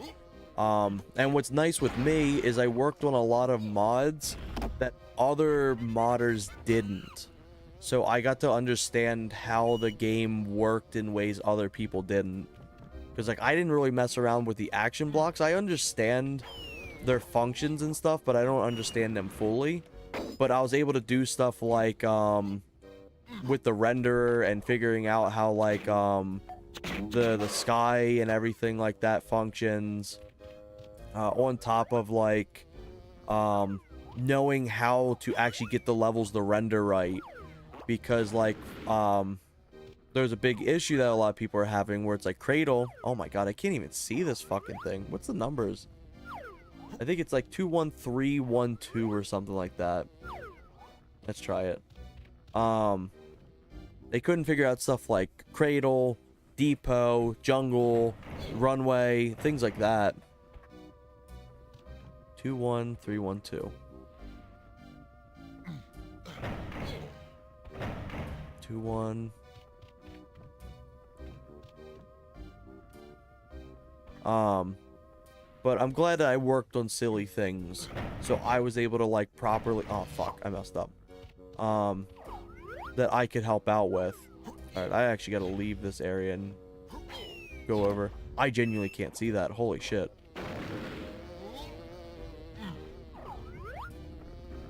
21132? 21132, yeah. Folks need to go to Disney World or make up some reason to have fun for a week. Yeah, I think what I'm gonna do, once this, because originally I was planning on doing last night was gonna have some downtime. I think what I'm gonna do is I'm gonna take like a nice little time to myself.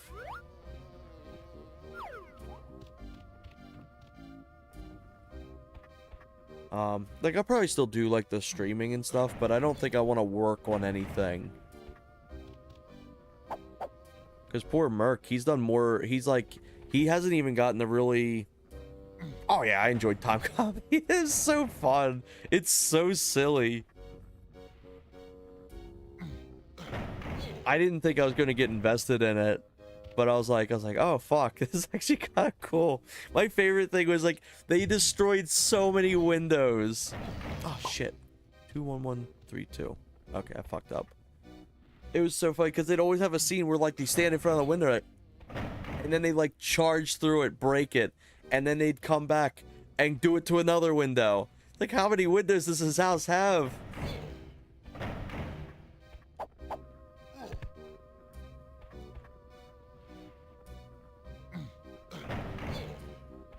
Yeah, and then they all blew up. 21132. I believe that was the number. Trying to do precise movements with this joystick's a bit rough. There's no middle ring. It's all inner and outer. But I definitely will do like the streaming stuff when I take my little week. But I don't want to work on anything. Because, oh my god, we've gotten so many messages. Because I've been trying to push out. I'm trying to push out as much stuff as I can for, like, the promotional stuff. So people know that, hey, there is a proper port coming out. It's coming soon. We've got this working. We got that working. And I've been trying to respond to as many people as I can. But I'm not the most social. Like, I can yap one here, but when it comes to, like, what's it called? Like, putting myself out there, I don't do it as much. I kind of am more reserved in that way. So, it's definitely a... Oh, fuck. It's definitely a experience being kind of, like, doing a bunch of, like, the public-facing stuff.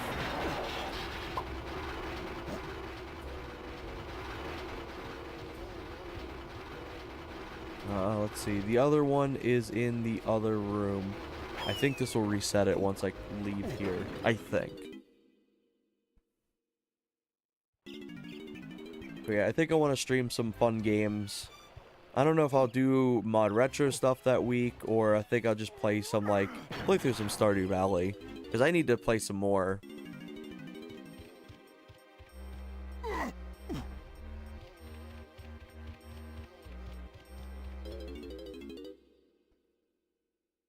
And then once the PC port for GoldenEye and everything like that is fully 1-to-1 to release the 1.0,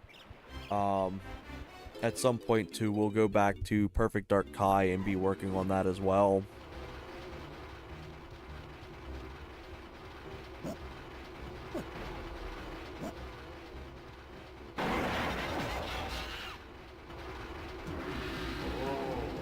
Oh. Cool. It reset.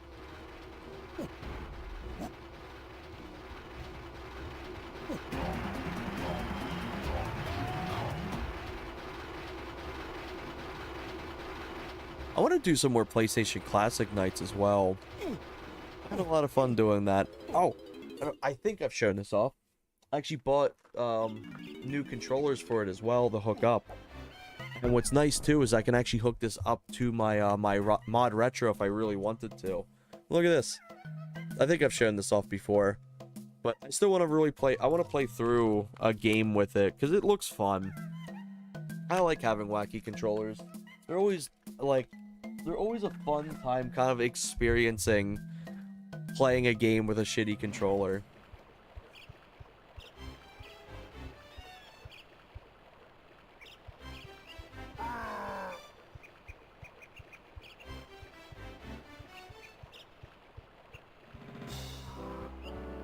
But once this whole PC port and everything like that is consolidated and ready for public, I'll definitely resume my normal streaming stuff as well. So, I'm definitely excited for that. I really like streaming. I think it's really fun.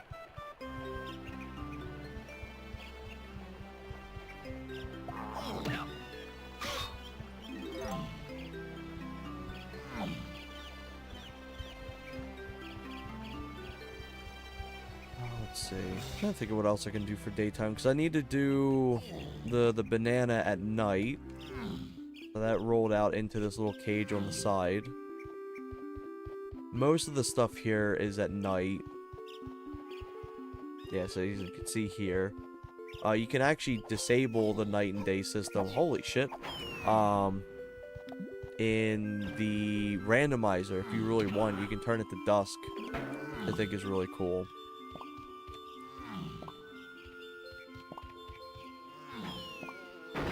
Ooh, good shot from him.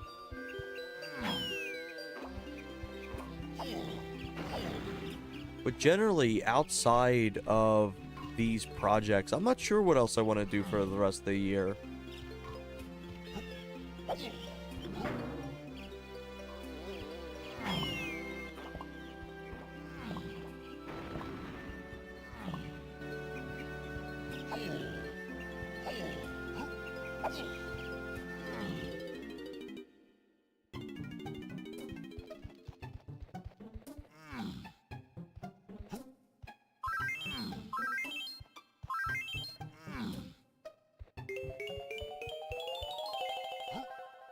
Let's do this real quick.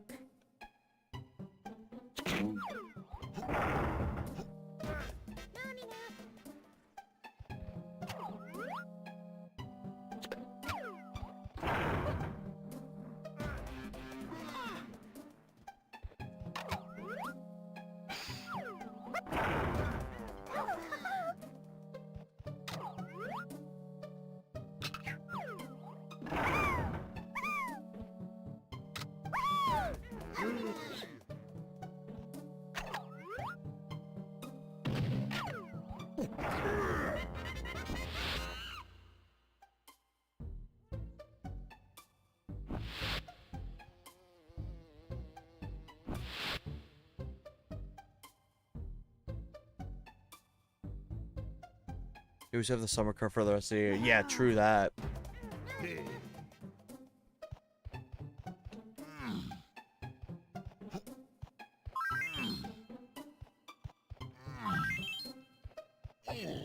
Because I want to do some more video stuff too. But man, I swear to God, like time just like flies so much. Like the older you get, it just like goes so quick. Because I'll blink and it's just like, oh my God, like I could have done like a video or done a stream or something. And it's like, oh my God, I just did like something else.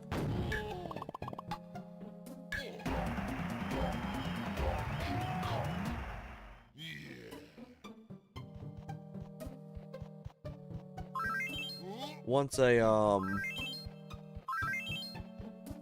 once we have the whole port and everything like that finished, I kind of want to go back to like a nice little routine schedule and have it where like I take 2 days off to just do nothing.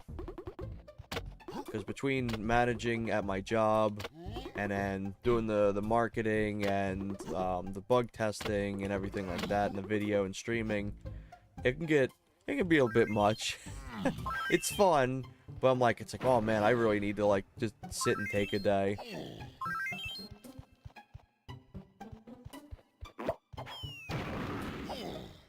Damn, I think that man just hit himself with a grenade.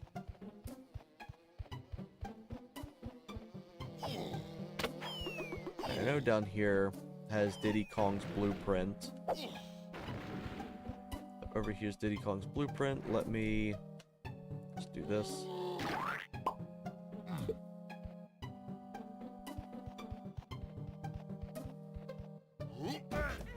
I do think I want to use the oh my god, the Modretro for my general N64 streaming from now on. Just because it's so convenient. It's nice, and then I can also give more feedback on the console too. Plus I can always give updates whenever there's, you know, updates and things like that. I'm not going to bother with Tiny's banana right now, because I think it leads to a minigame. I can't remember. I don't think it's Beaver Bother, but it's something annoying, I believe.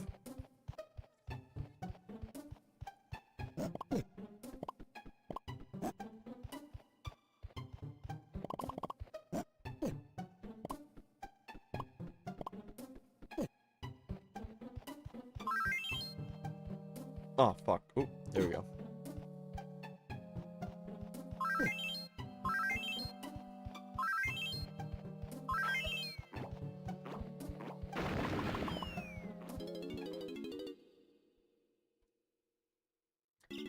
Something really funny for me is when I was younger, I was terrified of like mushrooms. I just didn't like the way they looked. They kind of freaked me out. Like everything about them was just kind of freaky to me. But for some reason, the mushrooms in this game never bothered me at all. I always thought they just looked really cool in here. Oops. Up over to him. Get those coins in a bit. I'll collect these.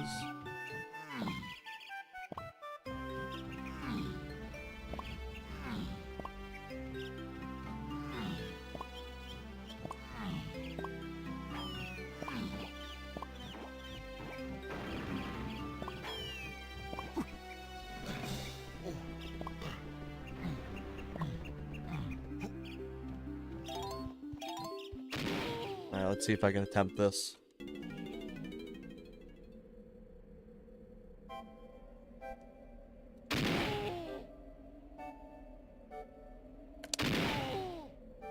What? I clipped through it? No way. Oh my god.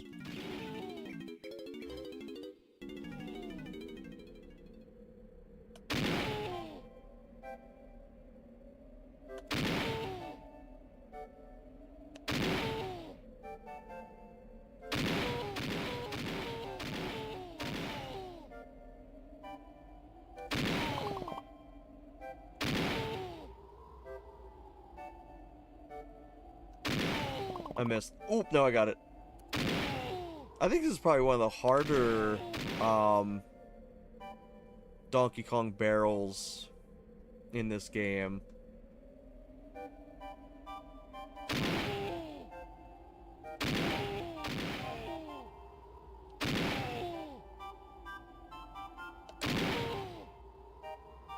I was about to say, no way.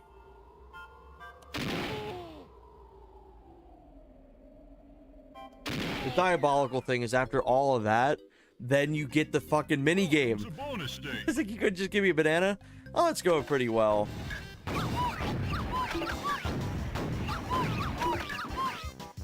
There we go. At least isn't a hard mini game at all. These guys with invulnerability can just be a little annoying though.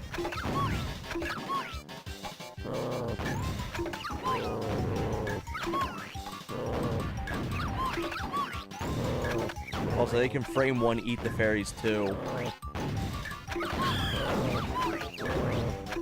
Like the second they do their little get up, the second their mouth slightly opens, they can instantly just eat them. Wait, you do all that just to get a barrel? Oh.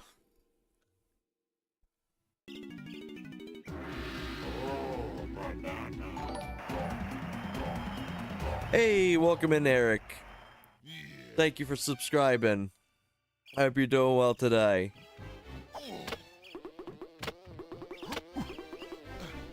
I do really need to update my whole docket though for my streaming stuff, because I do got like a few things planned. I still got doing the rare replay playthrough. Let me swap comms real quick.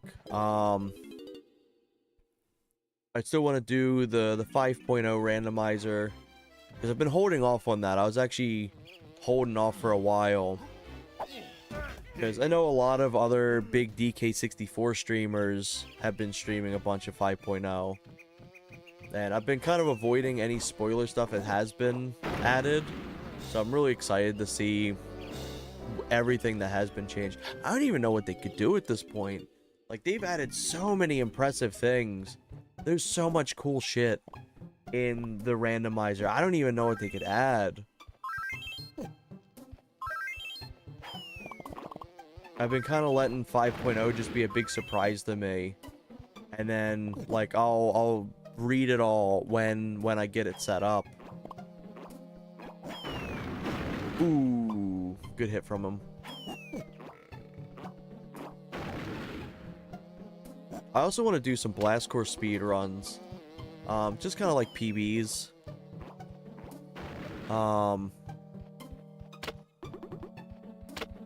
Because I've actually been playing a bunch of Blast Core, and I'm getting to a point where I can do all the levels, like all the main stage levels, in like 50 to 40 minutes. Like, I've been cruising through them. It's just kind of really fun just to pick up the game, play it, and then just kind of beat the main levels. Because there's so many extra levels in that game too, like, it's insane. But just going through the main ones is a lot of fun. There's some mini games that I like in Blast Core, but for the most part, a lot of them are kind of brutal. They can be a little rough depending on which ones you get. But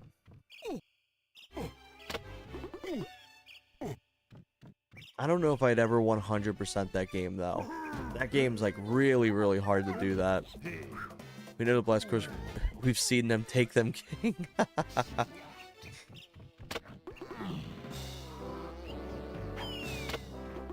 Ooh, I could do the thing with Chunky Kong actually. What did I have for Donkey Kong? 'Cause I know there was a few colored bananas for him.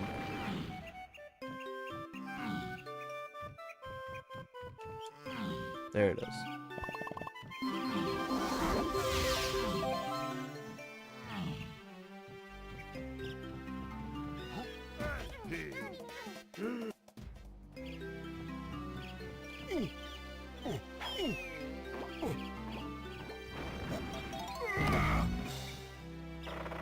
I still can't believe Blast Core was completely decompiled. Like, that just happened recently. That just actually happened, like, what, 4 days ago, maybe? So, definitely looking forward to whenever a PC port comes out for that, because holy shit, that's gonna be so cool. It's gonna be nuts seeing that game at, like, a high frame rate.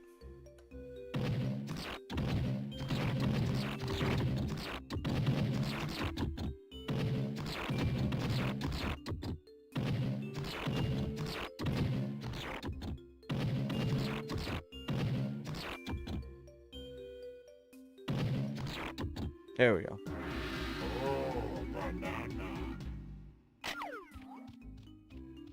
What the hell? Oh, it's phasing right through him.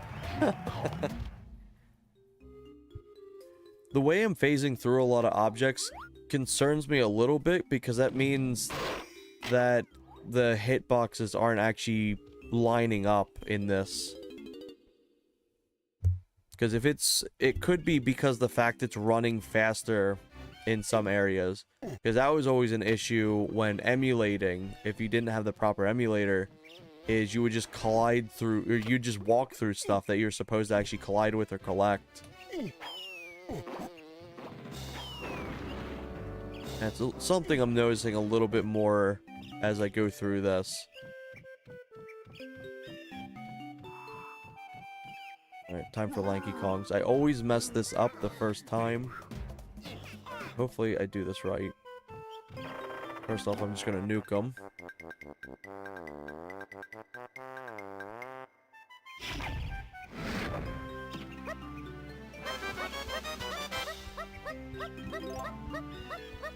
Oh, it didn't kill this guy. But it would.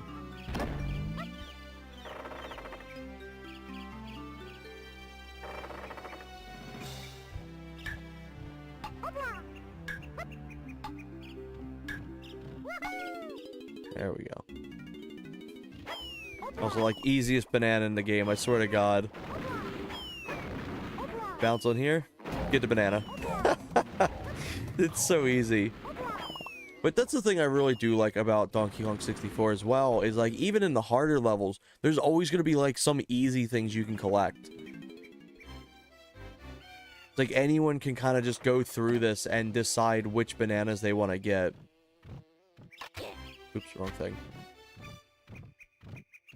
If they want to go and collect like the extremely hard ones that are like clearly there for like the dedicated players who want to 100% it, they have that. If you just want to go in and have like a casual fun time, just collecting a few bananas and then beating K. Rool, you can do that.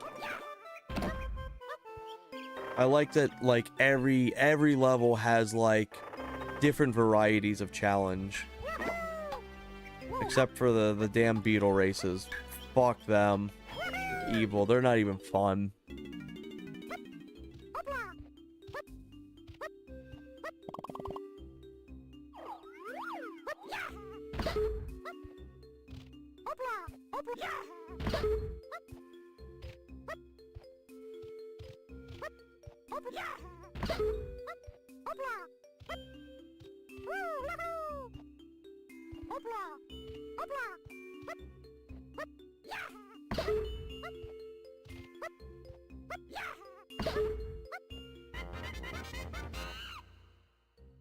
I think this is Minecart Mayhem. I could be wrong. I think it is. Nope, I was wrong. Okay, cool. I actually like doing this one. Ooh, okay. You see how fast this is moving? This is out of sync. Look at that. Okay, we gotta do a restart. All right, we gotta do the Wii U strats. Welcome to bonus stage.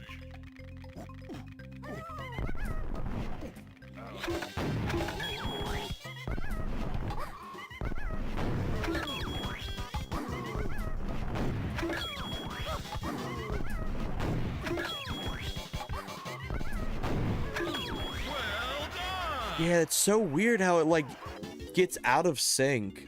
I don't understand why it's like that. Because you saw the same minigame early on. It was not that fast. But neither was the boss fight. It's like the Modretro tries to like auto-correct itself or something like that and then just runs too fast.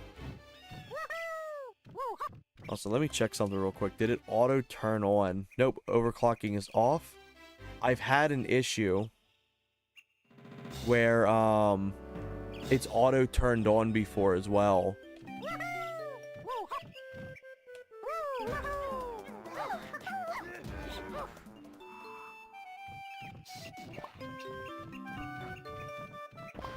But every time you tab over to it, it would go from like, it would be like off, extreme, off, extreme. It's like, what the hell?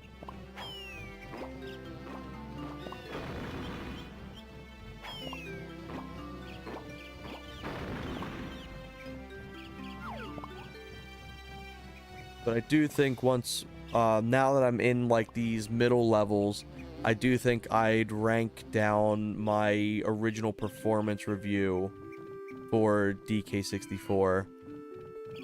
At first, for the first few levels, I gave it a 9 out of 10. because like it was running beautiful. There was no issues. It was running really smooth, but then I was noticing the collision and then the whole input latency with the boss fight and then the mini games being inconsistent and stuff like that, that I'm really starting to note that's like, ooh, it's actually running pretty stinky, all things considered. It's beautiful when it runs right, but man, it's a little annoying when it doesn't. Okay, let's go back here. A few things to do around here as well. Like I think Diddy Kong's got something, I believe. Got Lanky's bananas over here.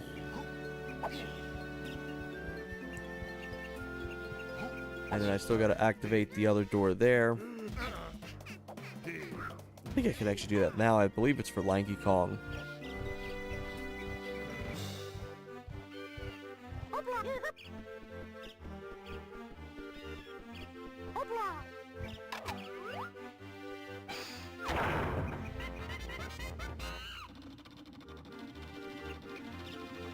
Oh, yeah.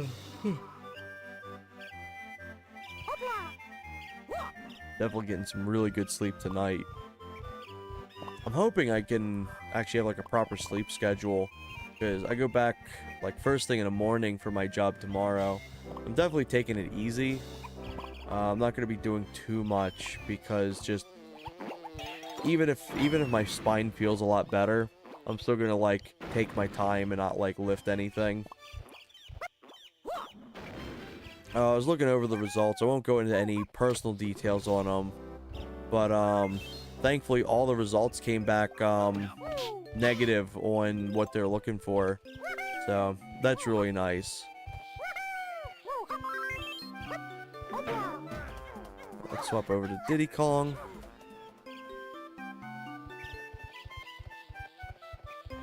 I don't think there's anything new for me from Cranky. I think he's just got the ground pound. I think it's Crystal Caves that he gets the next ability. Yeah, no.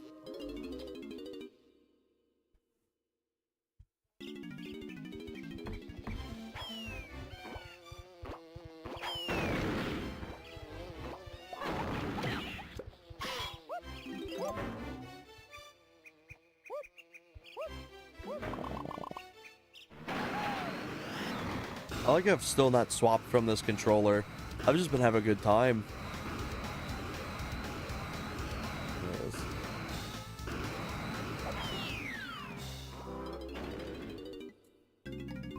Welcome to Ooh, this is an easy one. All you gotta do is just do this.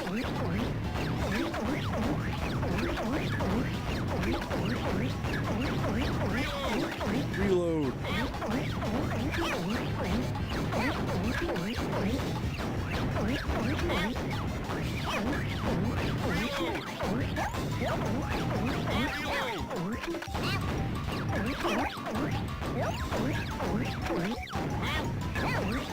Only area in the entire game that you see these turtles or snakes too. I wonder what they were originally planned for, if they had any other use for them.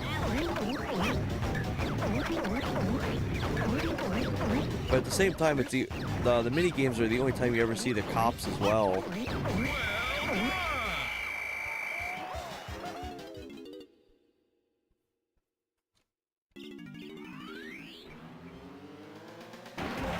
Nice.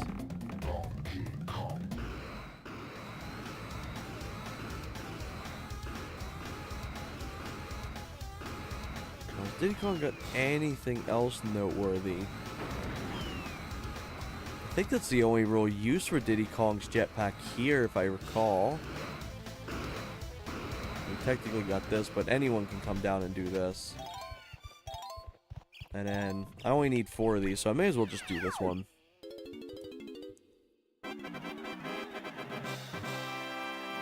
Ooh.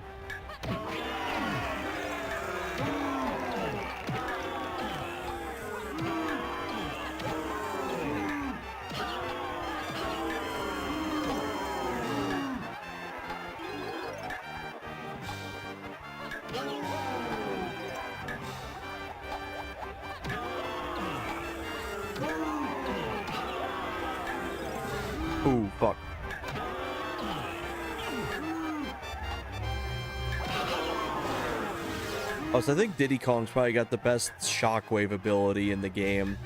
His is like instant, like boom. Chunky Kongs and stuff like that take their time to come out, where he's just like boom, smoked.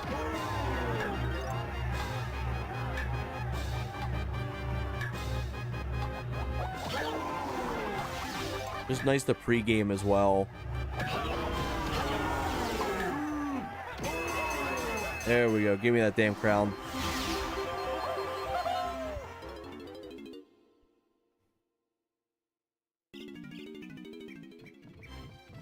Yeah, that's nice. And then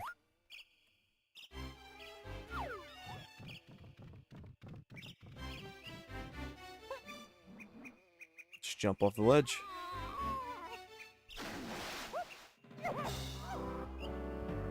Alright, I think that's everything in this area. Who's got bananas this way? I can always walk back that way. Yeah, lanky.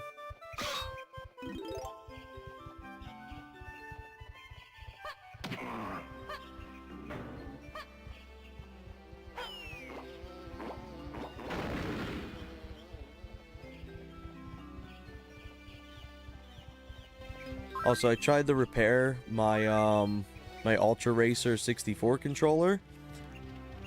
That thing was an absolute pain in the ass to open, and I realized I fucked up the second I opened it, and I saw just spaghetti all over it. There is so many cords and wires and like random taped things in that thing that I was never going to be able to like properly open that thing all the way. And you have to specifically move the trigger in a way to open up the back of it.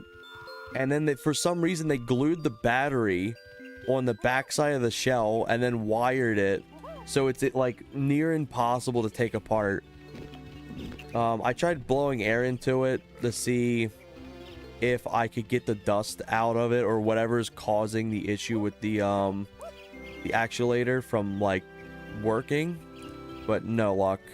I don't know if the spray can just didn't reach far enough or it's something else, but unfortunately I had no luck fixing it. It's a shame. I really enjoyed that controller. It's a really, really cool controller, but something's just fundamentally wrong with it. Why is this man like invincible? Hell.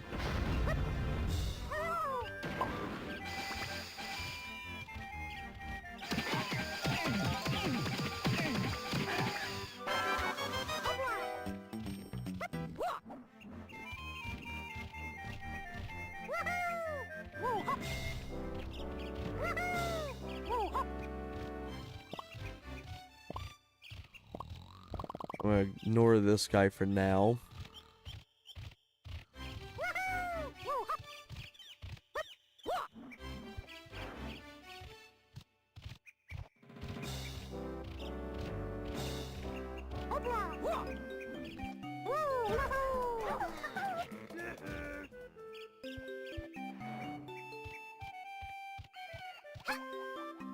I ended up experiencing something really interesting. I've never seen it before in Blast Corps. I managed to die in the tutorial level.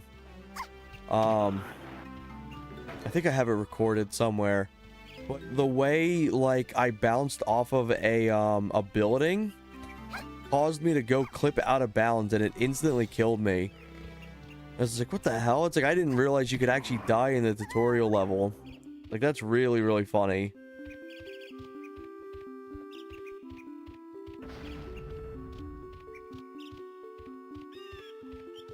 Let's go over here. Let's go grab the bean. Because there's 2 bananas that you get from this. So you get the banana for smoking all the guys in here. And then you get a banana for taking the bean over to the giant piece of soil.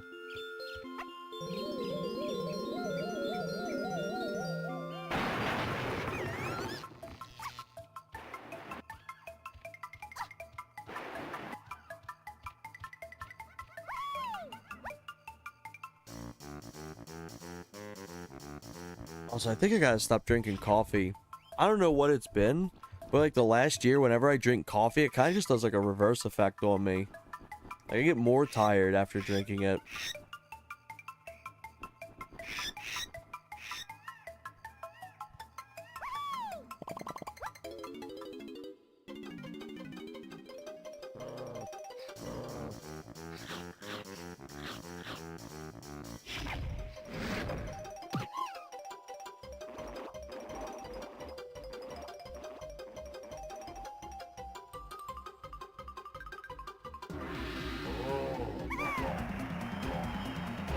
I love that they'll set up like areas that are meant for you to like have to fight them and then just instantly nuke them with the music instrument. They didn't even get a chance at me. It's just 1 second and instantly nuked. Alright, so now if I take it over to Warp 2, I'll be able to get a second banana.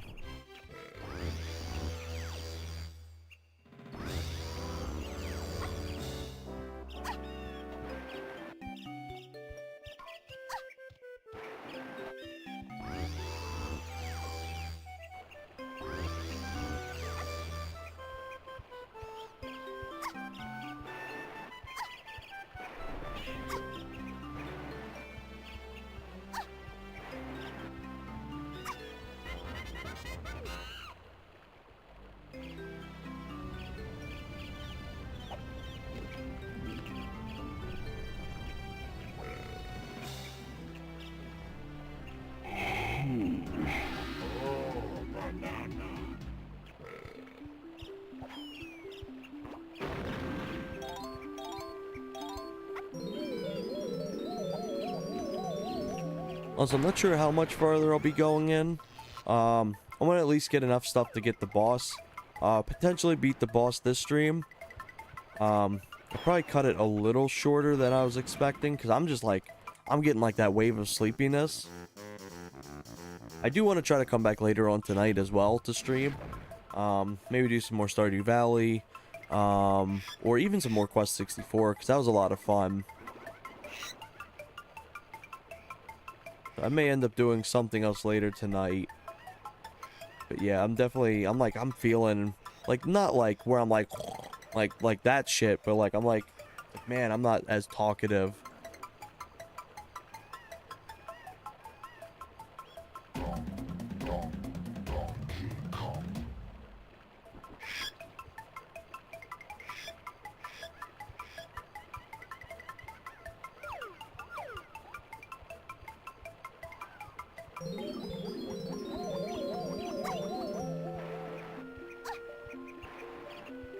Also, horse as well.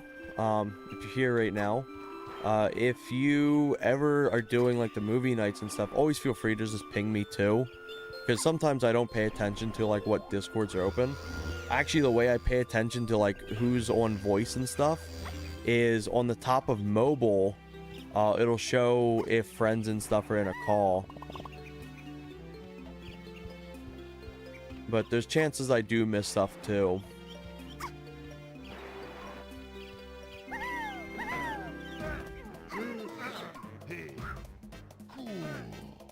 Yep, I want to do DK at night. Night.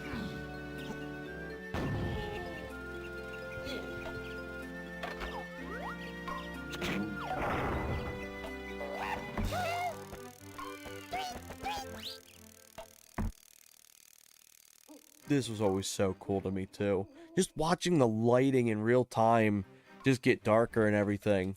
Like, that was nuts. I was always so wowed about like this game. It's like, oh my god.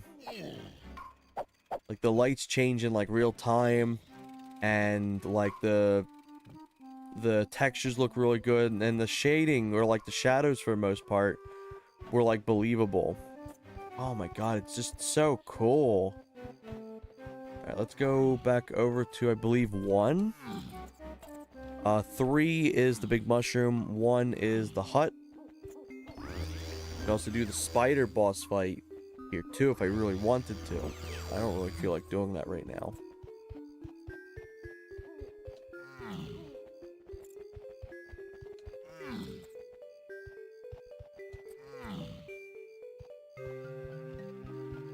Also, I do believe this is where I get homing ammo. I don't think I have homing ammo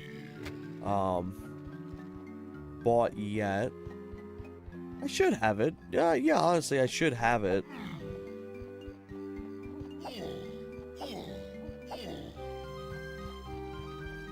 Yeah, you know what? Let's go back over to Warp 2. Make sure we have it. Because if that's the case, we can do the few things with Lanky Kong first, and then get an extra banana there.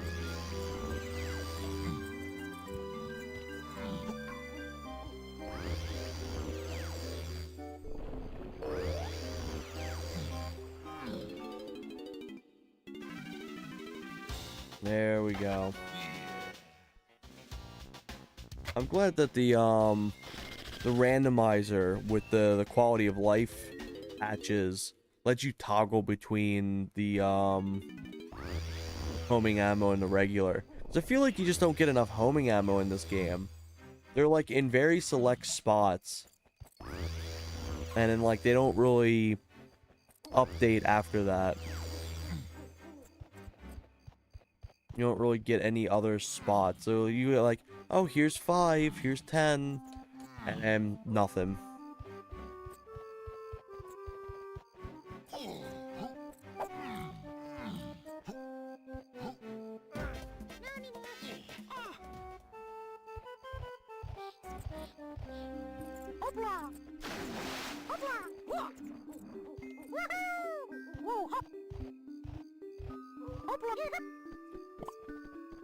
One thing I want to do as well is I want to do another Agent 64 playthrough. I still need to make a thumbnail for it because I want to make sure that like I played through the game fully and stuff because I do want to actually check out a lot of stuff.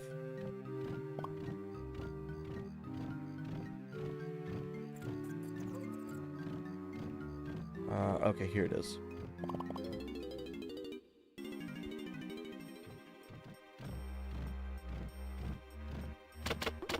So you get 15 here, 30 here.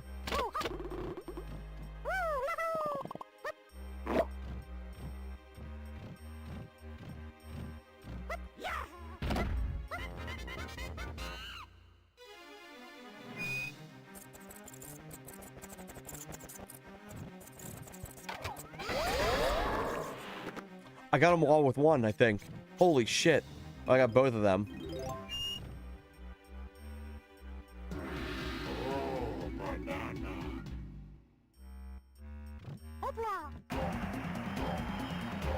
Alright, I think I'm going to swap back to my normal controller now.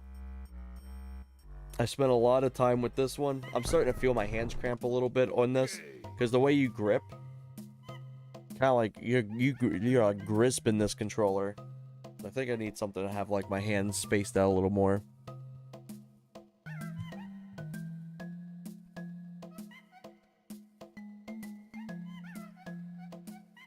I'm gonna go back to the normal controller. That was actually a nice controller. Like I say nice, like it's not like high quality, but it's a fun controller. I like it.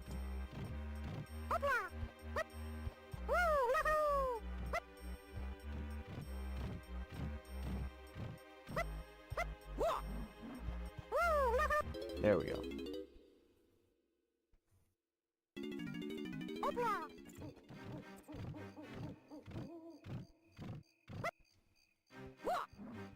Oh, I missed.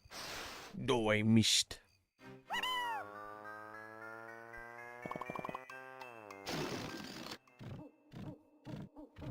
There's something up there with Diddy Kong. Oh, I don't remember. I think it opens up a latch around here. Let me try swapping over to him. I think other than some extra little blue bananas, I think there's nothing else for Lanky Kong in this area. Let's go over to Diddy. I think there's a jetpack here.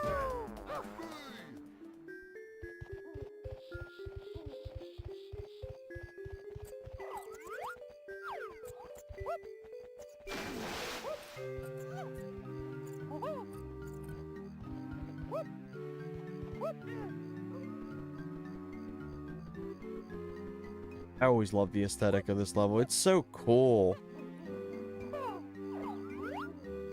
This reminds me of like when you'd wake up early in the morning and it's like the sun's not out yet, but it's like it's slowly getting lighter. That was always kind of like my favorite time as a kid too. It's like the world just always peaceful around then. At least felt that way.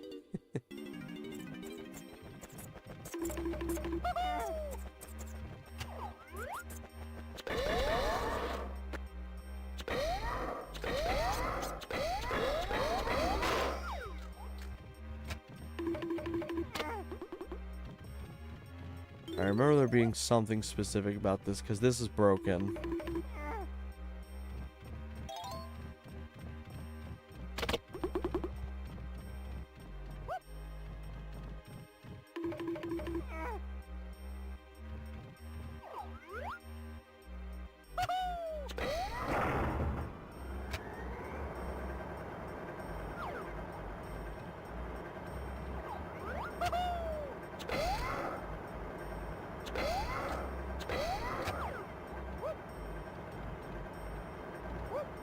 You know, I'll be honest, I don't think I've ever shot that.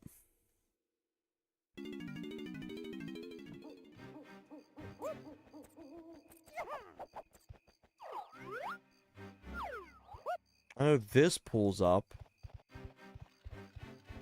I don't recall ever shooting that thing. Maybe I have, and I just don't remember it.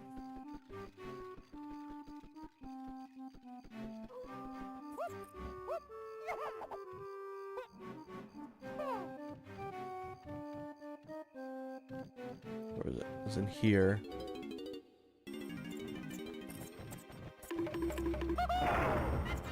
Okay, there we go.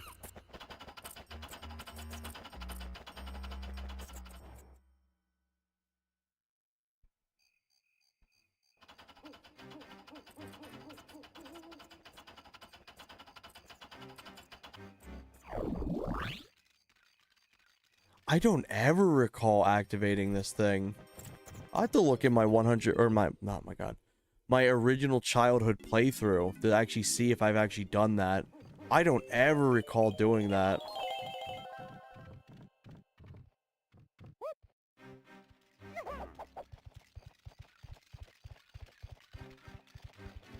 It's really funny because like as much as I've played this game, there's still areas and things I've actually never done, especially in like my original childhood save. Like I didn't realize that you could actually enter the ship as Chunky Kong in Gloomy Galleon until like I think like this year, last year. Like holy shit. Like there's so many things that you like don't realize are in this game. Maybe I've activated this. I don't know.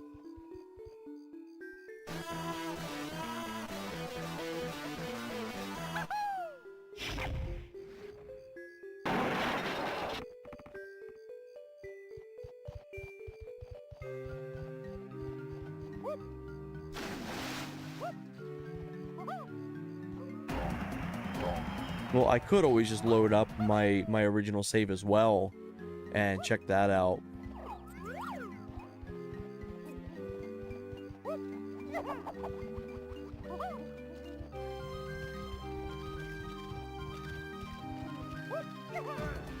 Maybe I have. I don't know. I think I'm second guessing myself. I'll check it. I'll check it in a bit if I can get my DK64 cart to work.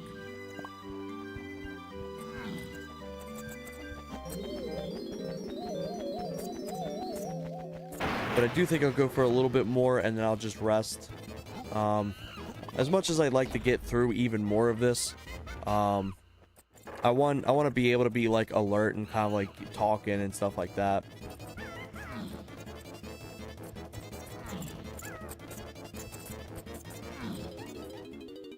But yeah, this was a lot of fun. It was frustrating at first with the Modretro input stuff, but I'm glad that it fixed itself for the reattempt on the boss fight. Because, my god, I feel like we would have been there a lot longer if, I was still having that input latency shit. Because, oh my god, like, you saw how it was. It was like, he was just, like, smoking me. He was getting me all the time. And, like, the inputs were just really funky. And then it fixed itself, and it was like, oh my god, I was just cruising. Welcome to bonus stage. Alright, I gotta focus for this one, because I know if I yap, I'll die.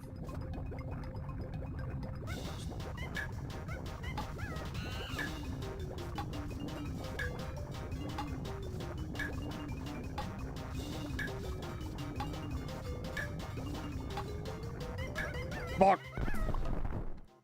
I didn't press down in time. That was my mistake. Welcome to bonus stage.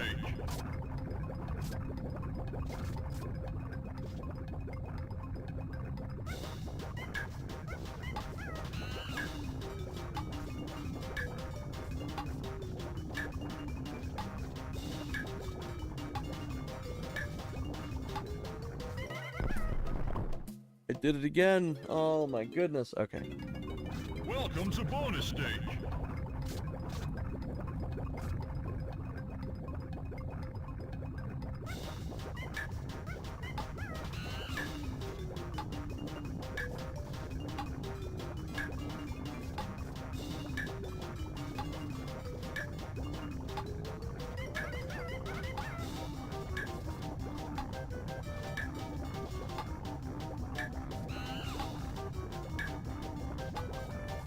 He's gonna hit that path upwards.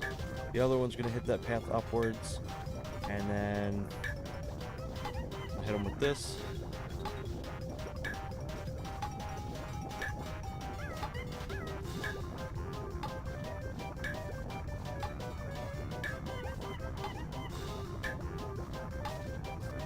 Good. There we go. It's an easy mini game, but it's just like, fuck, if I sit and like I'm talking and shit, I will just like not pay attention.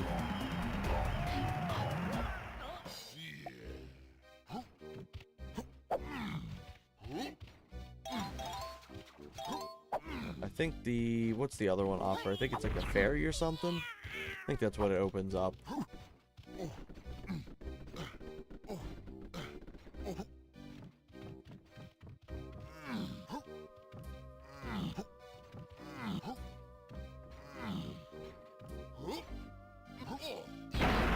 Yep, there we go.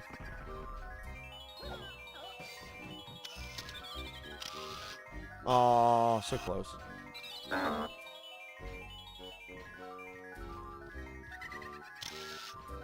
Oh, come on. It's right there. Come on.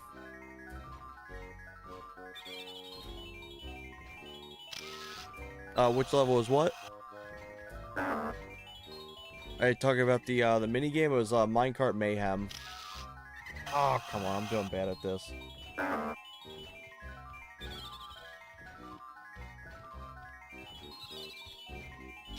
Alright, there we go. Always like the little mystical effect that the fairy does. I always thought that was really pretty looking.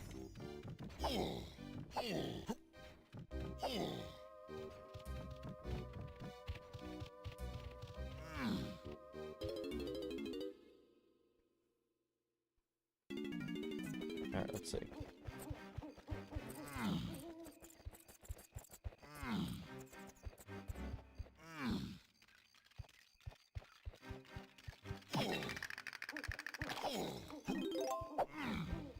Do I have anything else for DK specifically? Alright, let's see. Nope, I got nothing else for DK. Got a good few things for these guys. So, these three still have a lot of stuff to do. I know Tiny's got like her boss fight and everything like that.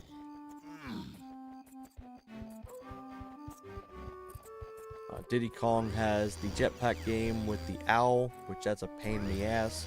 Lanky's got the mini game with the bunny, which that's also a pain in the ass because he's like, oh yeah, that first try was like a fluke. Try to race me again and he'll just smoke you. You actually need to go to the next level and get the fast orangutan stand to be able to compete with him. I believe Lanky's like the slowest moving Kong.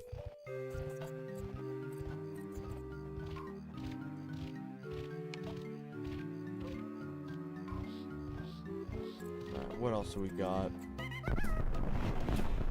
Look at these guys real quick. So close to that. Yeah, Lanky's genuinely really close to getting the banana medal.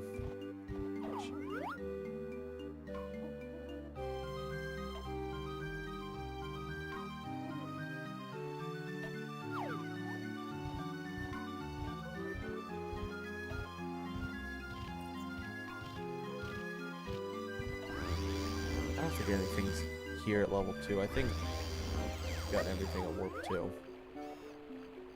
There's just that. So look at that moon. It's so pretty looking. Like this is just the whole vibe. I would chill here. I'd live here. Also, the thing that always it wouldn't freak me out, but it always baffled me as a kid because I didn't understand it, is the fact that the moon gets smaller the closer your camera is. So you can see up here how it's kind of like fading away, or like it's getting smaller because your camera is technically closer to it. Where it's like this, you can see where it's like really big, and if you were to zoom into it, the moon will gradually get smaller and smaller.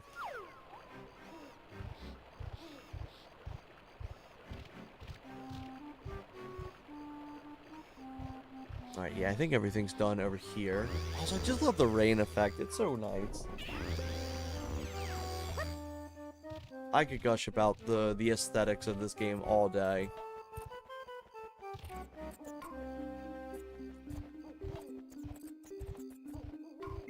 Anything in 4? I don't think there's anything noteworthy in 4. Maybe in 3.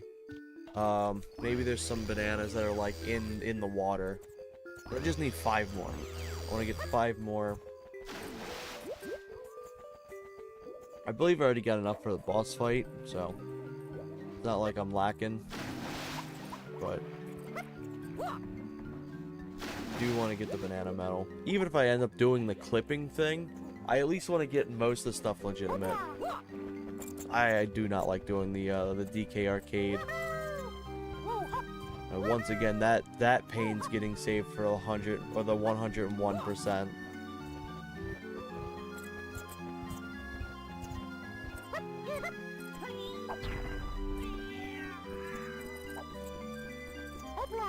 Nothing up here.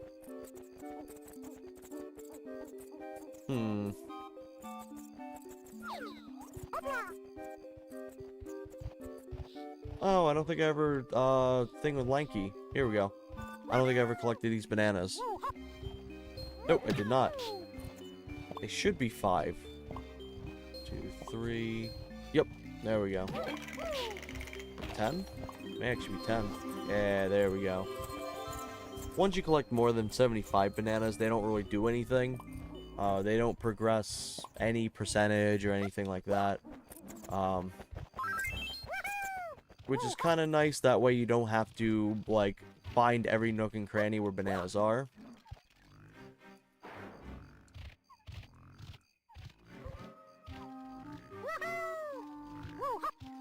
Okay, let's attempt the boss fight. I'll give the boss fight, like, 3 attempts, maybe. And then what I'll do as well is, maybe I'll do a little bit of Blast Core. That's also been kind of fun to end it off with that. And then I also want to load up my childhood cartridge while we're doing this.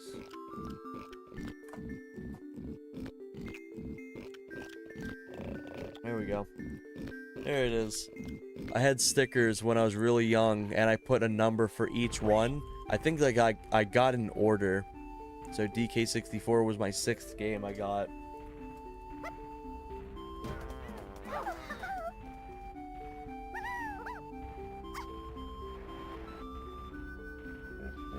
Yeah, I gotta make sure that this runs, because look at that. I need to really like clean these things out. the Analog 3D company actually sells cartridge cleaners. I was thinking of picking up a few because they're really, really nice. I had a demo one that I used for my Perfect Dark copy, and it was really good.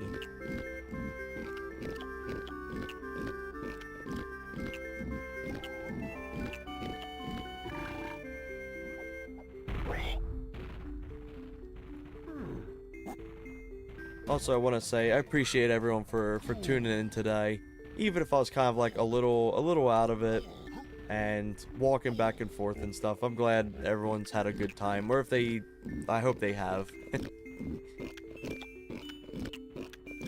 Also, it's gonna be really funny if I don't have enough bananas for this in total. I should have enough.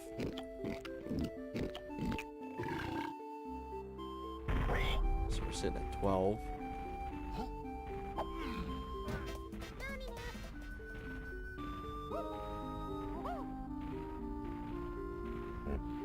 I've had before where I've gotten all of them except one banana. It's like, you're kidding me. So I had to run back out and grab another one. This will be chunky, and then after this, it'll go back to DK for the next boss fight. This chunky fight is probably one of the hardest ones in the game, just because there's just so much shit you have to do, and you're on a timer.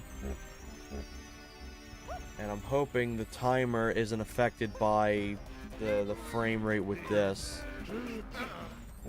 If that's the case, it'll be a bit stinky.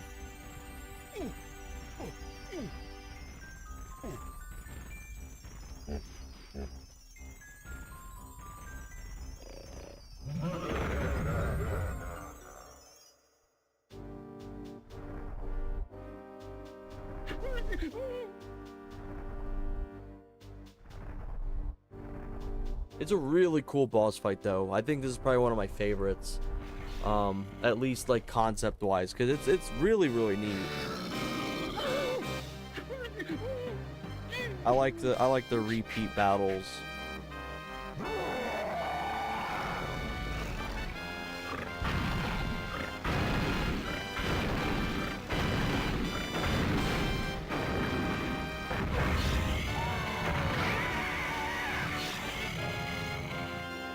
Also, the music slaps.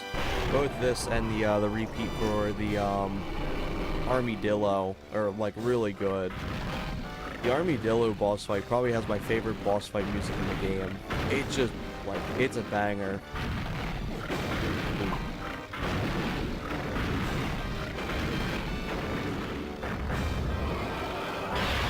Yeah, got him. Got him before he could do the shockwave.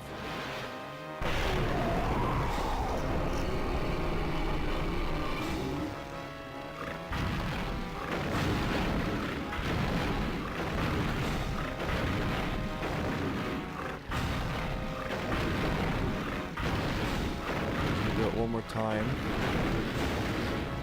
and he's going to attempt to do another, not a shockwave, but he's going to do like a breath of fire. Yep, there it is. I don't know how to avoid this thing. My entire time I've ever played this game, I don't know how to avoid that.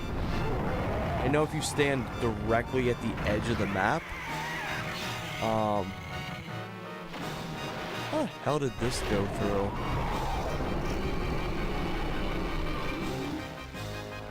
Give me 1 second.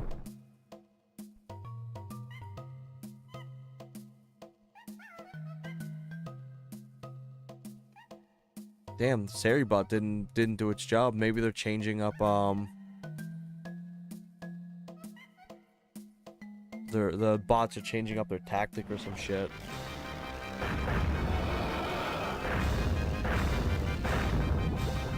Also, I think you can hit him with the barrel if you throw it while he's in the cutscene,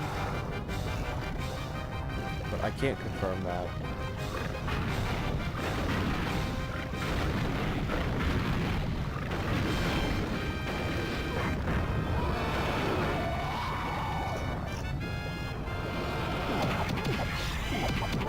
Also, you never want to do your primate punch for this, because of the fact that it doesn't really do that much damage. your basic jabs are gonna do way more damage to him than... Oh, shit. Uh-oh, I fucked up. I think that's the run.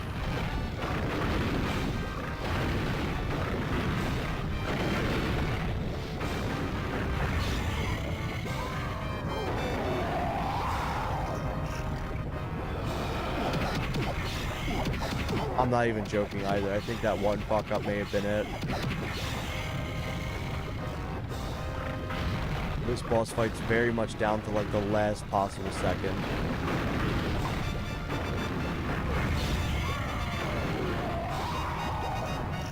Get me in there. No way. No way it has to be facing that way.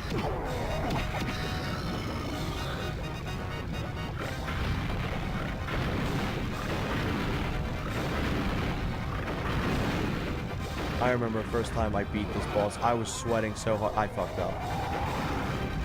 That's death. Can I restart? No, I can't.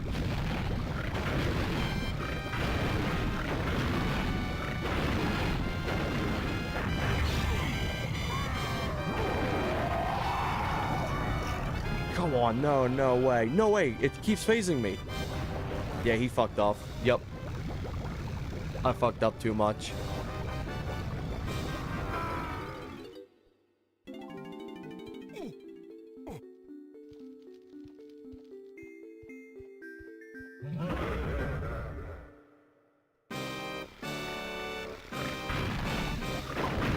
Fucking hell, I look away for 1 second.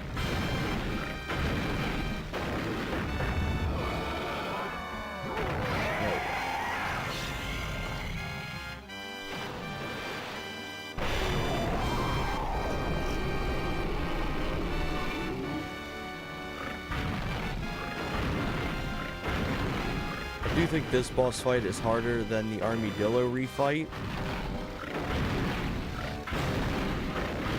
It's not that it's really harder, it's just like, you can't miss.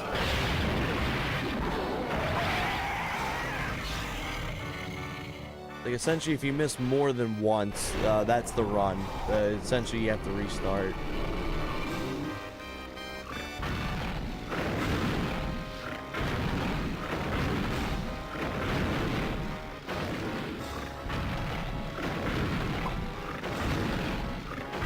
Also, input feels good here. No complaints on input.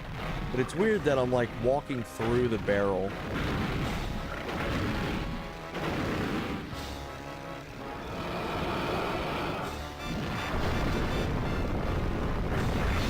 I think if I literally, like, stand at the edge here... Nope. Ha! I have no idea, actually, how to avoid that. I'm sure there's something you can do, but holy shit.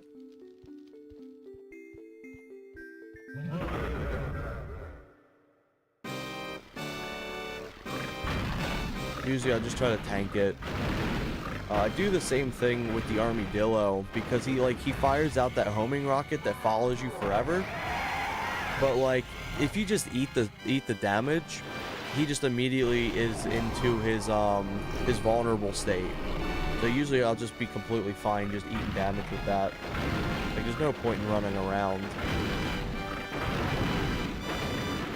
Unless I'm truly at, like, 1 health, but that's not really often the case there.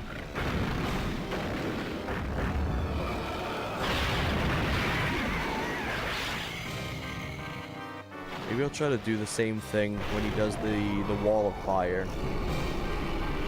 See if I can chuck the TNT crate as he does it.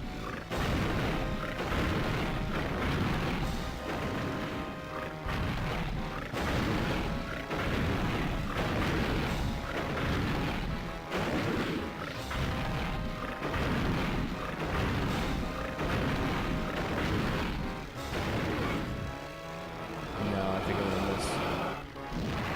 It's too late. Damage there. I have to look up. I've never actually looked up if there's a way to avoid that. I think there's something. I think there's a speedrun tech where you can jump and throw the barrel over it, or something like that. But But I think that's the extent of, like, what I'd know. But I think you can also, I think that's mainly for the shockwave. It's interesting, he's got so many different types of moves.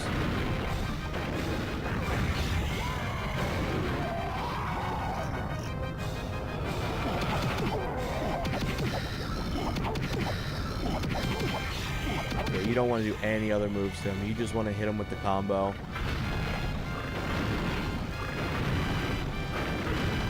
Because everything's essentially just going to do the same damage output to him. Oh, fuck. Okay, he dipped.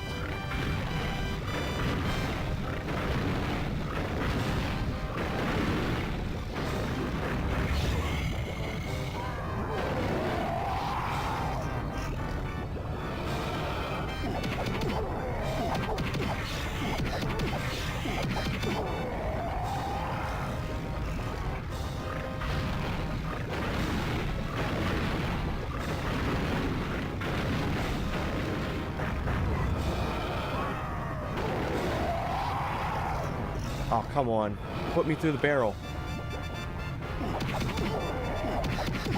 I think I need to hit him one more time.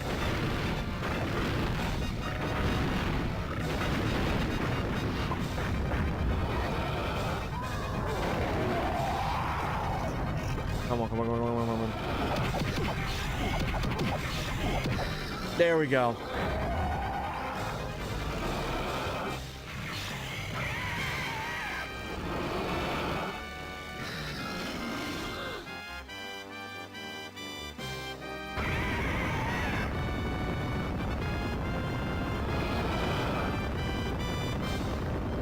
I do really like this boss fight. I think this is a really fun one. It's stressful as hell, especially when you're a kid. This is like the most stressful fight. It's like, oh my god. Like everything's shaking. You're on a timer. It's like, it was so stressful as a kid.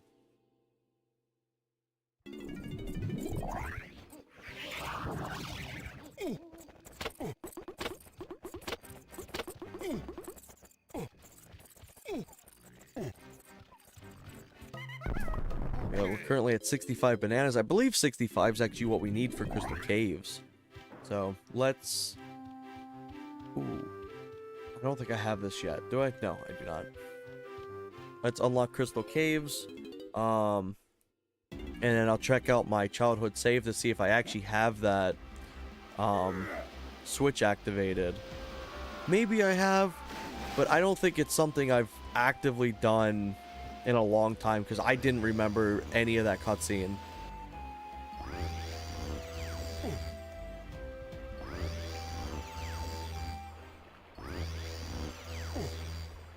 I feel like I remember getting the banana out of the box, but I don't know. I do know there... Wait. No, I would have actually gotten that because I 100%ed Fungi Forest. Yeah, so no, I would have gotten that, but I'll check anyway just to make sure. But I'm pretty sure that, like, because Fungi Forest was the first level I fully 100%ed.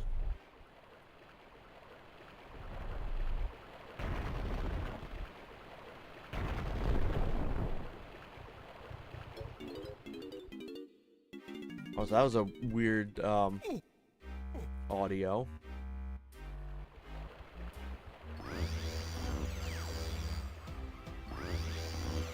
Yeah, let me real quick save this. Exit game.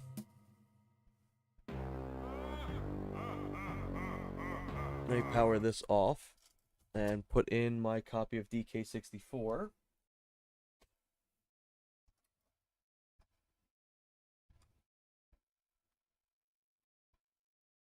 I kid you not, most... Let's see, is it gonna run? Oh, I saw something flash.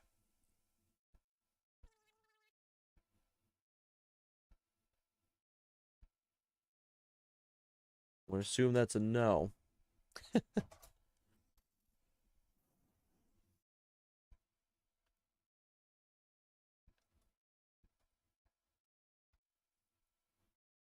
Alright, let's see.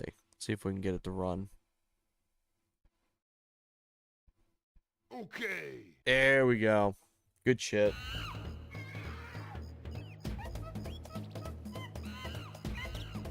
But yeah, I've completed almost everything in this original childhood save. Like, I put so much time in this. And the thing is as well, I put so much time just walking around. Like, this isn't even like all of my playtime. This is just my main save. I spent so much time resetting, and then I would go through and just complete like the first 3 levels, reset, do it all over again, reset. Like, I put so much time into just messing around. But yeah, that's where my childhood save sits. 109 hours. And most times I just spent walking around. It was just fun. I loved doing it.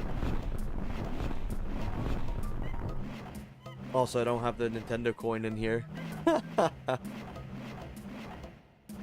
We have everything, for the most part, in here. Let's see what we got. Jungle Japes, 25 out of 25. 24 out of 25. I wonder what the 25th one is. I couldn't imagine that it's possibly the Beetle Race.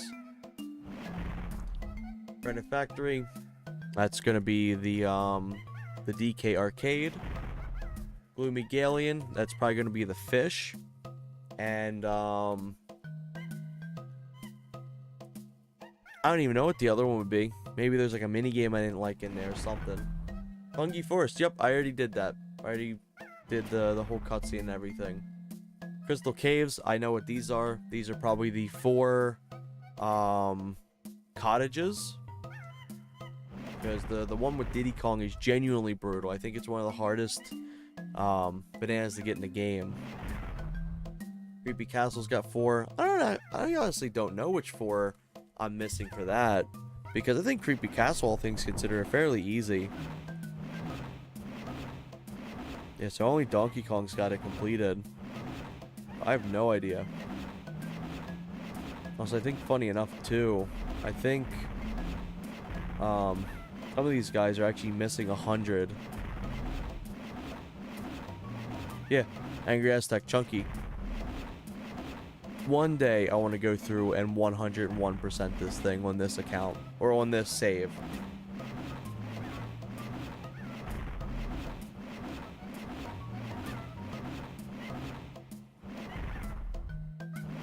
Yeah, I generally am curious on what I didn't complete with these guys.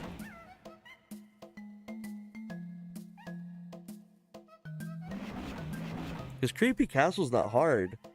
It's hard, but it's not, like, extremely ball-bustingly challenging.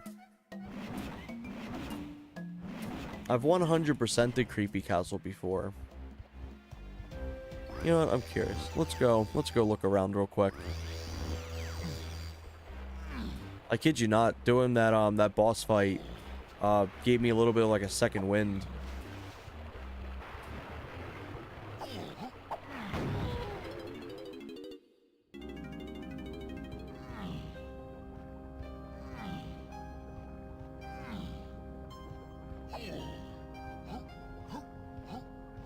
Also, did all the main island stuff have stuff completed? Yeah, 26 out of 25. I'm really trying to think on what I'm missing.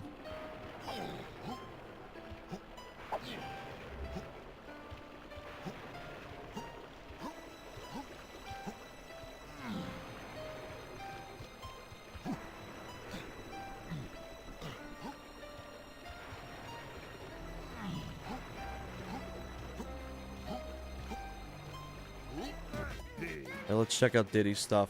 So he's got a thing in the bottom. He's got a thing in the sky. He has his museum. And he's got the blueprint. I've already done the blueprint. Let's try to go into the sky first. Clouds in this level used to scare the shit out of me for some reason. They're just kind of unsettling.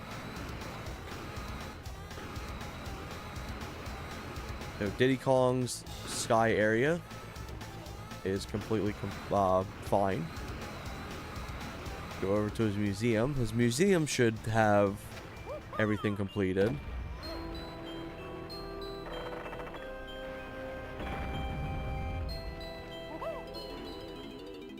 But yeah, I guess one last little round off before I start moving over to Blast Corps for a bit.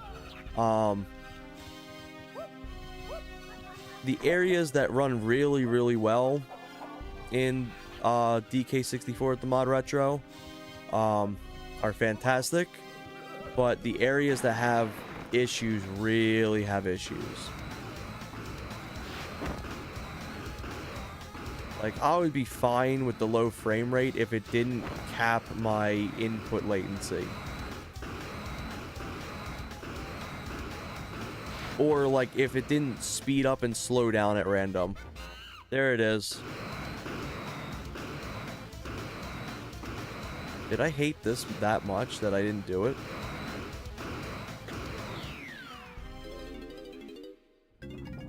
Welcome to bonus stage. It's an easy one.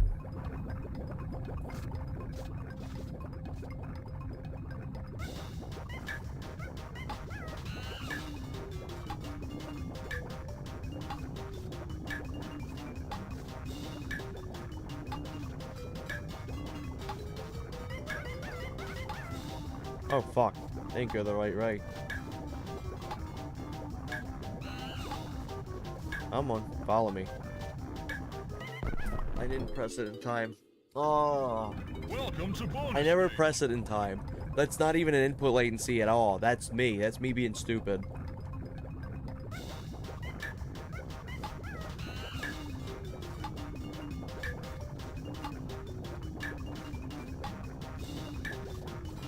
I gotta make sure I tap it rapidly.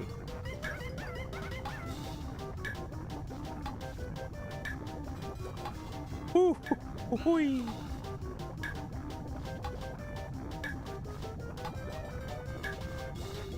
ooh, they're both together. That's actually like, fuck! I'm stupid. Oh, come on. Bonus stage. I had it perfect. It would have been easy sailing to deal with just one of them doing that. Oh my god. I looked at the wrong thing. I'm dumb.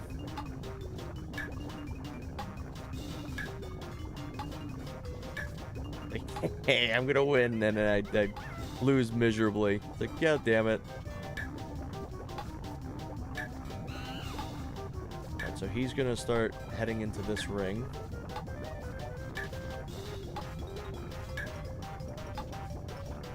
I'm gonna make an exit over there.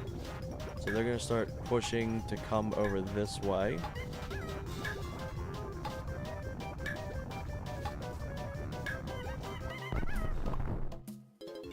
Okay. Well, I was talking shit about younger me, but I think I'm now eating the shit. Alright.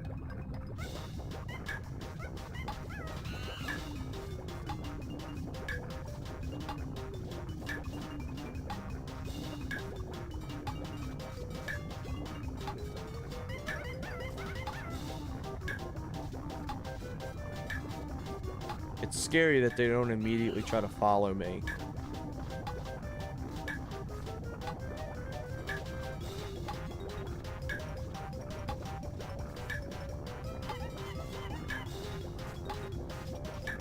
Oh, what? I was pressing it. Okay. Maybe I didn't press it at the right time.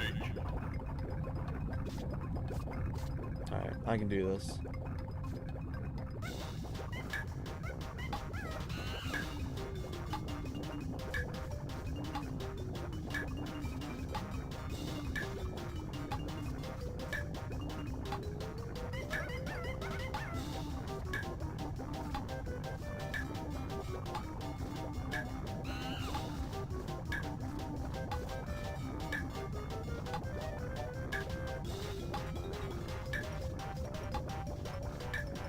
Oh, come on.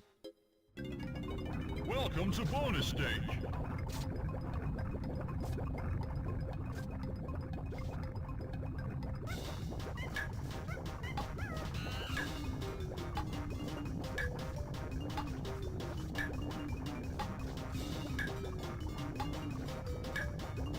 Can I get both of them to come up here? If I can get both of them to come up here. Yeah, there we go.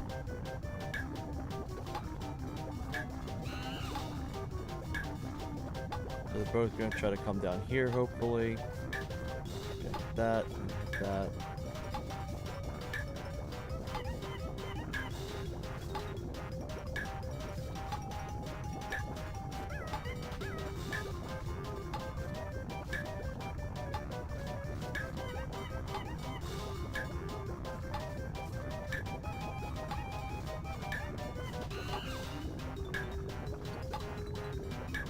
I think as long as I'm not stupid, I'll be able to beat this. Yeah, there we go.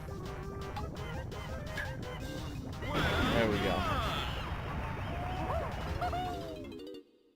Here's why I didn't try to beat that one, because I always liked playing those as a kid. Alright, so that's Diddy Kong's completed. Tiny's got the trash can. She's got the museum.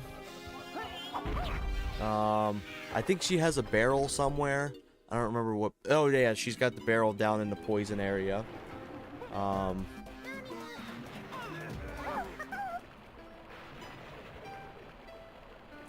It could be the racing segment. It could be the racing segment that's got it.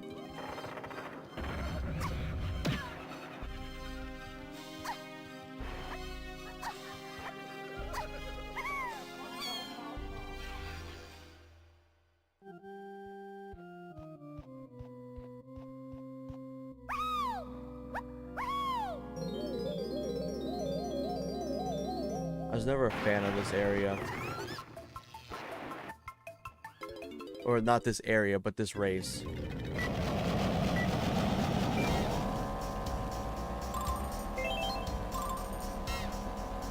I don't know if this is gonna net me a banana or not. He didn't say. Ooh, I forgot those explode. Oh, shit. I was thinking there's just gonna be, like, geometry.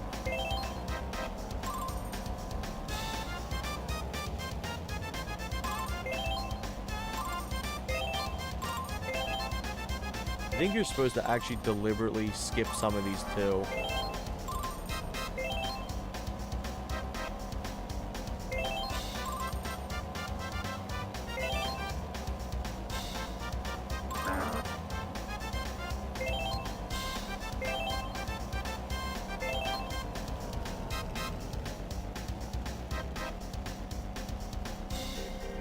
Oh, you can't skip it like that. Okay, lesson learned.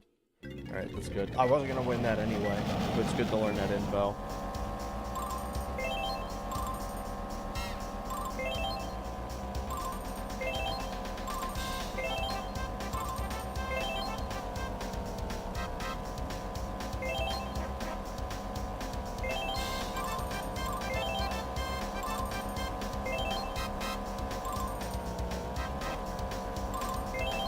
I think also if you touch him, you lose points too.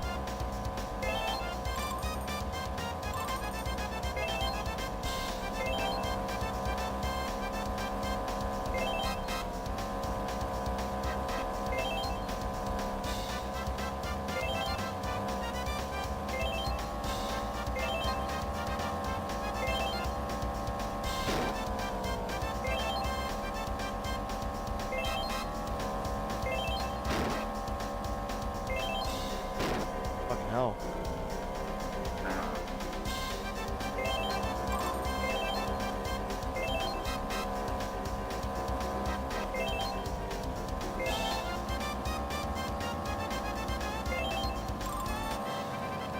Hopefully that's it. I don't think I need 20 coins. I wouldn't be surprised if I need 15. I already completed that one. Oh, that wasn't as bad as I remember. Usually that's always one I avoid going back and playing through. So, that actually wasn't too bad.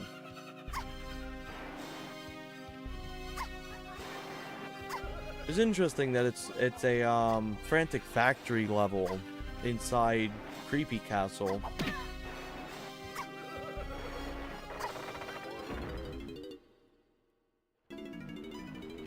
But maybe that's where, like, Frantic, or yeah, Frantic Factory takes place or something. I don't know. Okay, so we got the trash. I'm pretty sure I've already done the trash. Also, I can feel the inputs eating here.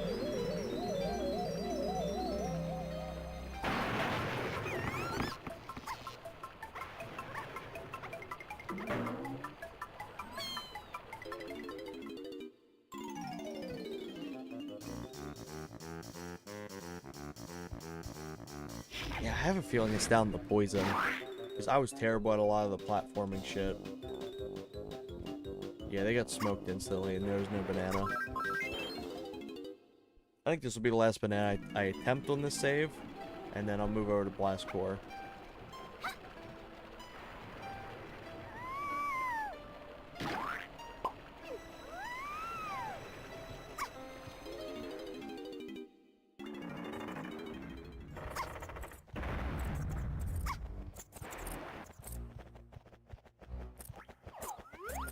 There it is.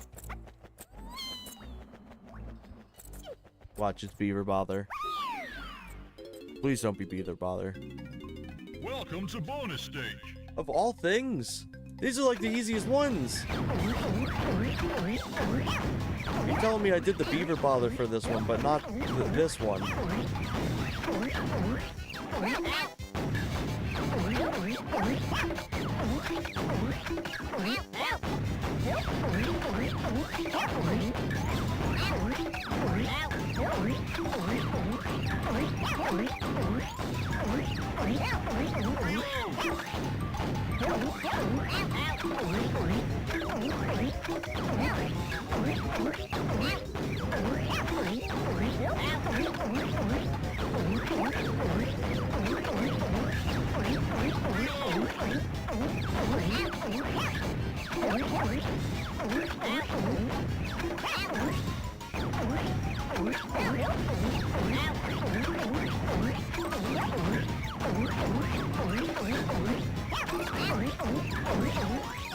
There we go. Yeah, that's wild. I can't believe I didn't complete this level before.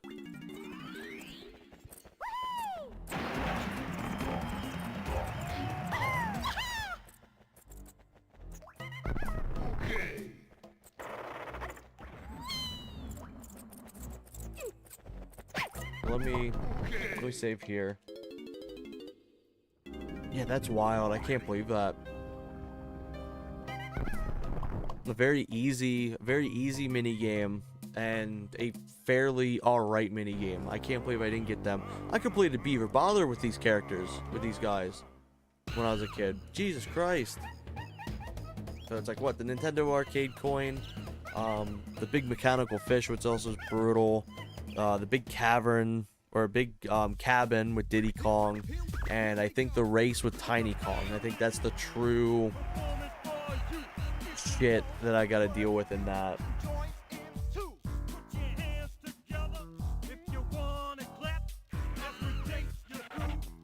Alright. Let's move on to some Blast Core to end off the night. It's always a nice time going through some Blast Core. I love this game. Let me put my mem pack in so I don't fuck up and have no save. But yeah, I appreciate everyone for tuning in, even if this was kind of like a little just all over the place day. It's always nice having y'all to chat with. Hopefully this didn't freak out at all.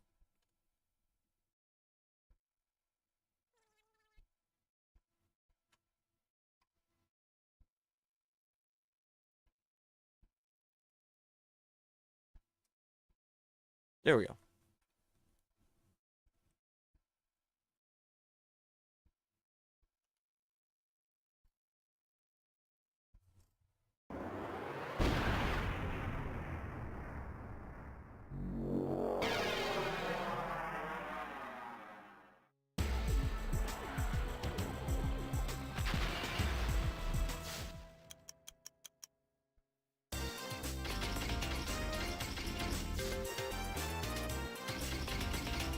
You know what? I'll just do the new game slot.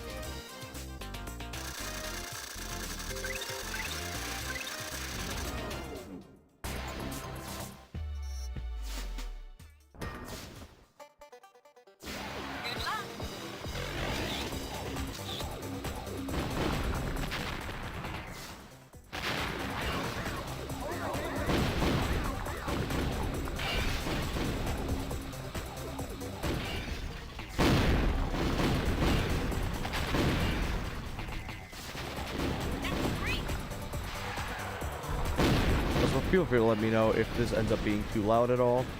I can easily fix that because it looks like it's a little loud. Not a scratch on There we it. go. No trouble at all.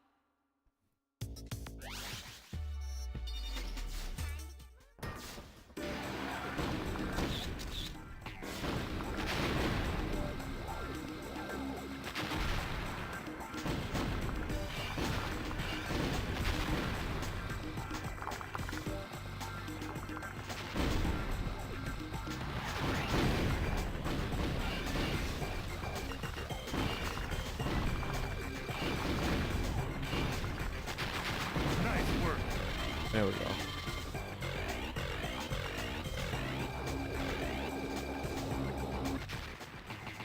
And I won't be needing to go into any of the side levels either. I'm just trying to get every main level, and then not doing the what's it called? The scientists. Try this for size. Also, I wonder if I can replicate the glitch I experienced earlier that killed me in the tutorial. That was wild. I've never died in one of these tutorial levels. I didn't even know it was possible.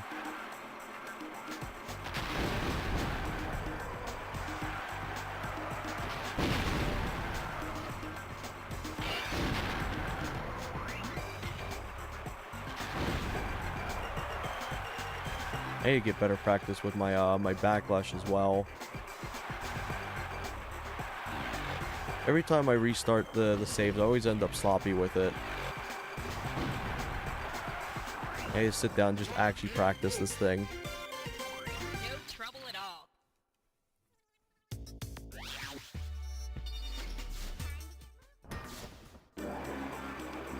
You can do this.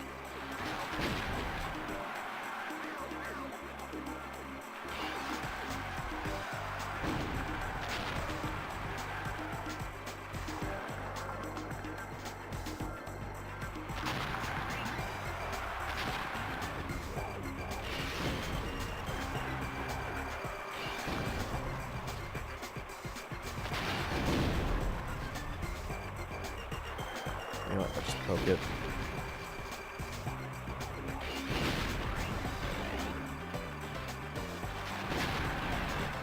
Man, the music's so good in here. Keep this up.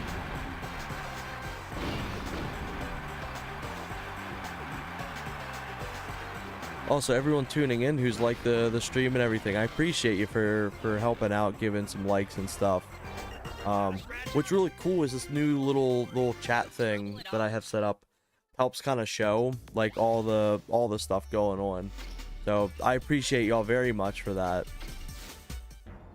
Try not to ask for it too much or anything, because I know it can be a little tedious to be asked that, but I appreciate everyone who does.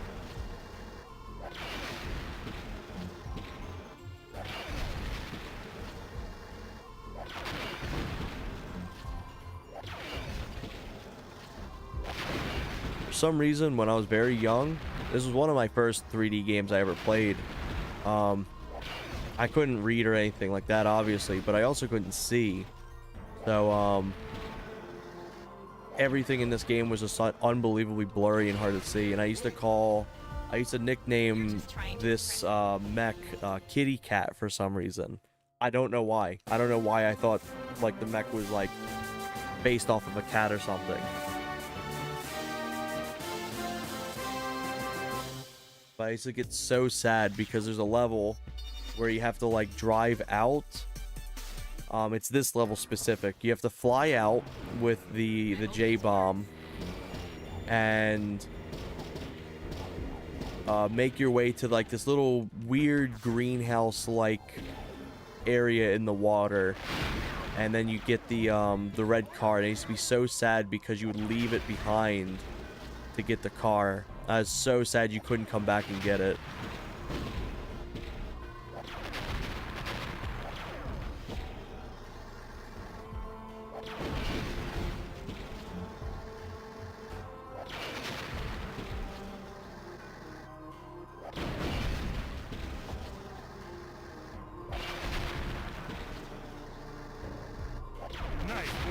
Also, when the PC port or decomp, recomp, whatever comes out for this, I'm playing this like day one as well. Like, oh my god, like imagine this at like such a high frame rate.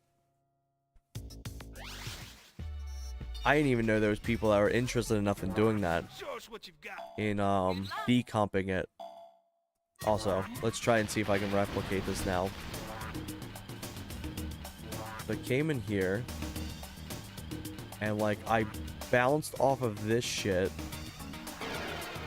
Did it. Oh my god, like you could fucking die in the tutorial.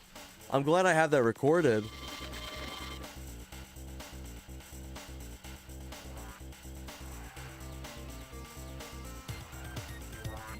Also, this music fucks.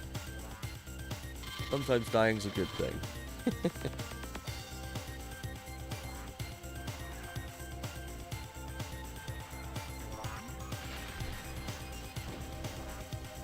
Try this for size. Good luck.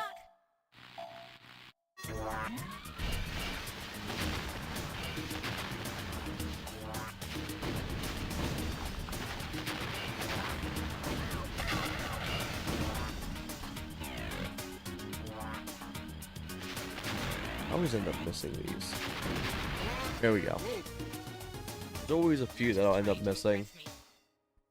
I feel like the side sweeper is also kind of like a vehicle you have to practice a bit.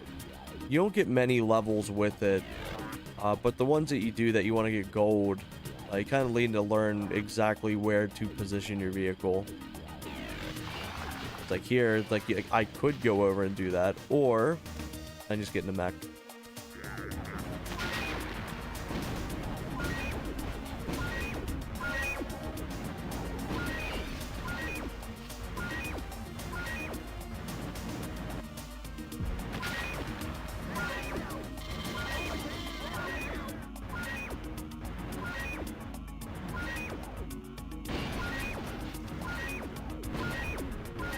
Nice work. There we go. You're just trying to impress I've never actually gotten the everything set to platinum before. Because there's some levels that are just absolutely brutal that you need to get gold in. I'd love to be able to get a save where it's like everything's platinum so I can just do the speed run times. Good luck.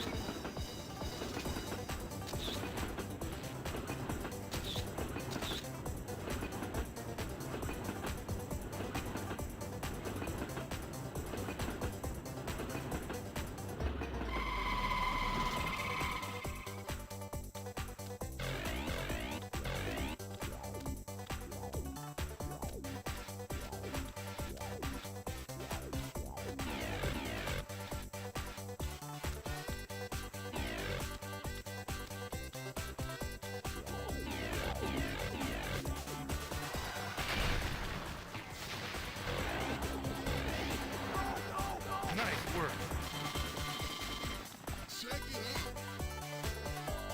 You're just trying to I love how easy that level is with the exploit. It's like you just get it done in 20 seconds.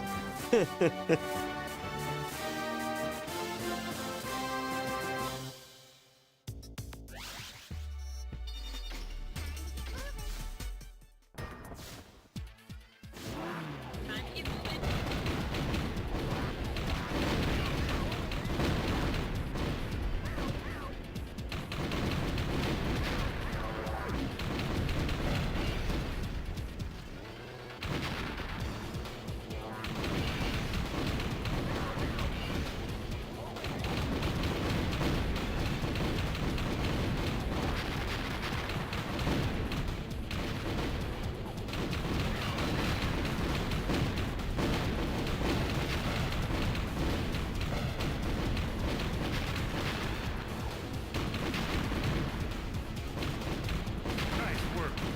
There we go.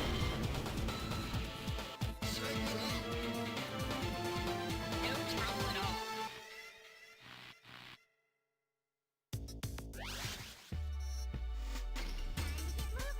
Oh, we got the Skyfall now. This is probably still my least favorite vehicle. I just don't like it.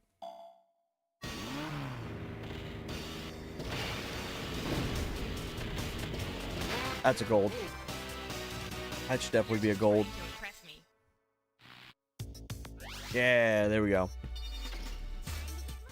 It's just kind of like a nothing burger of a vehicle. It's like, it looks cool, but it's like its whole gimmick of being able to like do damage when it's launched in the air.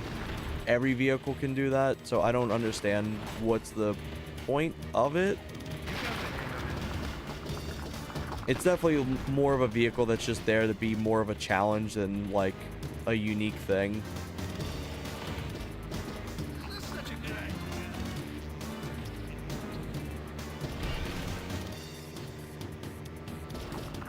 I think if its speed boost was a little farther, I think it would have been a lot cooler.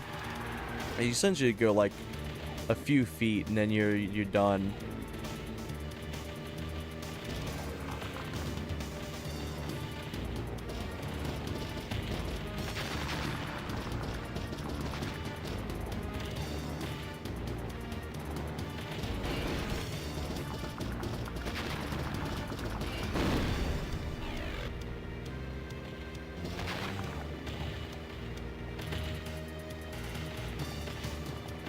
You got the hang of it.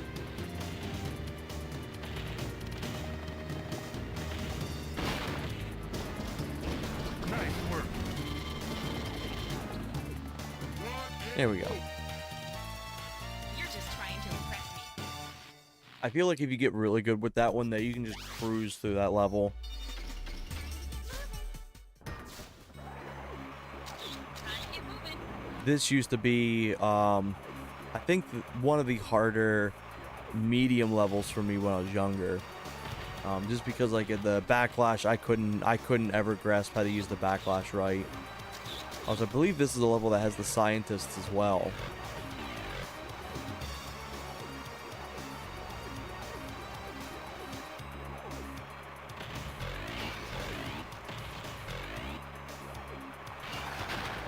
Nah.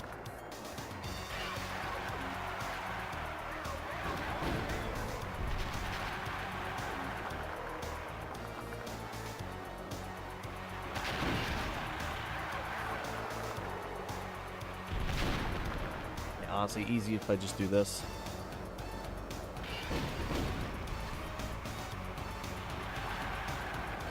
Oh shit. Alright. There we go. Alright, I'll just eat these.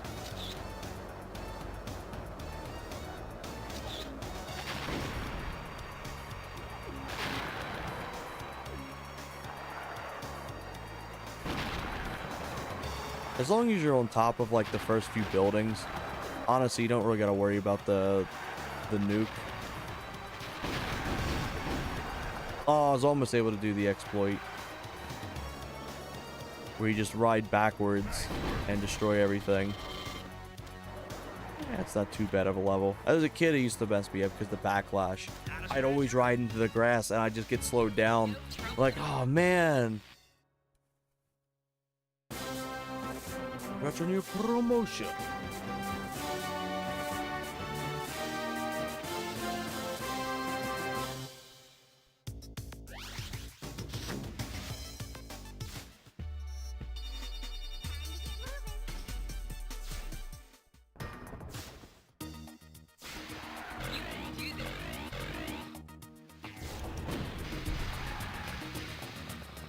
I feel like I'm getting pretty good with these speedrun times.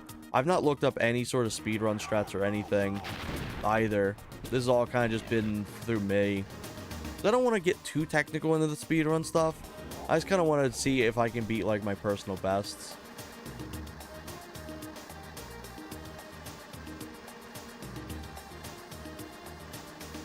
And then obviously as well, this is running off the Modretro, so it's like it doesn't really count as a classified speedrun either. I just kind of like to do this on my own personal game.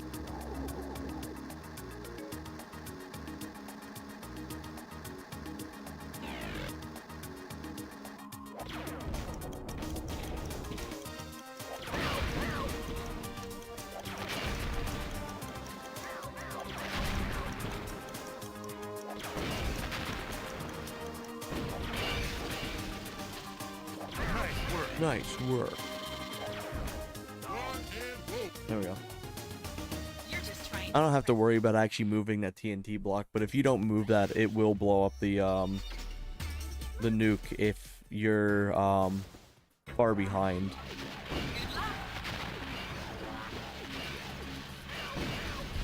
But yeah, I think this is kind of like the last level. You get the side sweep off the top of my head. You don't really get many levels with it. I don't know how they could really make the side sweep interesting. It's cool. I like it. I think it's a really cool vehicle. Especially as a kid. I was like, wow, this thing rocks. It's awesome. But yeah, I think there's only like a handful of levels that actually has it. And most times that you get it, you get this mech you'll just replace it with.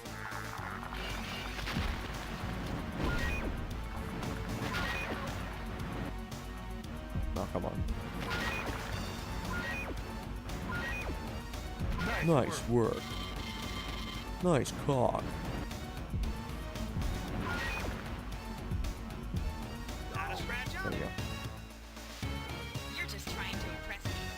There's also a level with a scientist too. I really like how many secrets and like fun little things are in these For size. levels in game, or like the whole game as a whole. There's so much extra little content. If you're just going in for the main thing, you're in and out like an hour if you know what you're doing. But like if you're going in to do all the scientists and all the side levels and shit like that, like there's a ton of meat on the bones in this game. Not a scratch on it. If this was one of your only games as a kid, like you'd be eating well. Like there's a lot to it. Plus the ability to have like a main save without even needing a mem pack, which is awesome. And then also just having like 4 saves as well as I watch this thing fucking cruise.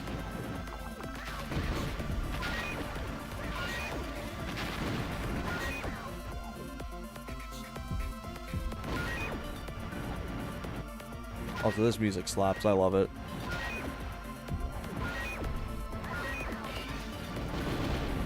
Nice work. Fucking cruising. Holy shit. Out of my way. I don't even need to go to the exit. I'll just watch it.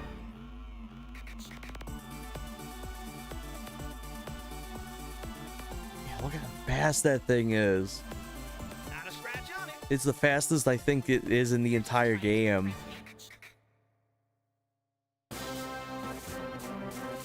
I'm fine with like losing a few seconds for that. I don't have a timer or anything like that.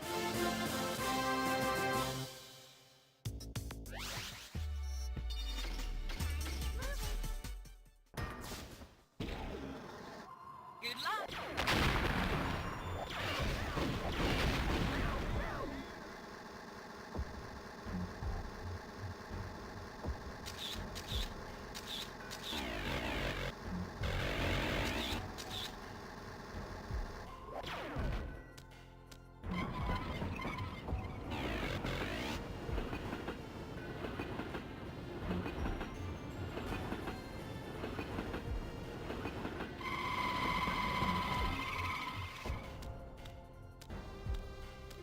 Oh, come on.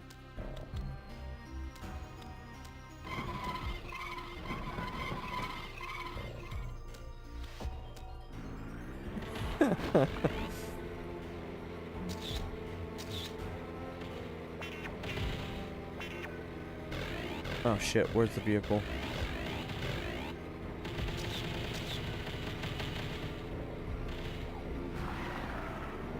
There's the nuke. Alright, I fucked up. I zoned out.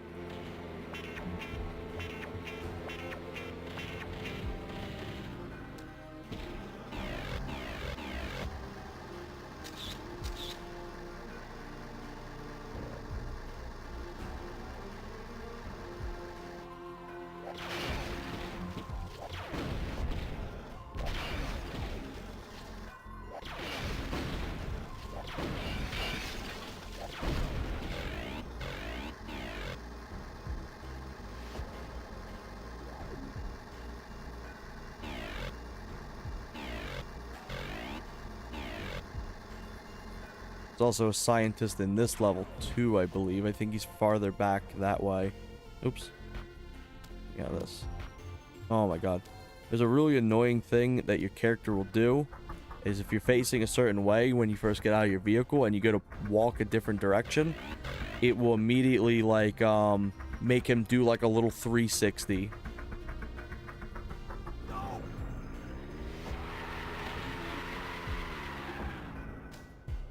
I like the way this vehicle looks, but I'm not a fan of how it controls. It is so slippery. I think the van is probably the best controlling one,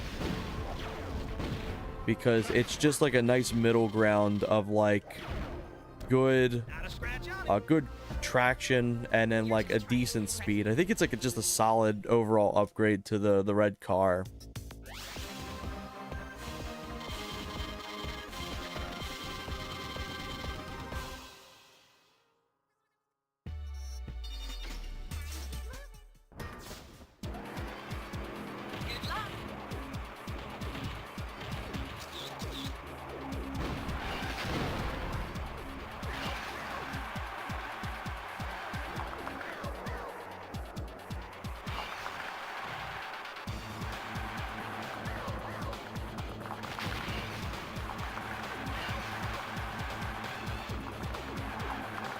This thing's always a pain. Just bounce on that. And I come back around and hit it from behind. I should be able to take it out.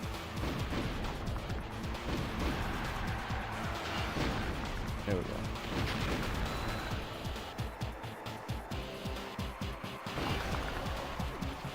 Concerned that that's gonna hit that.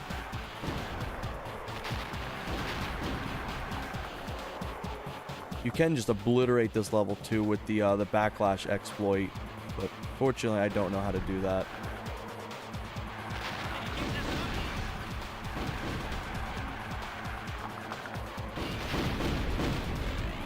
Looks tricky. Looks tricky.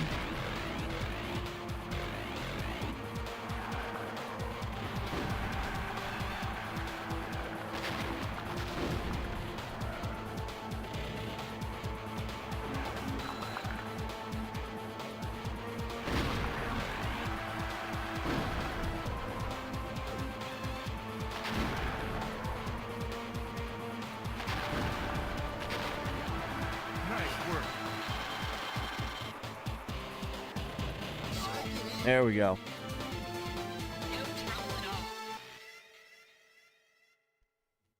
Like no matter what, every time I reset, I always like lose all of my skill with the backlash, and I slowly gain it back over time.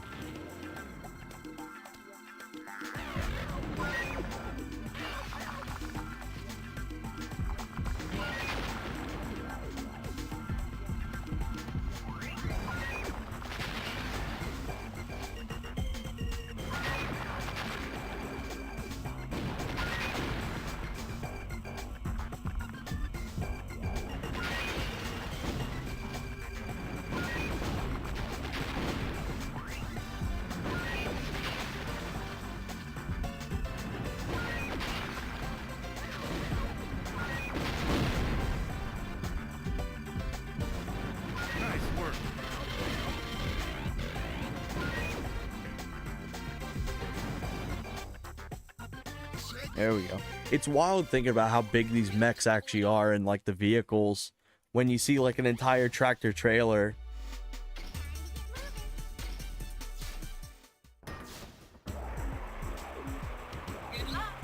This is consistently one of the only levels in this run that actually makes me fail. See if I can do it first try. But to be fair, it is playing an absolute banger. That only plays in like 2 levels, I think. So there's no real penalty to losing. I get to listen to it more.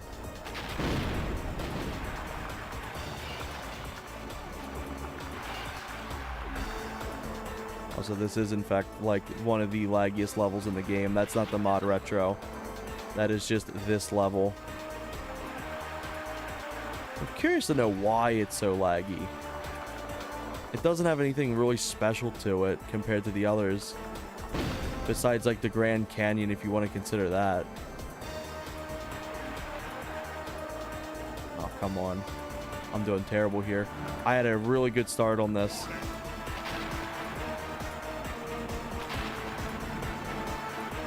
Oh, come on.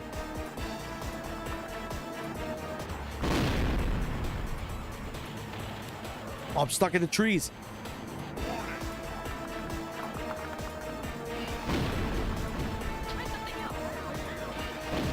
It's gonna tap that. Yeah, that's GG.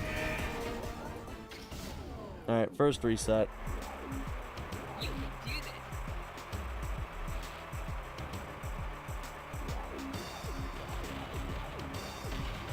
I do love that they tried every single instance they could to have you ramp off of something at the beginning as the backlash. They really like that effect with it.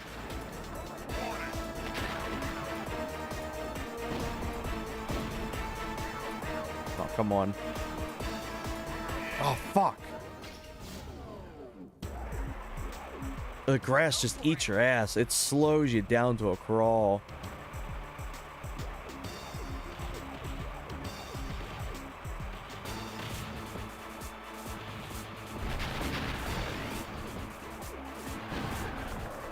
Shit. That wasn't successful whatsoever. Oh, I'm like panicking.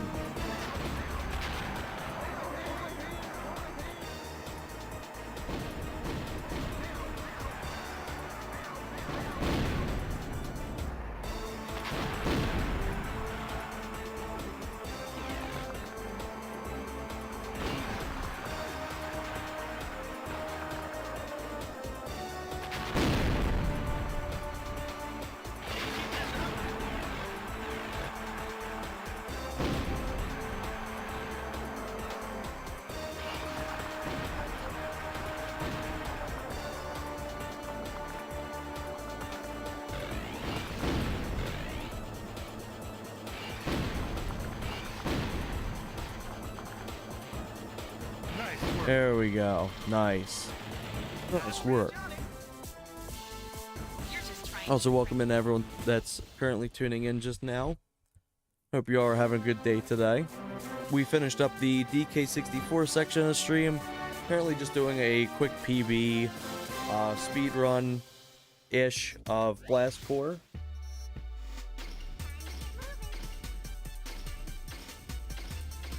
Also, let's go Oyster Harbor. That's also another painful level. I hope this works.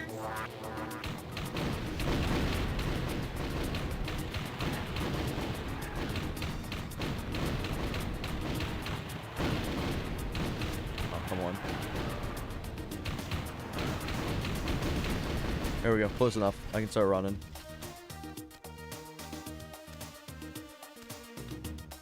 This is kind of one of my favorite levels of the speedrun at this point, because it used to be extremely painful for me.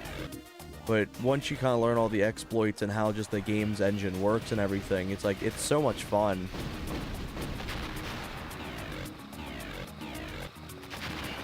Like, you could come over here and do all of the TNT stuff. Or you can just do this. Oops. And this gives you so much extra time. Like, it is unreal how much extra time you get from that shit. Over here, break this shit up.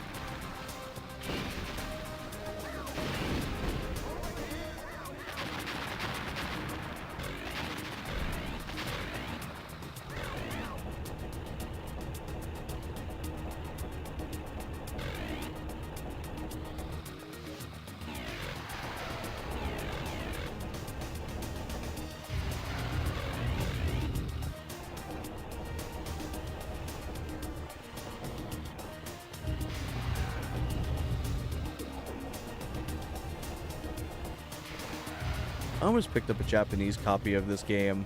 I think it's called like Blastozer or something like that. Sick ass name. Both of the names for this game are like absolutely cool.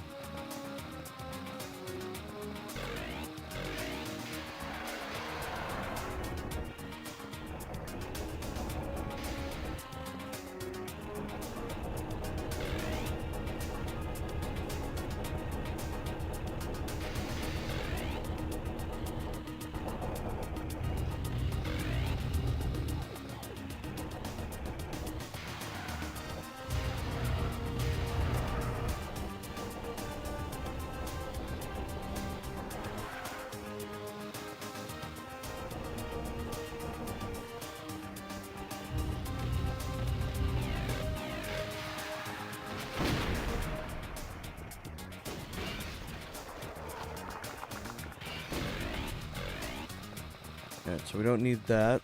Again, bring... Let's see, I think it's bring this over. I always forget the setup for this. It's 3 to it, and you're expected to bring 1 over. However, you don't actually need 1 for the bomb, since you can just use the exploit for the bulldozer.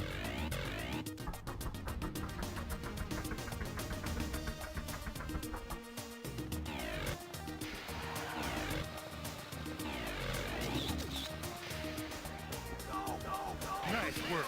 This is such a troll level. Get out of here. Get that shit out of here. Smoked. No trouble at all. It didn't even get to the tiles. Fuck off. I own that level now. That used to be like the biggest skill check for me in my entire life. Also, I want to see if I can do this real quick. I don't think I can. Go for it. Ooh, ooh, ooh, ooh, wait. Good luck. Let me try something. Good luck. Ooh, I didn't do it right. Go for it. Fuck. Time to get moving. Go for it. Oh, come on. No, I just do legitimately. Good luck. If you keep bouncing off of that shit, you'll just essentially obliterate everything in your path.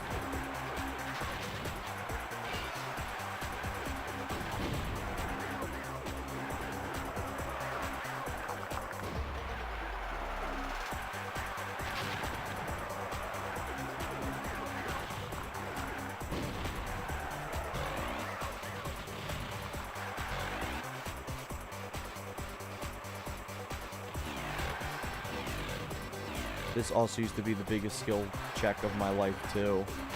Oh my god. No matter how many times I attempted, I'd never win.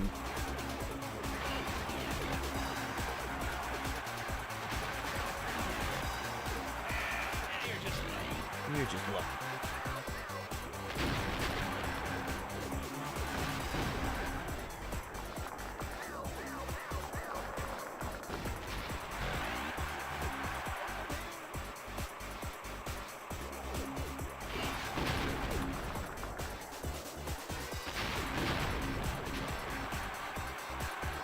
Aw.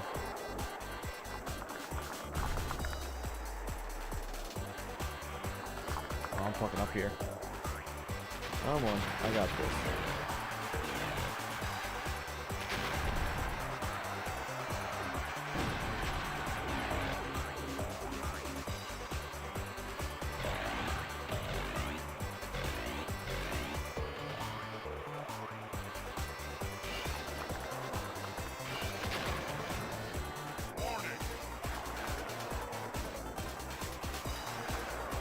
Oh, come on. Oh, come on.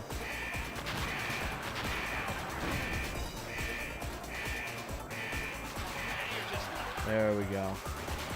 Oh, that was scary.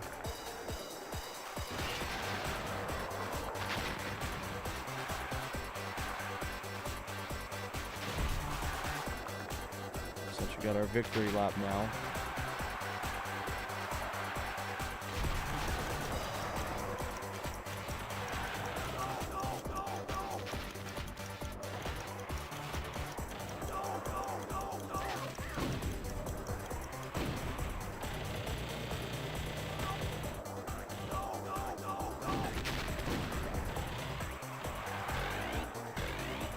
Be a little tight. Come on, I got this.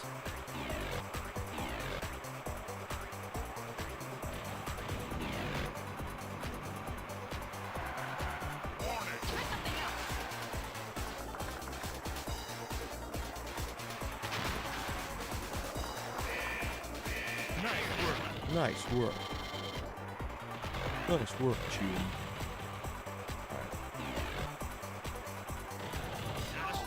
No matter what, those levels always kind of make me a little tense because just the fucking history of them for me. Oh my god. City mile. Hopefully this doesn't crash. I hope very sad if this ends up crashing.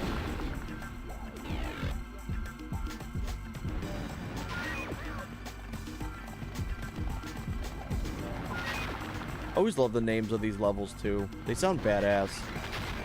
They sound like just really, really cool names.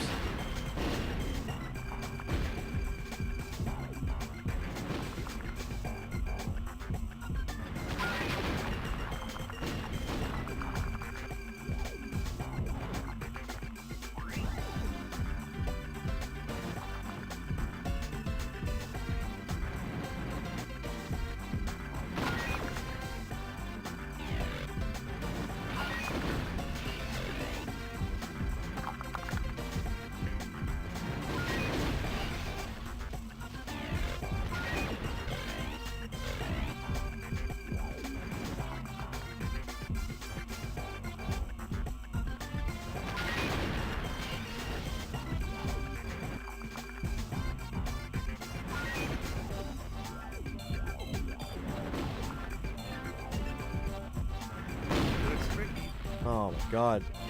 This mech's a pain in the ass. Nice work. There we go.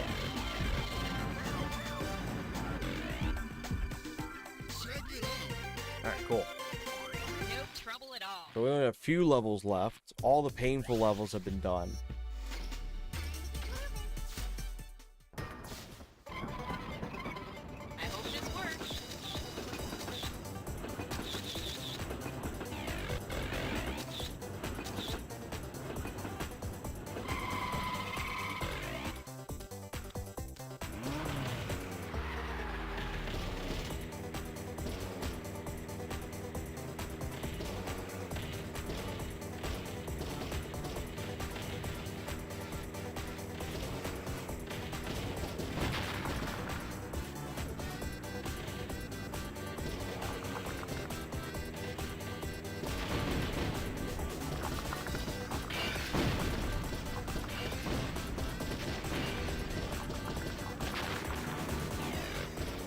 Knowing my luck, it would somehow hit the side of that, so I'm not messing around with that.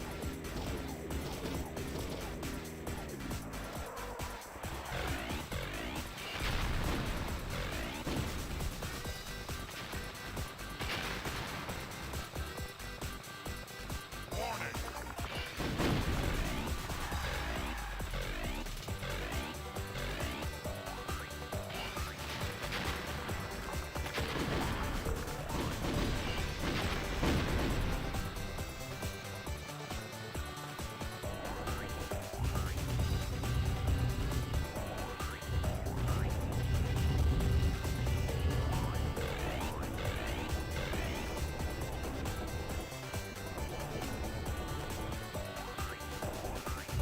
There we go. Nice work. Not a scratch on. So I think that leaves like 1 or 2 levels left now. Press me. So I think I'm almost finished. Yeah, after I finish this, I'll probably start calling it there. I'm gonna probably like take a shower, make some dinner, and I'll probably head to bed because I'm pretty exhausted and I got work early tomorrow. Depending on when I wake up, like usually I wake up like during the night. I may do another stream as well. Oh, that was the last level. Okay. Yeah, that's always just a fun little romp. It's so much fun just kind of going through and just quickly playing through Blast Corps. I didn't keep track of what the time was, but that was really, really fast.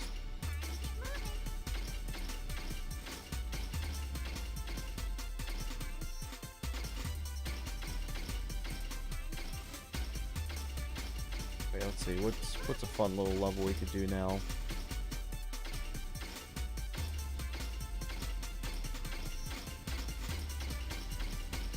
Funny that I didn't unlock like really any of the side levels. But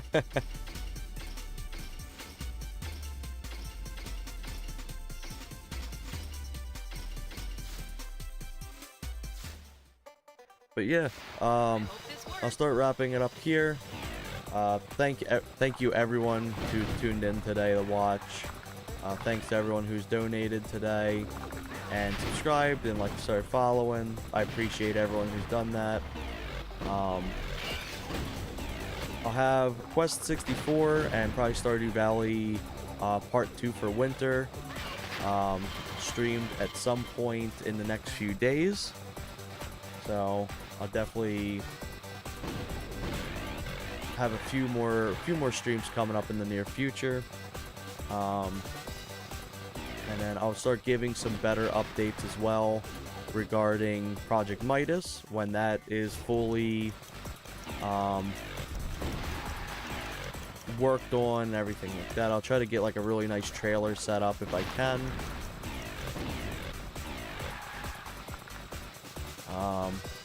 But yeah, there's nothing else really I don't think I can note on at the moment. But Project Midas has been coming along really well. We're running out of bugs to fix. We all did campaign runs essentially, and we only found like 3 new easy to fix bugs. So obviously they'll be easily patched out. And the remaining 20 bugs are essentially just multiplayer stuff now. Just getting that completely tidied up and fully functioning.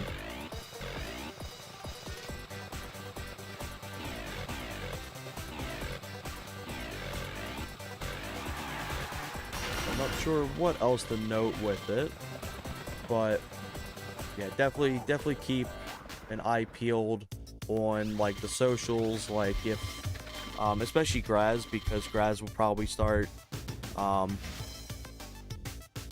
talking about it too, especially since it's nearing completion and everything like that. But yeah, I just want to say thank you all very much. I appreciate everyone who tunes in. It's always nice having people to come watch and hang out. Yeah, I'll try to do DK64 Part 3 at some point too. Maybe try to space that out just a little bit, since I have done 2 in a row. Maybe do some Quest 64 next, or Stardew Valley. But yeah, I appreciate you all very much, and I hope you all have a good rest of your day or night. You take care. See ya.